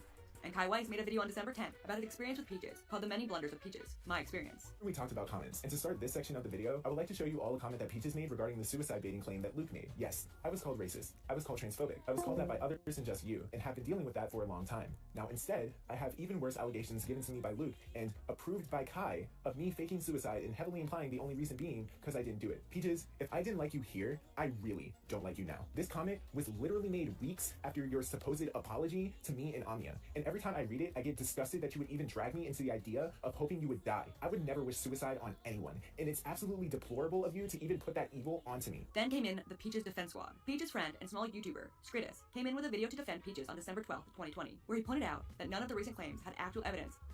Wait, this is what people are on about? This is the undisputable proof people are mad about? You gotta be kidding. I mean, this is just embarrassing. Did your viewers even, like, read this, or did they just assume you were telling the truth? Because, like, this is just, like, this is not even evidence. And people in the comment sections are holding it over as if it's, like, the smoking gun. What? Hang on. Alright, let me get my fucking reading glasses, because your audience needs somebody to read it out loud to them. Otherwise, they just assume it aligns with what you're saying. Due to these tweets, the fact that I didn't go through with it has caused allegations of me faking suicide and suicide baiting. I have lost subs already due to this video, and I have had a lot of comments about me, or at me, calling me manipulative, a liar, and everything in between. I don't believe the guy who made the video said this stuff due to being intentionally malicious. I feel it was all just being heated and interpreting me in the worst way, but I can't shake this. It feels so much worse than it. Okay, cheers. This one, pour it out for the... We're gonna pour it out for the homie, Toby Keith, bro. Rip. No, it's been months. Leave me alone. Rip.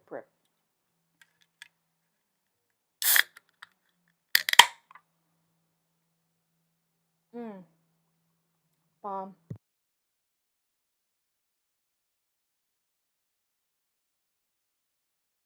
Anything else. It hurts to know that, well, because I didn't die that day, I'm seen as a manipulator and a liar.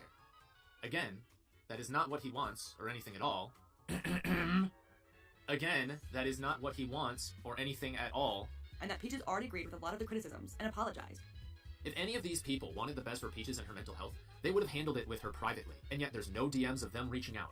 None of these criticisms that Peaches hasn't already agreed to and apologized for publicly. Only DMs of Peaches doing the right thing and airing her grievances with someone personally, through DMs, keeping them private. She decided against making a video about it because she didn't want to continue it. She was over it until Luke posted his video, making so many accusations at such a rapid pace that it's almost impossible for her to deflect any of them. Any response she is going to do, or has done, was already doomed from the start. No matter what she said, people were going to watch her burn. That's how it is. This video was not well received, but the drama spread out even further than just the community. It was really kind of crazy when it was all happening. On December 13th, a pop culture YouTube channel with millions of subscribers made a video on the drama. This channel was called Inform Overload, and the channel usually comments on, like, Britney Spears. That's how out of control this drama over misinformation got. It seems the YouTube art community is now embroiled in its fair share of drama involving some of their biggest creators. More specifically, Hopeless Peaches, who as of this recording has over 82,000 subscribers, is being called out for spreading lies on Twitter and potentially damaging other artists' careers. Then, on December 14th, Amia made another video on Peaches called Hopeless Peaches Gets Worse. The video is no longer available, but judging from summaries on Lolcow, I can gather Amia was just going over the same points again.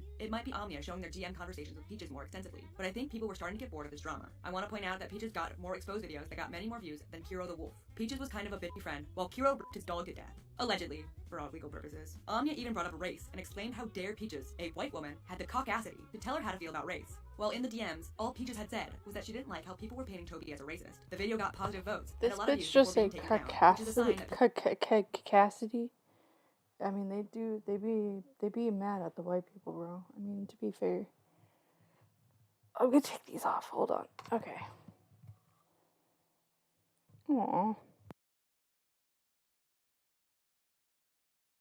people were still gunning for Peaches. But I did see some comments of people just being tired of it, especially because this specific video was trying to paint a disagreement in DMs as a huge sin. Also, Omnia was upset that Peaches may have helped with Just a Robot's video on the Toby drama. But that was Omnia assuming Peaches had more to do with the script than she actually did. Just Stop, a YouTuber who was growing in followers rapidly at the time, commented on the video and the allegations of helping with Just a Robot script. He wrote, "This video seemed mostly fine until the end, where you try to make it appear as though Peaches had a part to play in the jar video on Toby. I understand how you may have been confused in the beginning after seeing that edit, but did you not think to ask any of them about it before outright believing she had a heavy hand in the video making process? I spoke personally to Manga Common, the original scriptwriter, and he let me in on how Peaches only helped in grammar mistakes for a very early version of the script that was completely changed after Fuchsia and Jar came on. She even apparently tried to talk Manga out of making the video in the beginning. Take it as you will, but with you only showing one edit she made, which lines up with the story back when the script was written in late September, when less Toby stuff was out to begin with. It feels as though that entire bit was made off an assumption for confirmation bias. If you asked him, Manga even had the logs to show she only ever made that single comment on September 28th. Was Jar's video bad? Yes. Was Peaches bad in the whole situation? Yes. Did she have a big say in how the video eventually turned out? And the three of them who mainly made the video are untrustworthy assholes that held this from the public for the sole purpose of saving Peaches' name that had already been dragged through the mud with reason most of the time. Highly unlikely, and seems kinda shady on your part as a whole. I don't usually make comments in general, and I think Peaches should be highly criticized, but after looking into it myself, the point specifically is a big yikes for me, dog. At the very best, you could give Manga flack for it, as he had Peaches see it once before showing it to Fuchsia and Jar. I'm more on the side of those criticizing Peaches than that of herself, but some of this stuff feels like reaching to me, personally. People in the comments were saying this was done to death, and even worse, Omnia used a picture from Peaches' thumbnail from her video about how she was groomed as a child, as their own thumbnail. This was considered distasteful. Harley TBS even criticized Omnia for this, tweeting out on December 18th, 2020. At Raging By, I have to ask, as someone who's also critiqued at Hopeless Peaches YT, why you thought it was okay to use her thumbnail about being groomed for your video about her. That seems downright disrespectful and disgraceful. But if I remember correctly, both Kai and Omnia defended this by saying others used the grooming thumbnail to criticize Peaches. Sometime around this time as well, Kai made another video on Peaches, and nitpicked Peaches for the term Chinese whispers. I don't believe that Shannon has intentionally twisted things or done anything bad here,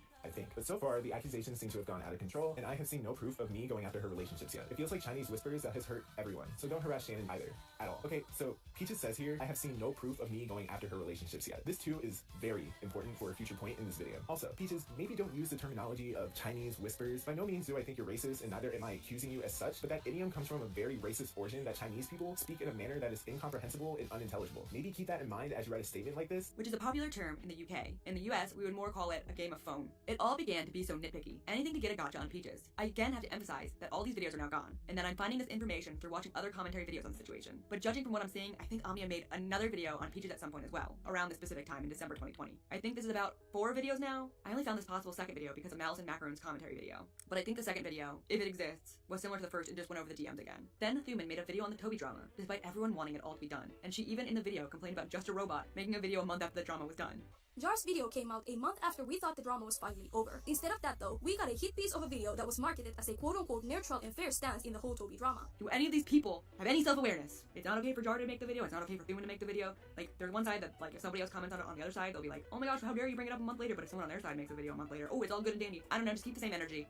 This was ad-libbed, I'm back on the script, I'm sorry. Reading through this stuff is just the audacity, and I'm using Audacity to record this. Back to the script. Otherwise, she goes over the story and how a bunch of the art commentary community held Kai and Omni responsible for a few missteps during the drama, and didn't give the same treatment to Toby, whose mistakes were far worse. As I mentioned before, Just a Robot, who I would be referring to as Just Jar from this point on, released a video with 2 creators called Manga Common and Fuchsia Butters. In that video, they proceeded to defend Toby while nitpicking and maliciously attacking Kai and Omnia. It was an unnecessarily hostile and aggressive video that painted Kai and Omnia worse than Toby when this obviously wasn't the case. She also called Just a Robot a racist. I wholeheartedly believe that Jar's actions were racist and actually disgusting towards Kai and Omnia. I personally think that his usage of the blackface SpongeBob combined with the condescending way he was reading Kai's comment was very deliberate and malicious. Him, a white man, calling Omnia a quote-unquote racist black woman for speaking on race issues as a black woman is proof enough for me that he in fact is racist. It was a general summary of the whole event, and she also addressed that she didn't think anyone was racist, except Just a Robot. Another criticism I received that I mentioned earlier in this video was that I supposedly called the creators in my video racist, and I want to clear the air on that one once and for all. I didn't call anyone racist in my first video on this subject, and I don't currently think that anyone is necessarily racist except Jar. You guys might think I'm harsh in saying that, but it's just my opinion. You don't have to agree with me, but that's the vibe I got from him. So I forgot to mention because there are so many moving parts, but apparently the script to Just a Robot's tragically stupid Toby video was leaked out well before it came out, to Kai and Omnia. I believe it was leaked by Just a Robot's backstabbing ex-friend, the name's Junkie. In the script, I talked about this earlier, it showed one edit by Hopeless Peaches Peaches, and now everyone, including Amia, began going after Hopeless Peaches more, claiming she helped with the script when many people confirmed she had just made one grammar correction. You thought the drama was over? It should have been. Even people on Lockout, who were on Amnia's side to begin with, were just bored of this continuing and thought Amnia was blowing it all out of proportion. Peaches tweeted this out in response. Legit, where is the proof I edited and wrote the video? Finding I mocked a friend for their grammar on a video he scrapped, which you can check the edit dates for proof on that, is not proof I edited and helped with the damn thing. At this point, it felt like Peaches couldn't exist or interact with anyone online without being attacked. Manga Comment even clarified that when Peaches saw the script, she tried to convince Manga not to make the video,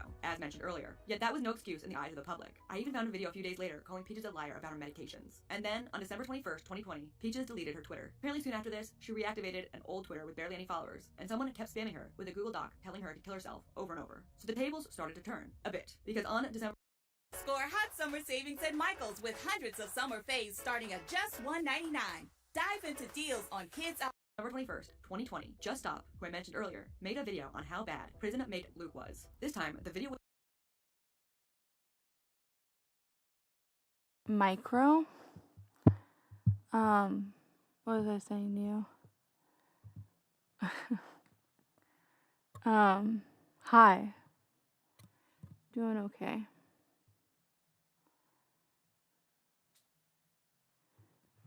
Ooh, I like that.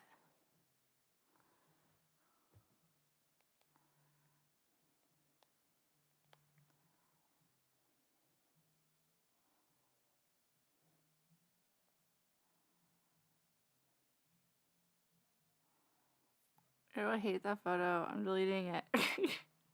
I don't like it. Those ads, I know.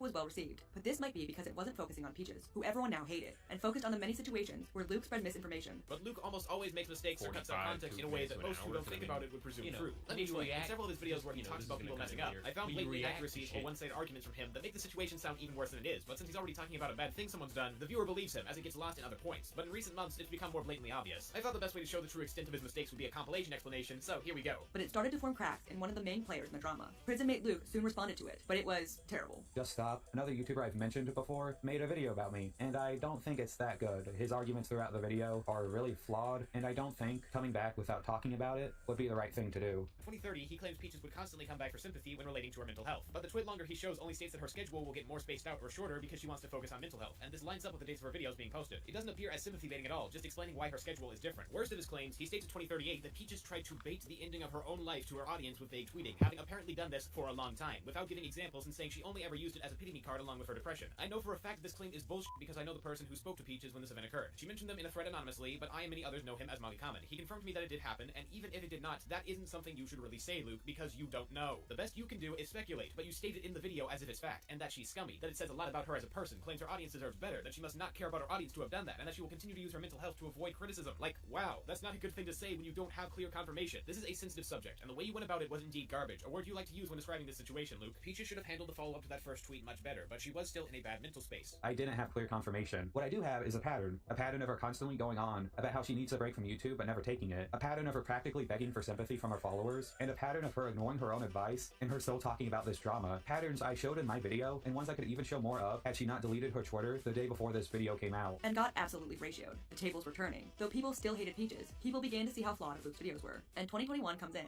and people began to come out more and more to defend Peaches. On January 4th, Toby, remember her, way at the beginning of the drama? She posted to her Instagram story writing, In my final commentary video, I will be addressing stuff with Hopeless Peaches, mostly due to the fact that she's completely destroyed right now by the clout-chasing whores, and I know that no commentary channel will stand up for her even though they think that the whole situation is dumb. This is another point, me making a new video about how every single person in the commentary community is a giant coward and nobody wants to stick up for anybody if they're going to get any backlash of any kind regardless of whether to think it's right or wrong.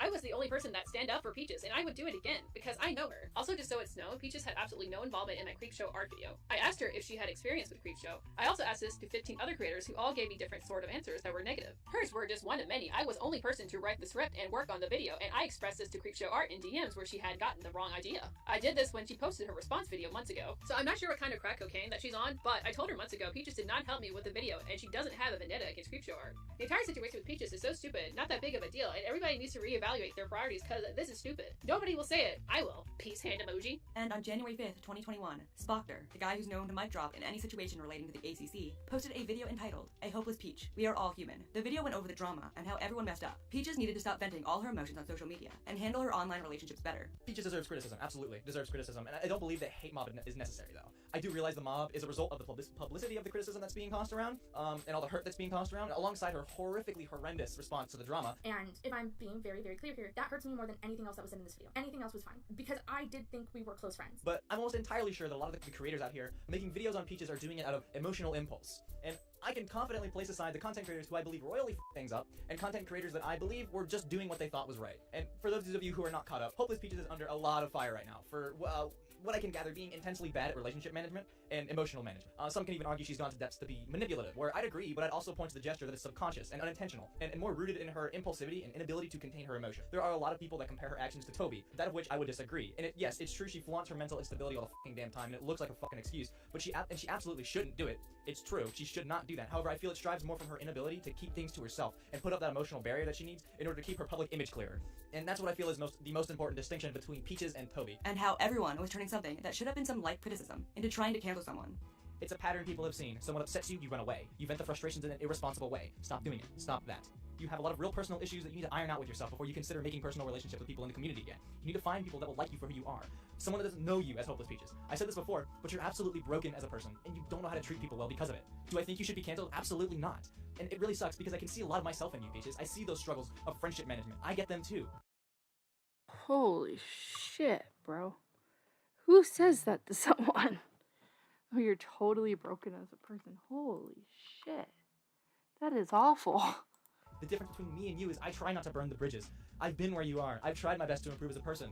I've been able to do it behind closed doors, and I know you can come back from this. And that should have been the end of it, right? Hopeless Peaches got some criticism, and everyone took it too far. Can we all play nice now? Spockter had spoken. Let's move on. But then, on January 21st, Peaches' friends made a document defending Peaches. A lot of the document contains info I've discussed before, that everything Peaches did was taken, twisted, and made way worse than it actually was. But there were a few points of interest. For example, in one section, the writers show private conversations Peaches had about Creepshow that showed Peaches only speaking kindly of Shannon in private, or at least neutrally. The document stated that these were the only conversations they had been able to find, but they could not find any evidence of Shannon's claims that Peaches talked about her behind her back. They also showed conversations between Shannon and Peaches about a situation that Shannon exaggerated to make Peaches look worse involving the collab they did. Even more, they showed the conversation between Camila Cuevas from 3 years ago, where Peaches apologized for what she did to Camila, and Camila accepted the apology, and apologized for being vague about the collaboration details. It makes Camila look like she should have never accepted the apology if she was just going to use it against Peaches 3 years later, or at least that's what the document wanted to imply. The document closed with, this drama was built on a terrible foundation by Luke, and it seems it decided that Peaches was a completely vile person, and took everything said about her at face value, with Luke's dishonest claims being backed up by Shannon and Camila. Peaches was ruled 100% in the wrong, with no further digging into the situation or nuance, and we do feel that this is completely unfair. Peaches has her flaws, but we do believe that she's not the terrible person she's been painted as, especially when many things said about her are provably untrue or backed by weak evidence. We want Peaches to apologize for what she needs to, and to grow from this, not for her to be torn down, and be told that her even trying to defend herself is wrong, and she's a bad person because of it. We thank you if you did read this far into the document, and have considered what we have presented, and please remember that we will try to update this document with more info as it comes out.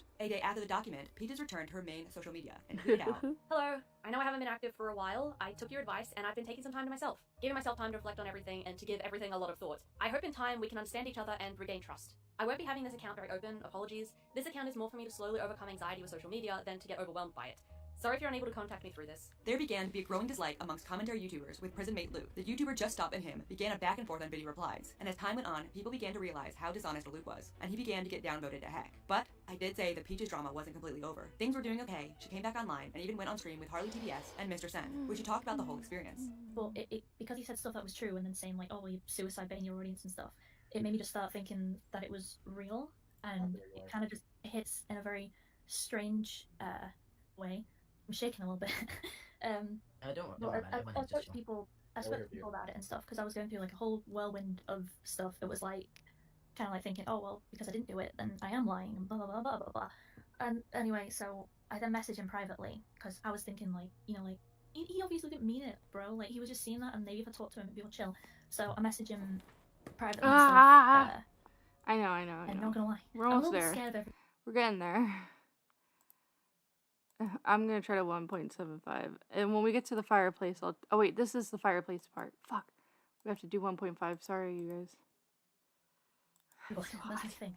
So, I tried to message him about it, and then he got back to me about it like a day or two later. I can't remember, after Toby herself retweeted my statement about it, and like literally like in like 20 minutes or so of her retweeting it, it was just him messaging me like quite hostile, like going, fuck, like, oh, well, you're doing this, like, you shouldn't be treating me badly, you're just starting drama. And I'm like, whoa, okay, I've literally just made a statement against your video. Yeah. And I wasn't even mean about it. Yeah, you were literally agreeing with him. Yeah, like, I literally apologized for, like, stuff that I did do, because, like, I fell out with Omnia and stuff like that, and it was just really petty bullshit, really. And then, and I even agreed with Luke on some of his points, because, like, as I said, because he had, like, truth and just a blatant lie, like, all mushed together, it messed with me a bit. But then it was like, so yeah, I tried to message him and stuff about it, and he just wasn't taking it. So, you know, like, I tried to leave it alone. I was like, well, no one's gonna really believe this. And then I'll go into like a server, and then I'll see people say, oh, well, Hopeless Peaches is suicide baiting, lol, XD, and I'd have like a few people messaging me and stuff like that. And so I tried to message him again about it a bit later, after the drama like completely died, because I was thinking, well, if the drama's completely dead, there's no point, you know, holding on to it. You know what I mean? Like, yeah. Because before he could have been thinking, oh, it could start into a whole tiz, whatever. But I was thinking, right, okay, if drama's dead, I'll message him again and see if he wants to talk about it. It was still like upsetting me and stuff, and he didn't respond. Yeah. Obviously, didn't respond. Yeah. And prison mate Luke was getting tons of backlash from not only Just Stop, but Harley TBS as well. But when the document dropped, Creepshow Art had to respond. On February 3rd, 2021, Creepshow Art dropped the video, Hopeless Peaches Hasn't Stopped, in response to the Google Doc her friends made to defend her. Shannon is extremely upset in this video. So at the time, in kind of a panic, I reached out to other creators who were friendly with Peaches, and I asked them about it. Notably, I made a comment, and most of them said no at the time, but after all of this happened, some more people came and told me that, like, yeah, she did quote, vent about me to them, and 10 out of 10, trust issues confirmed, the art commentary community is terrible, and this is why. And rant for the entire time, with no screenshots or evidence, just her word of mouth. Now this is super important to point out, because as it stands now, neither I, Toby, nor Hopeless Peaches have access to any of our Twitters. We have all separately, not involved with this thing, have deleted them since this time. So where I would be more than willing to share the screenshots of what happened, I literally can't. I am going to try to see if I can find the ones that I took while this was going on, but seeing as I have a hard drive full of screenshots that have been compiled over literal years, I'm not going to hold my breath. I don't know if I'm going to be able to validate everything I say, so please take this with a grain of salt. I mention that because it's super important for you guys to take everything I'm saying and be skeptical reminders. Actually, how do I sign that? Actually,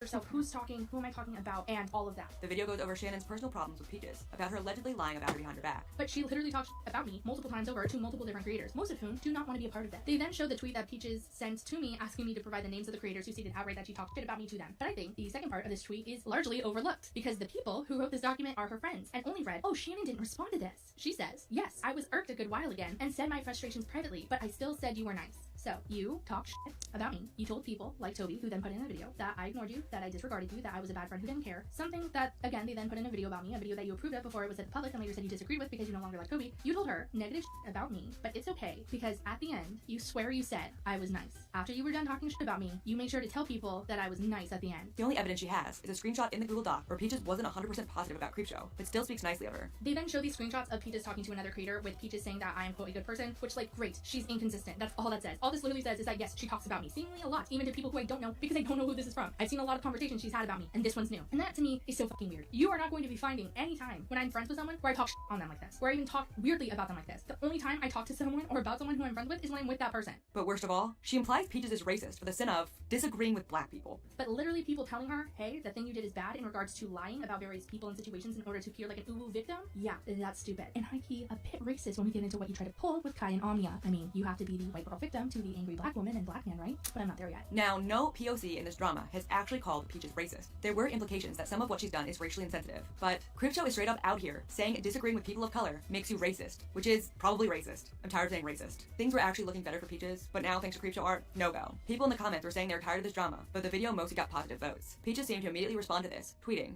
I'm logging off Twitter for a while. Don't go harassing anyone, like, at all, please. I was upset, things got leaked, that's all. Peace. She didn't actually leave, and she kept tweeting for days, telling people she already apologized, and begging people to stop using her grooming video to criticize her. Things were really slowing down, and I kinda wish the situation was over. But on February 6th, Creepshow Art anonymously mocked Peaches for being upset about the grooming image being used in Omnia's video, because Omnia hadn't changed the image for months after getting criticism for it. And then Skritus, who I talked about earlier, made another video in defense of Peaches. But this time, it was received well, and for the first time, people started to see Creepshow Art as a snake, even though just a handful of people. Also, in earlier February, Peaches and Creepshow Art talked in email and went on their separate ways. Peaches will leak these emails further down the line. As I said, the popular opinion was slightly shifting. People began to expose Prisonmate Luke, including Just a Robot, and Just Stop, as well as defend Peaches. On February 22nd, 2021, Harley TBS, who had been targeted by Luke before, made a video about the situation and gave Peaches' side. He showed all the DMs Peaches received of people telling her to off herself.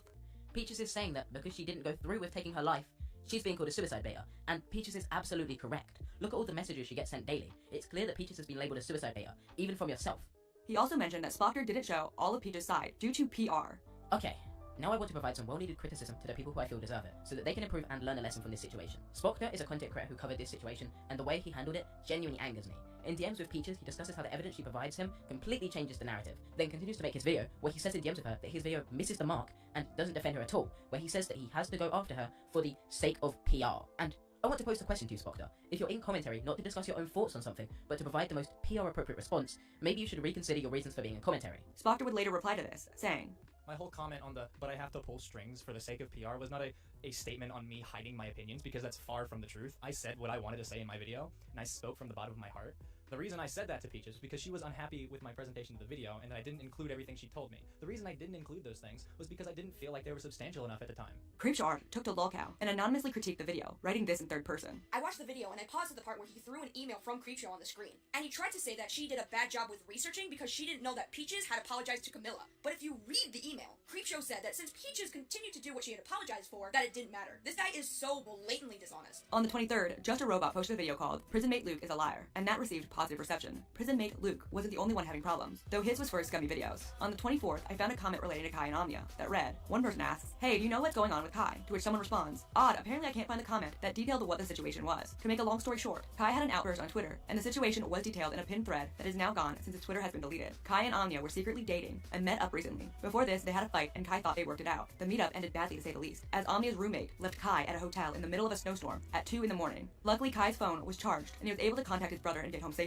Omnia's roommate and one other person involved, can't remember if it was a friend or an ex, were basically calling Kai an abusive manipulator to Omnia. Kai was extremely upset by this and has privatized all his videos and said he was done on all social media, including Discord. There was a community post on his channel briefly linking to the thread, but now that's gone too. Kai tweeted out a ton on Twitter on this, but deleted all of it before anyone could get screen caps, as far as I could tell. I saw comments alluding to Omnia, accusing Kai of being abusive. They will eventually get back together, but this is foreshadowing to the disastrous relationship between Kai and Omnia. It has little to do with the expose going on for Prisonmate Luke at the moment, but it will become relevant in the future, so put a pin in that. Then, on February 26th, Just Stop posted a video entitled Creepshow Art Looking Hopeless, where he went over just how bad Creepshow Art was in this whole situation. Shannon says in this video that she wasn't even really mentioned until page 20, and that's because everything before that was exclusively about Luke's terrible videos. Much of it was also dedicated to talking about her, but Creepshow's reasoning for making a full-blown video is incredibly half-baked, stating that she made the video because people like Manga Common were trying to, quote, change the narrative of what happened with Peaches when it's, quote, clear as day, and that they're all apparently lying. I want to say this now, Shannon, in a situation like that of Hopeless Peaches, there was plenty that was wrong in what the big channel stated about her, and with just how many holes for evidence there were, it'd be enough to sink an aircraft carrier. If new evidence is brought to light that doesn't support the exact narrative you and your colleague were peddling, you don't just get to ignore it and act like everything you said was right and none of it could ever be wrong. That's not searching for the truth, that's creationists believing the world was made 4,000 years ago after so much scientific data is provided that it's laughable how hard they're holding on. It was someone looking at the whole event objectively, and yeah, objectively this situation did not warrant the amount of coverage it received. Technically speaking, the drama had been sufficiently ended by this point. We in the commentary community have mostly surmised that Peaches had in fact messed up in many areas, and in some cases she'd been a bad friend. But that the hate for her was overwrought, and some of the people who decided to talk about her seemed to go in with bad intentions and made claims which I would argue were nothing less than cruel. Luke. Now the drama was pretty much over, because the community was now canceling Prisonmate Luke. On March 9th, Peaches tweeted out a long thread saying that tons of her friends were in video comment sections insulting her, which is funny, considering that was why she was canceled, for talking about friends behind their back. Peaches also began showing more of how much hate she gets. Pretty sure the whole community talks to each other in DMs, and the fact that they spent months canceling one person for the behavior they all do, whew, wait till we get to the Creepshow Art section. So people began taking down their videos and apologizing. One of the first people to apologize and take down their videos was Hotbox, who commented on one of Peaches' videos. "Hey, you have me blocked on Twitter, and I don't know how else to get this to you. I want to sincerely apologize for the way I acted towards you. I took down my videos on you, realized I behaved more than a bit shoddy and childish at times. There were dozens better ways to criticize. I stand by some criticisms, but at the end of the day, I wasn't making things better by leaving the videos up. They're gone. I don't plan to talk, much less think about you again, and hope that this action helps you heal, as well as be an experience for me to move forward as a commentator. I don't expect or deserve for my apology to be accepted, but it's quite literally the least I can do, since my failure to communicate caused problems in the first place. Much love and stay safe." But around the same time as this, March of 2021, Kai and Omnia began fighting on Twitter about the grooming thumbnail Omnia Oh, stretch. Oh my god, bro. Oh my god. 4 of you brave soldiers. Oh, we gotta do this. They were extremely upset people criticized them on this because other people used the photo, so Omnia should too in their eyes. It seemed to those watching they weren't as receptive to criticism as they feigned in their videos. Kai even tweeted out, Like I said in my video on Peaches, just because you feel like something is a certain way doesn't mean it is. And I'm genuinely disappointed in the creators and the community for pushing this narrative so casually. It's sad as hell. Lamau, we're both tired. Apparently Omnia's video from December 2020 even started to get backlash at this time due to the thumbnail, despite it being criticized months prior, most likely due to Harley TBS mentioning it in his video. Someone even responded to Kai, throwing a bit of shade, writing, "So it's okay for you to tell how abuse victims should feel about Omnia using Peaches' vent art in a video, talking negatively of her, but no one can tell you how to feel about topics that affects you as POCs. I'm sorry, it's very hypocritical." Eventually, Omnia changed her thumbnail after agreeing with Skritus to change his, and Peaches sent out a thank you. But 2 days later, after they all agreed, Omnia then tweeted out, "In regards to my Peaches thumbnail, how is it that when I use art that she herself drew in my video recounting my negative experiences with her mean I'm using her trauma against her?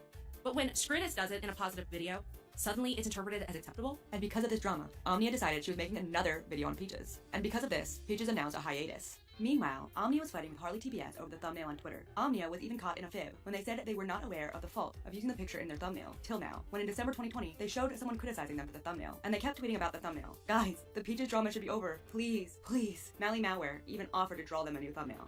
I still have 200 pages left on my timeline to go through. Lovely. And oh my god, there was so much Kai arguing with people over the thumbnail. It's kind of like the Toby drama all over again. Kai can't just accept that people disagree with him. Finally, Peaches made a proper response on March 18th, 2021. She had been off her main platform for a while, and this was finally well received. She explains in her video that her therapist had told her to stay off social media for a few months. I've been taking some time off at the request of my friends and counsellor to step back and assess how I've acted and to take care of my mental state. I've taken that advice to heart and I've stepped back for a couple months. In the meantime, I've been trialling other medication, been in therapy, had a few bumps here and there, but overall on the trajectory to improvement. Though she failed at this partially by tweeting quite a bit. She apologizes to everyone, pretty sincerely. First and foremost, before getting into my side of everything, I wish to apologise and make sure everyone knows I'm not coming into this with ill intent or to pretend I'm without fault. I would have done this later into the video, considering I've had this apology public since the beginning of February. However, that was overlooked by the community, and I don't want this one to be overlooked or missed either. So, apologies if that means the video is slightly backwards. I believe that putting this at the forefront is of more importance than chronology in this case. So, anyway. To Creepshow, I apologise for soft-blocking you after the Jacqueline Hill video. We had our differences, but we were friends, and I shouldn't have made subtweets about the situation. I understand why that would have hurt you, and it was stupid of me to do that. I'm sorry. To Camilla Cuevas, I'm sorry for my Amino post on you 3 years ago. I let my emotions rule me and took the word of others without doing the proper research. I didn't consider the effects it might have on your well-being or career, and I'm sorry for that. It was reckless and I hurt you. To Omnia, I can't say much more than what was in my November community post without coming across as disingenuous, but I can apologise that I mentioned my mental health in that post when I should have made a clearer distinction or spoke about Luke's claims more separately. I can fully understand you taking it as me trying to garner sympathy. That was not the intent, and I still do mean that apology. But she defends herself against Luke. Apologies do not nullify criticism against others. One thing I've noticed with both Luke and the other players in this drama is that they hide behind the fact I have things to apologise for, or apologies I've already made, and hold them at ransom. If you apologise, you can't criticise us. No, that's not how this works. Luke, I can stand behind my apology to Omnia. No, I...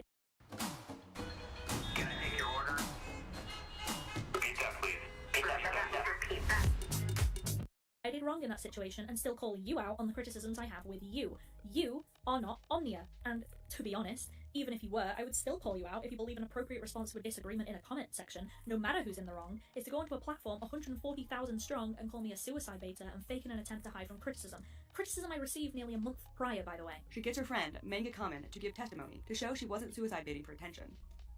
I felt like that Peaches was going to do something bad, and I have to make sure a lot of you guys can understand what that bad thing is. Peaches is my friend, and I don't want anything bad to happen to her. Losing a night's sleep is a small price to pay to make sure someone doesn't hurt themselves. And honestly, it's kind of disgusting that people would think that this is just an act or that this is a lie. As someone who has had to deal with suicidal people before, who's spent time and time again talking to them, it's honestly kind of disgusting to see this kind of behavior, if you ask me. She also defended herself against Shannon. Seeing as apparently they have access to the entire conversation, but I guess not. It also makes me feel entirely weird that all of these people have seen my private phone number, so that's fun. I love that. Another conclusion you jump into without any evidence is that Spy and Skritus and others have seen your phone number. There's plenty of other reasonable possibilities you could have considered, but you state yours like it's a fact of life. And that's been an issue with you this whole drama. You make these incredibly reckless claims about people without first checking to see if it's true or not. Claiming I doxed your phone number to the writers of the document is not okay, and it's very dangerous. I came to you in an email about this, privately, And instead of realizing that you did this, you instead held on tighter and made a pinned comment about it, as though it makes me an even worse person to somehow not want to be labeled as a doxer. And even gives a really convincing testimony from Toby, who is actually pretty funny here. You know, it really baffles me how much fabrication is being snipped and then sewn back together and how many people are buying it. The fact that Creepshow Art has a delusion that she can tell a blatant lie about the production of my Creepshow Art video and the hand that Hopeless Peaches did not have a f***ing hand in, and that I wouldn't come out of the woodwork and tell her that that's a lie, it really baffles me. No, Hopeless Peaches did not have any hand in the idea or the production of my Vaults of Creepshow Art video that I had made and I had posted mid-2020. Hopeless Peaches was one of many creators that I had reached out to for their thoughts and their inputs on Shannon and her channel. She gave me a similar response as everybody else that I had asked had done. Once I was done with my video, I posted it unlisted and sent a link to many creators I was close to at the time.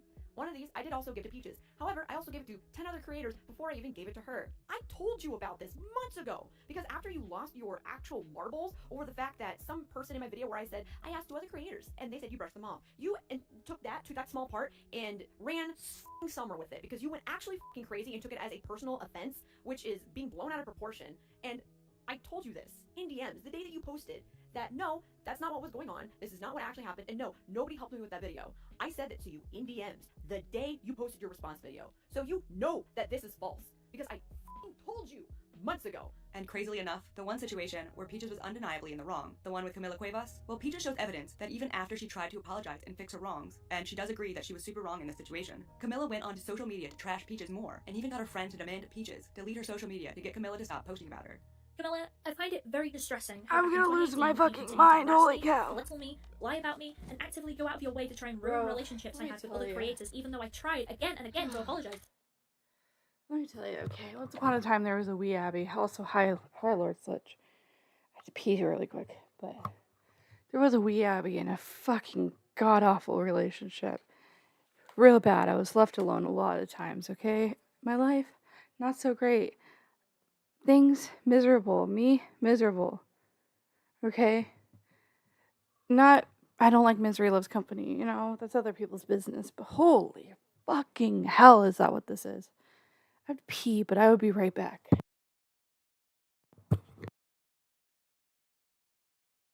To you. I had no channel back then, besides a shitty dump of a channel with just AMVs and Procreate time lapses. I had no voice. To publicly berate me, then blame me when you got caught in a lie because you still didn't take down the merch as late as March, yeah, it was distressing. You had a channel of nearly 700,000k and you were growing very fast during this time too. And you would demand apology after apology just to say it wasn't worth shit. You would send your moderator to tell me the only way you would leave me alone would be if I delete all my social media that I have to stress had no following. The video is pretty eye-opening, and she concludes it with a heart-to-heart. The past 3 months have been hell for me. So many people have participated in harassing me, mocking my grooming situation, people using it as damn clickbait, sending me death threats, doxing threats, and so many more have treated me like I'm subhuman, like I'm a monster. And for what? That's why I implore you all to not harass anyone I've mentioned in this video, because I wouldn't wish this pain on my worst enemy, let alone a group of mean girls. My condition has worsened. I've had breakdown after breakdown. I've self-harmed. I've tried to die a few times now. It's been horrible. It's been the worst experience I've had with mental health in a very long time. I tell you the severity of it so you know just how disgusted I would be in this community if the same thing happened again to these people. It's inhumane. And anyone who participates or just even allows it to happen, know that you're worse than me.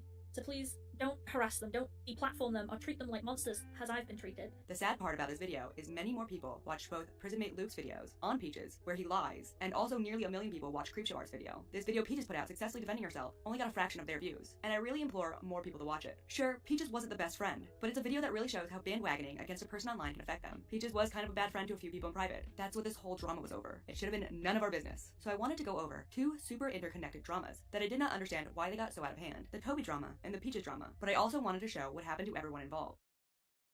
Oh, I'm good. There's an hour left of this, okay? I just turned up my fan. I just bumped it up after this. I'm laying the fuck down. Go talk on the phone a little bit and hang out with my peoples. Fucking hot. I'm like sweating. Actually, I need a shower. I was gonna shower first, but then I was like, okay, this is gonna take forever, and I didn't want to do it like into the late hours because I'm trying not to do that. Oh my god, so fucking hot. Dude, I had a hair tie and then I took it off so I could take cute photos. Oh, there it is. Found it. Where we Also, are now hi, is towards Sludge, the beginning of if you didn't even 2021, say hi. and Peaches has had her redemption. Toby is still in hiding, Oh, and wait, the fuck, I criticism went the is wrong way heavily again. turned towards Luke. I'm going to sum up what happened to Luke here, rather than go through it in timeline form, because I didn't track Luke outside of this drama, and from what I understand, he caused a lot of havoc, even outside the art community. He apparently slandered a bunch of creators, including Harley TBS and Just a Robot. Harley began making responses and defending himself, and with Just Stop and Just a Robot picking apart Luke's videos, and him apparently botching his reporting on some drama on a huge YouTuber and fat furry fetishists, Pyrocynical, everyone turned on him. His last video, as of the date of me writing this, it's February 2022, was May 28th. Bro, seriously though, if you guys haven't watched the Kiro the Wolf stuff, like, seriously, you need to do it. Am I expecting something? Dude, my father is the worst. Yes. From the social... about a... Boop, boop, boop, boop, boop, boop, boop, boop, boop, boop. Also, change of... Oh, ADDRE. Cool. 2021, and he was absolutely ratioed, with the comment section telling him to just apologize, something people demanded of Peaches and Toby, which the former had apologized, and the latter attempted to, but it fell a bit short, but at least she tried. But Luke, nothing. For the other players in the drama, I'll go back to the timeline format to hit the next few points. I really did think with Peaches' apology, the drama was done for a while at least, but because she for 4 minutes criticized Ami and Kai, Omnia initially goes over our spat during the Toby drama, one that was already publicly resolved, and claims the reason she wishes to reignite it is because she felt my apology to her was disingenuous, as I would later do the same thing to prison mate Luke. And although she did apologize to me and Kai, she decided to go back on her word 2 days later and try to paint prison mate Luke as this guy who stalks her every move and wants her to off herself. It's disgusting and deplorable. You can't apologize to Kai and I, then immediately make the same mistake or similar mistakes with someone else. I don't understand Omnia's point here, as I can only see her seeing me coming to Luke as an issue if she agreed with Luke's claims of me faking my suicide in the first place, which as far as I know, she doesn't agree with. the two of them worked together to create 2 videos that added up to over 3 hours of time. Peaches had addressed them in a video for all of 4 minutes, and we are at I've lost track of the hours of criticism these two levied on her, but I believe by the end of their involvement, it was over 6 hours. And these videos, specifically Kai's and Kai's section of Amnia's video, were, well, I'll let you decide. The 2 videos that Kai and Amnia made came out in April 2021. Let's go through a few points, but if there's anything I want to emphasize in this video, is all members are unreliable narrators. Amnia, Kai, Creepshow Art, Luke, Harley TBS, Toby, and Peaches. All of them are too close to the drama and interpret everything in a way fueled by emotion. But with Amnia, Kai, Creepshow, and Luke, especially Luke, I'd say some of these interpretations seem to be malicious. Kai gaslights. I hate the term gaslights, but he does. The term gaslight is defined as a form of manipulation where someone purposely undermines another person's reality by denying facts, the environment around them, or their feelings. Kai will announce in his 2-hour video that he had privately and publicly stopped talking about Peaches, and he was only responding because of some tweets she made regarding death threats. I don't understand why you tell me to move on when you were the one who was caught talking smack. Neither I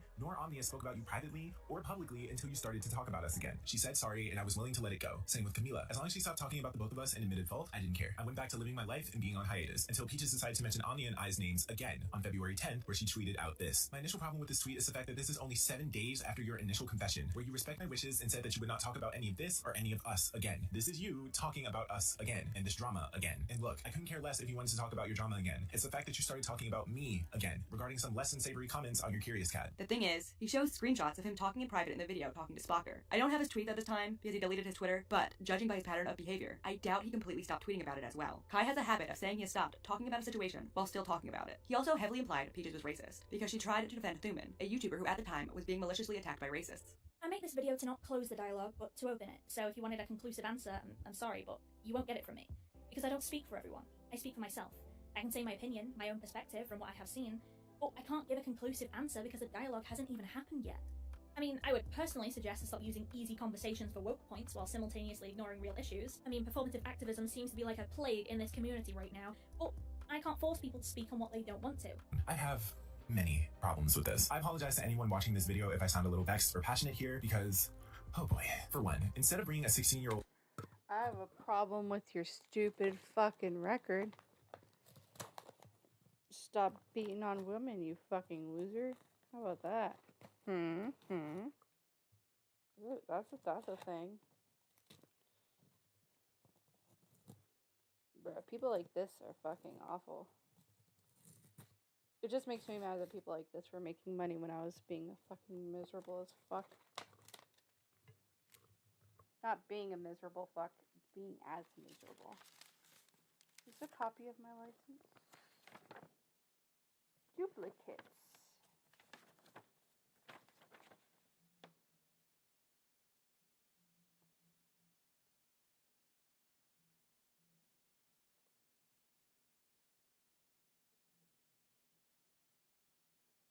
Oh, cool. White boy to give his 2 cents on why he thinks people aren't speaking out about racial topics and condemning those not making videos on said topics as if that means their silence equals complacency. Maybe use that same space to give a smaller black creator the platform to explain and educate your fans on the racism present in the art community. Maybe ask other black creators in the community for their takes on the topic, since racism is also a problem they have to face in their lives. You don't see people speaking out about this racism because a large amount of the creators in the art community are white and concerningly ignorant, and creators of color usually get silenced in their attempts to speak about said racism. He also calls Harley TBS a couple of ists and phobes during the video. The damage saying pulling the race card does, and simply hope you understand. My experience as a black man in America is not a deck of cards for me to play. It is something that affects me every day of my life, and I genuinely grow tired of having to come and find out several white creators are either misinformed, uneducated, or blatantly racist in their takes regarding racism, and in their reactions toward my and other black creators speaking out against that exact racism and ignorance. To tell a black person or any person of color that they are pulling the race card is an attempt to silence, shame, and ridicule someone into not mentioning the obvious racism or racial ignorance that they face. And Harley, you are guilty of that. In these screenshots, you go out of your way to explain how Nick should not have any power given to it, as if you are in any position to dictate whether or not that is the case. Not only that, but admit to your usage of the word yourself, as if you are not white. If you are white and use under... I mean, I kind of feel that way. I'm like, just don't be a dickhead. I mean, it's pretty fucking simple. I don't care what words you use or don't use, just don't fucking be a dickhead. Words don't mean anything if you don't have weight behind it. But if it offends you, I'm not gonna use it because I'm a nice person. Oh, I don't care about this. I'll remember this when I'm wanting to. What is this? Nothing. Cool. Cool. Great. Have fun.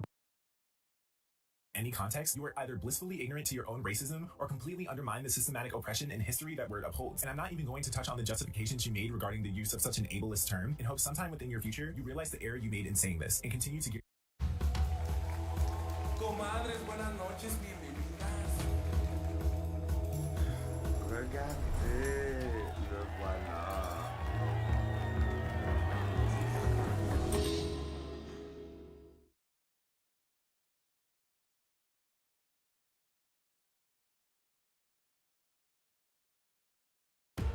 This is the SCP Foundation, an absolute classic of web horror and fantasy.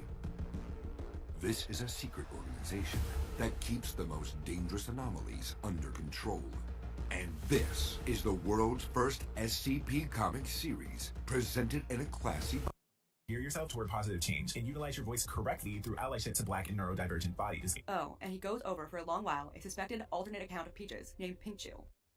Anya recently received a comment on YouTube Studio from Peaches, which was soon deleted afterward, only for someone named Pinky Chew to reply immediately after her. Anya actually recorded the notification of Peaches' comment and the exact thread that it linked to, which I'll be showing now. This is a very new comment chain, and I personally find it weird that Peaches and Pinky both commented on this specific chain. Pinky directly after Peaches. For one, why is Peaches watching this video that she detests so much, especially after her recent response, and why is she sorting comments by new? I actually decided to call this behavior out on my Twitter, which led to Peaches' explanation of what she commented originally under that thread. One of the members of Peaches' Discord server also went to ask her about the account themselves, and had this to say to me. According to Peaches, she saw Pinky's comment while posting her own. Her own was deleted quickly after posting because she didn't want to start more shit. Thank you to Maya for letting me know, but this is a lie. Pinky Chew's comment came directly after Peaches commented. Omnia saw it herself and took a screenshot of it to prove her claim. Both of us even texted each other about it. How would Peaches see that Pinky Chew commented if Pinky's comment never existed when she commented? Not only that, but after I made the initial call out, the same person who made the comment thread, Maya, offered to get Pinky on the Discord call to disprove my skepticism. I also offered to get on the call with Omnia to prove myself wrong. I have not yet seen a reply from Pinky. Oh my god, who the hell cares? And I wanted to point this out because later in the timeline, this will become very suspicious. We'll get to that later, but take out one of your pins and put it in it, because a lot of this evidence comes into more question as the timeline goes further, to the point I don't even know if these people actually had any conversations they claimed, unless all parties agreed it happened. Kai ended the video saying he won't respond to this again. I hope after this video I can start focusing on changing my niche and the topics that I talk about, because the amount of mental strain I've been through just to satiate people's need for a response or an explanation on things that should not even have to be explained has been ridiculous. I will not be responding to anything anyone says after this point, whether it be Peaches, Harley, or anyone else. I think I've done a pretty fine job in addressing everything. That's been the video. My name is Kai, and thank you for watching.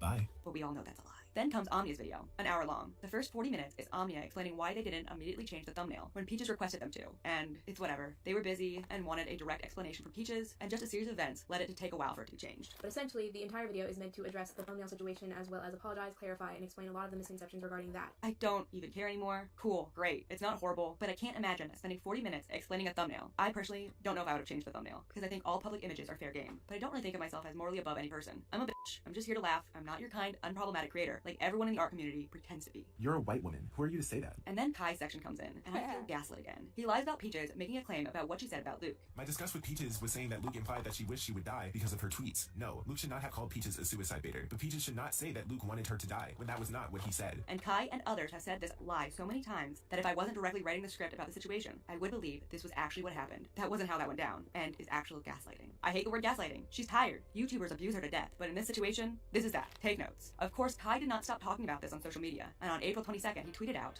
Nah, after that I officially cannot stand this community. Oh my god, you cannot make this shit up. This is like telling a rape victim they had it coming because they dressed the way they wanted to. Maybe check the rapist instead. Y'all make so many excuses for Peaches. It's wild. And before Peaches says I compared her actions to rape with this apology. I cannot believe this bullshit. This is so f***ing stupid. I can't do this with you people anymore. I'm so sick. The facts can be right in front of you, and it's still not enough. Wow. From what I could see, Peaches did not respond to Kai's outrageous tweets. Something you know if the roles were reversed would not happen. And on April 28th, she tweeted out, I'm trying to move away from commentary. There's been too many people in the ArtCC, or otherwise, that you see all the time. I don't want to quite say revel in the destruction of other people's channels and reputation, but damn near close at times. I know Just a Robot began making videos, going after all of Peaches' detractors, to defend her after this, basically not letting it die down. And it is kind of a lesson about jumping on a bandwagon. But mostly, things went kind of quiet with the main players after this. There was, like, a Peaches defense squad going on at the time. It did feel like there were two teams in the community, Team Omnia/Kai and Team Peaches. I definitely think Peaches didn't deserve the treatment she got, because it all really just should have been dealt with in private. Audiences don't need to know about minor disagreements creators have. Kai, Omnia, and Peaches were at a ceasefire after the 3 hours of content the two posted in April, and then something insane happened. Something massive happened. One of the craziest events on YouTube in 2021 happened.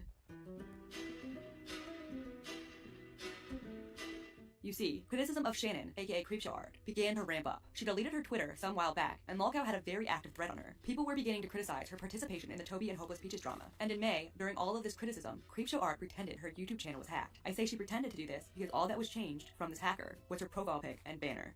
You sweet little doodles are aware. I also don't know what's going on with my YouTube channel, so you're not alone. Didn't change the profile picture, but apparently it appears as nothing, and so does the banner. So, I don't know. You see, if a hacker had actually gotten a huge YouTuber's account, they'd do more damage than just changing the avatar and channel banner. Nobody was buying this, and all eyes were turned towards Shannon. Something was going down. Not only that, she had been love bombing her YouTuber friends all leading up to this massive bomb that was about to be dropped. On the evening of June 2nd, 2021, this was posted in her Lolcow thread. As many users in this thread are aware, Shannon... That was the love bombing I was telling you about that fucking Tamimi talked about. That was it. That was the love bombing. That was the love bombing. If anyone's still here, good lord, I'm fucking hot. I'm almost done with this, right? Oh my god, please. Oh my god, we still have an hour. Fucking, I can't do it anymore. Should we do?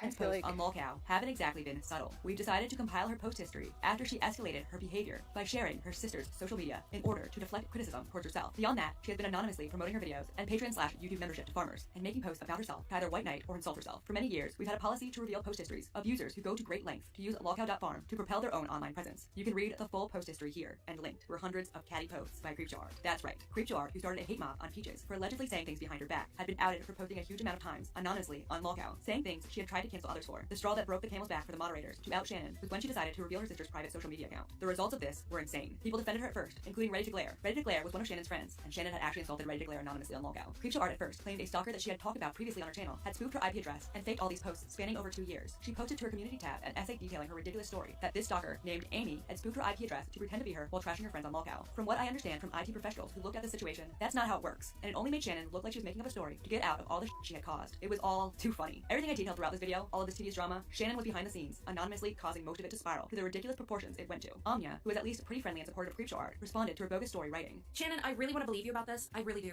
But this story genuinely doesn't make any sense. I'm sorry, but unless you have definitive proof that this is indeed your stalker, I cannot support this. And Peaches responded to the drama, showing how much she had grown, tweeting out, I saw some drama around Creepshow Art. I just want to say that denying she ever had a stalker is upsetting. Stalkers can traumatize you in ways you can't comprehend. Whether this drama is based on fact or fiction, please don't deny a person's past experiences. Thank you. Just a note, for those uninformed, Shannon, for years, had claimed to have a stalker named Amy, because Because of this recent drama, people began to believe Shannon lied about this stalker. Peaches looked through the evidence a bit later and tweeted out, I don't really know where to stand on the Creepshow art thing. I always justified in my head that the drama that tore me apart for months was just a mistake, a cluster of emotions getting too heated. To see potential proof from her this was some kind of long game really hurts. So many videos came out going over all of this, mocking Shannon. It seemed like the community had been waiting for her downfall for a long time. I know I laughed pretty hard when she was outed because I couldn't stand her. She had treated a lot of other creators brashly and love-bombed other creators to the point nearly everyone in the relevant YouTube community had an experience with her in some way. LolCow exploded as all of the catty posters there cackled in unison at their new cow queen, and Creepshow even got her own dedicated Kiwi Farms thread. So it was like the Peaches drama all over again, except what Creepshow did had actual evidence of her being a nasty bitch behind people's backs and saying ableist and transphobic. Now, I personally don't think anything she said was that bad. She was just a friend and used language to comment on the image board, but it was the fact that she made it the standard for herself and would cancel someone doing the same thing she did. That is why this hit her so bad. Anya even made a multi-part series on Creepshow that hit 1 million views, and it was a pretty good summary of the whole event, and Peaches released a video on June 11th speaking up. Eventually, everyone who was friends with or had bad experiences with Shannon came out, including Ready to Glare and drama YouTuber Kamimi, as well as Creepshow Art's editor, to give their side. When the drama dropped, Creepshow Art told her friends not to defend her, which made people suspicious. Creepshow was rapidly losing subscribers, but then the second bomb dropped on Shannon. 6 days after the LolCow post got outed, a large art YouTuber by the name of Emily Artful tweeted out, "This just needs to be said. This woman has tormented me for years and years. I know her because my ex-boyfriend dated her after me. I moved on, but they continue to harass and stalk me." And attached with some writing about the situation, which read, "I am currently shaking and crying because Creepshow Art is finally being exposed for the absolute terrible person that she is. I've known Shannon for many years, even years before she started her YouTube channel. She has copied, stalked, harassed, and threatened me and my children's lives. She has used revenge against me, tried to take my drug addiction against me. She has literally gotten me fired from multiple jobs, causing me to be homeless. This person has pushed me to the brink of suicide multiple times, and then tried to blame it on my mutual friend when I finally caught her red-handed by tracing her IP. Shannon, you are Amy. All the things that you claim that Amy did to you are the things that you did to me. Receipts to come. I've got years worth of them." She continued, "The fact that she is saying her quote-unquote stalker did all of this to frame her is hilarious, because she has literally been making fake Emily Artful accounts all over the internet for years to try to cancel me over the most random shit. What's even more up is she'd fabricate this drama and then make sock puppet accounts posing as a viewer concerned, and then she would send me screenshots that she took. When she first started out doing YouTube, she would deliberately copy my thumbnails or titles, then message me under sock puppet accounts saying, 'Oh my god, Creepshow Art's copying you,' egging me on to attack her. But guess what? I never did. I very politely asked her to maybe change her title, but also said it's her channel and she can do whatever she wants with it. She was very nice in response, and I agreed to change it. Mind you, I still had no idea who she was at this point. Then I guess she went to LolCow to claim that Emily Artful is bullying small creators with zero proof, because as I said, I was very polite. Then she screenshot that post and sent it to me under another sock puppet. I didn't put two and two together for a long time." A day later, Emily continued tweeting out, "Does anyone know if Creepshow posted anything or mentioned Amy before October 2018? I'm starting to suspect that Creepshow may have made Amy up when I confronted her privately about the stalking. Then I suspect she just ran with it after our conversation. Hey guys, I'm gonna try to get my receipts together after I put my boys to bed tonight. In the time that Shannon and her boyfriend has stalked me, I've gone through roughly 3 phones and 3 laptops, so I've got to go through old technology. Thankfully, I know I have the most important stuff saved." Then, on June 11th, Peaches posted her video on the Creepshow Art situation, directly showing evidence on how behind the scenes, Shannon directly conspired to cause the drama with Peaches to happen. Continuing on with the theme of backhandedness, I would like to just rip off the bandage and now just look directly at the alleged comments she made about me. The 18th of September 2019, she sucks Creepshow's dick. Like, every video she makes, Creepshow would make the same.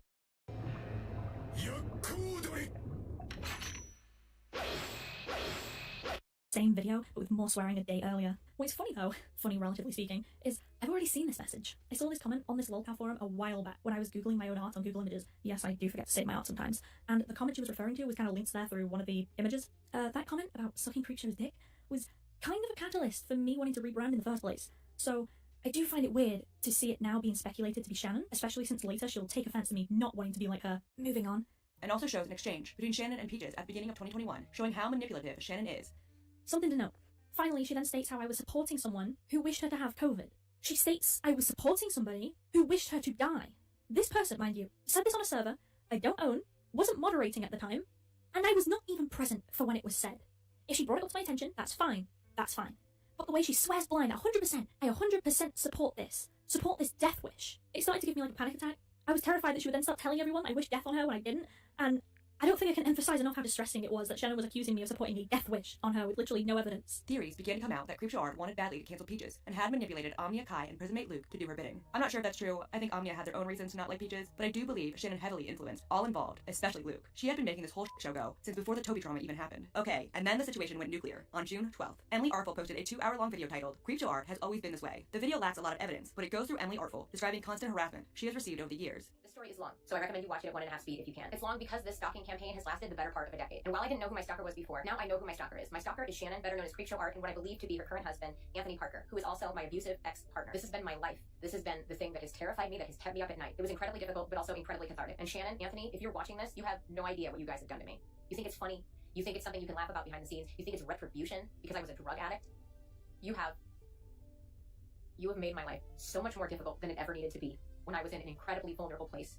And what you have done is sick and twisted and cruel. And I hope that you never have the chance to do that to anyone else ever again. I also want to say I originally censored Anthony's name in this video. I called him Andrew, just kind of out of a habit. But I decided I'm not going to do that anymore. His handle online is Anthony Parker, and he raped me, and he emotionally abused me and manipulated me when I was most vulnerable. And for the better part of the decade, he tried to make my life a living hell. And how weird Creepshow was when Emily confronted her about it. I said, I'm sorry, I know I sound insane if you really have nothing to do with this, but I just have to go with my gut. Again, if it's really not you guys, then that will prove itself. Shannon said, do what you need to do, but it isn't me. It is Andrew. That's all I can vouch for. If anything, he's more confused as to why you think it's him when he had you in a video where you were being harassed, and he got from it, you know? So this is the second time she brings up me working with Andrew while I was being harassed, and she uses it as a way to kind of clear their name. What I find odd is that she remembers those two things were happening simultaneously, because if I'm really just like, yeah, just my boyfriend's ex, like whatever, I don't think that would be something that would be in the forefront of her memory. I just think it's weird that she was able to recall it so easily and use it as a way to like clear their name. And also this kind of just confirms that Andrew got sick pleasure, or both of them got sick pleasure from me coming over and working with him while they secretly harassed me online, because she remembers it so readily. Just some food for thought. Then I said I thought it was maybe Andrew and Brandon for a time, especially because Brandon is so intense and that can be contagious. And then when I brought up Brandon, it was like she saw an out and pounced on it. Shannon said, I think it's Brandon. Last year Brandon tried to get me fired because Andrew essentially chose me over him. Also, he tried to have an art YouTube and it hasn't been going well. We all moved to location together, lived in cars together, and he essentially tried to drive Andrew and I apart. I wouldn't be surprised if it was him.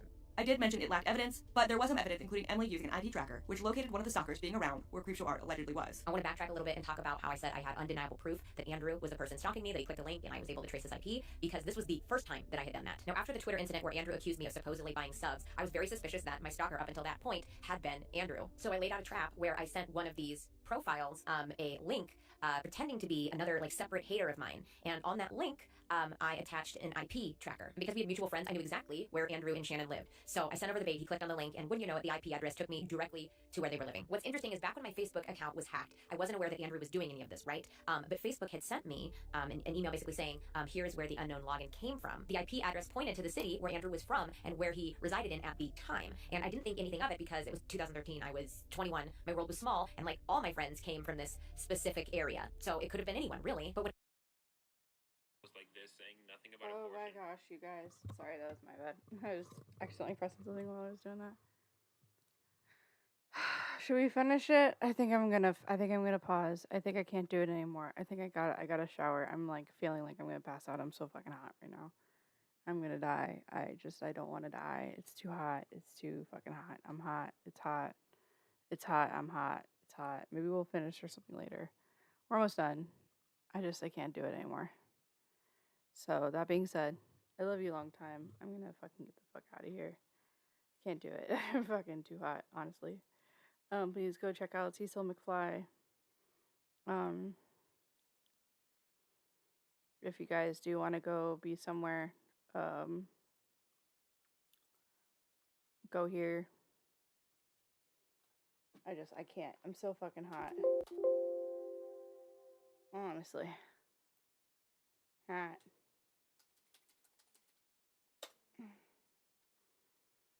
Go there. Abby. RAID.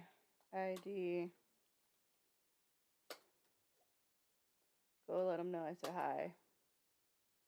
I'm going to shower. We'll finish the next half an hour later. It's too hot. I can't do it. I'm gonna pass out or something. I don't want to be that hot right now. It's fucking miserable. So go send my love. Go say hi. Go say Abby says hi in their chat or something. But thank you for coming out. I'm gonna not go be hot off my ass right now because I'm just so fucking hot. Dude, I can't even. It's so fucking hot. Let's see. Open in browser.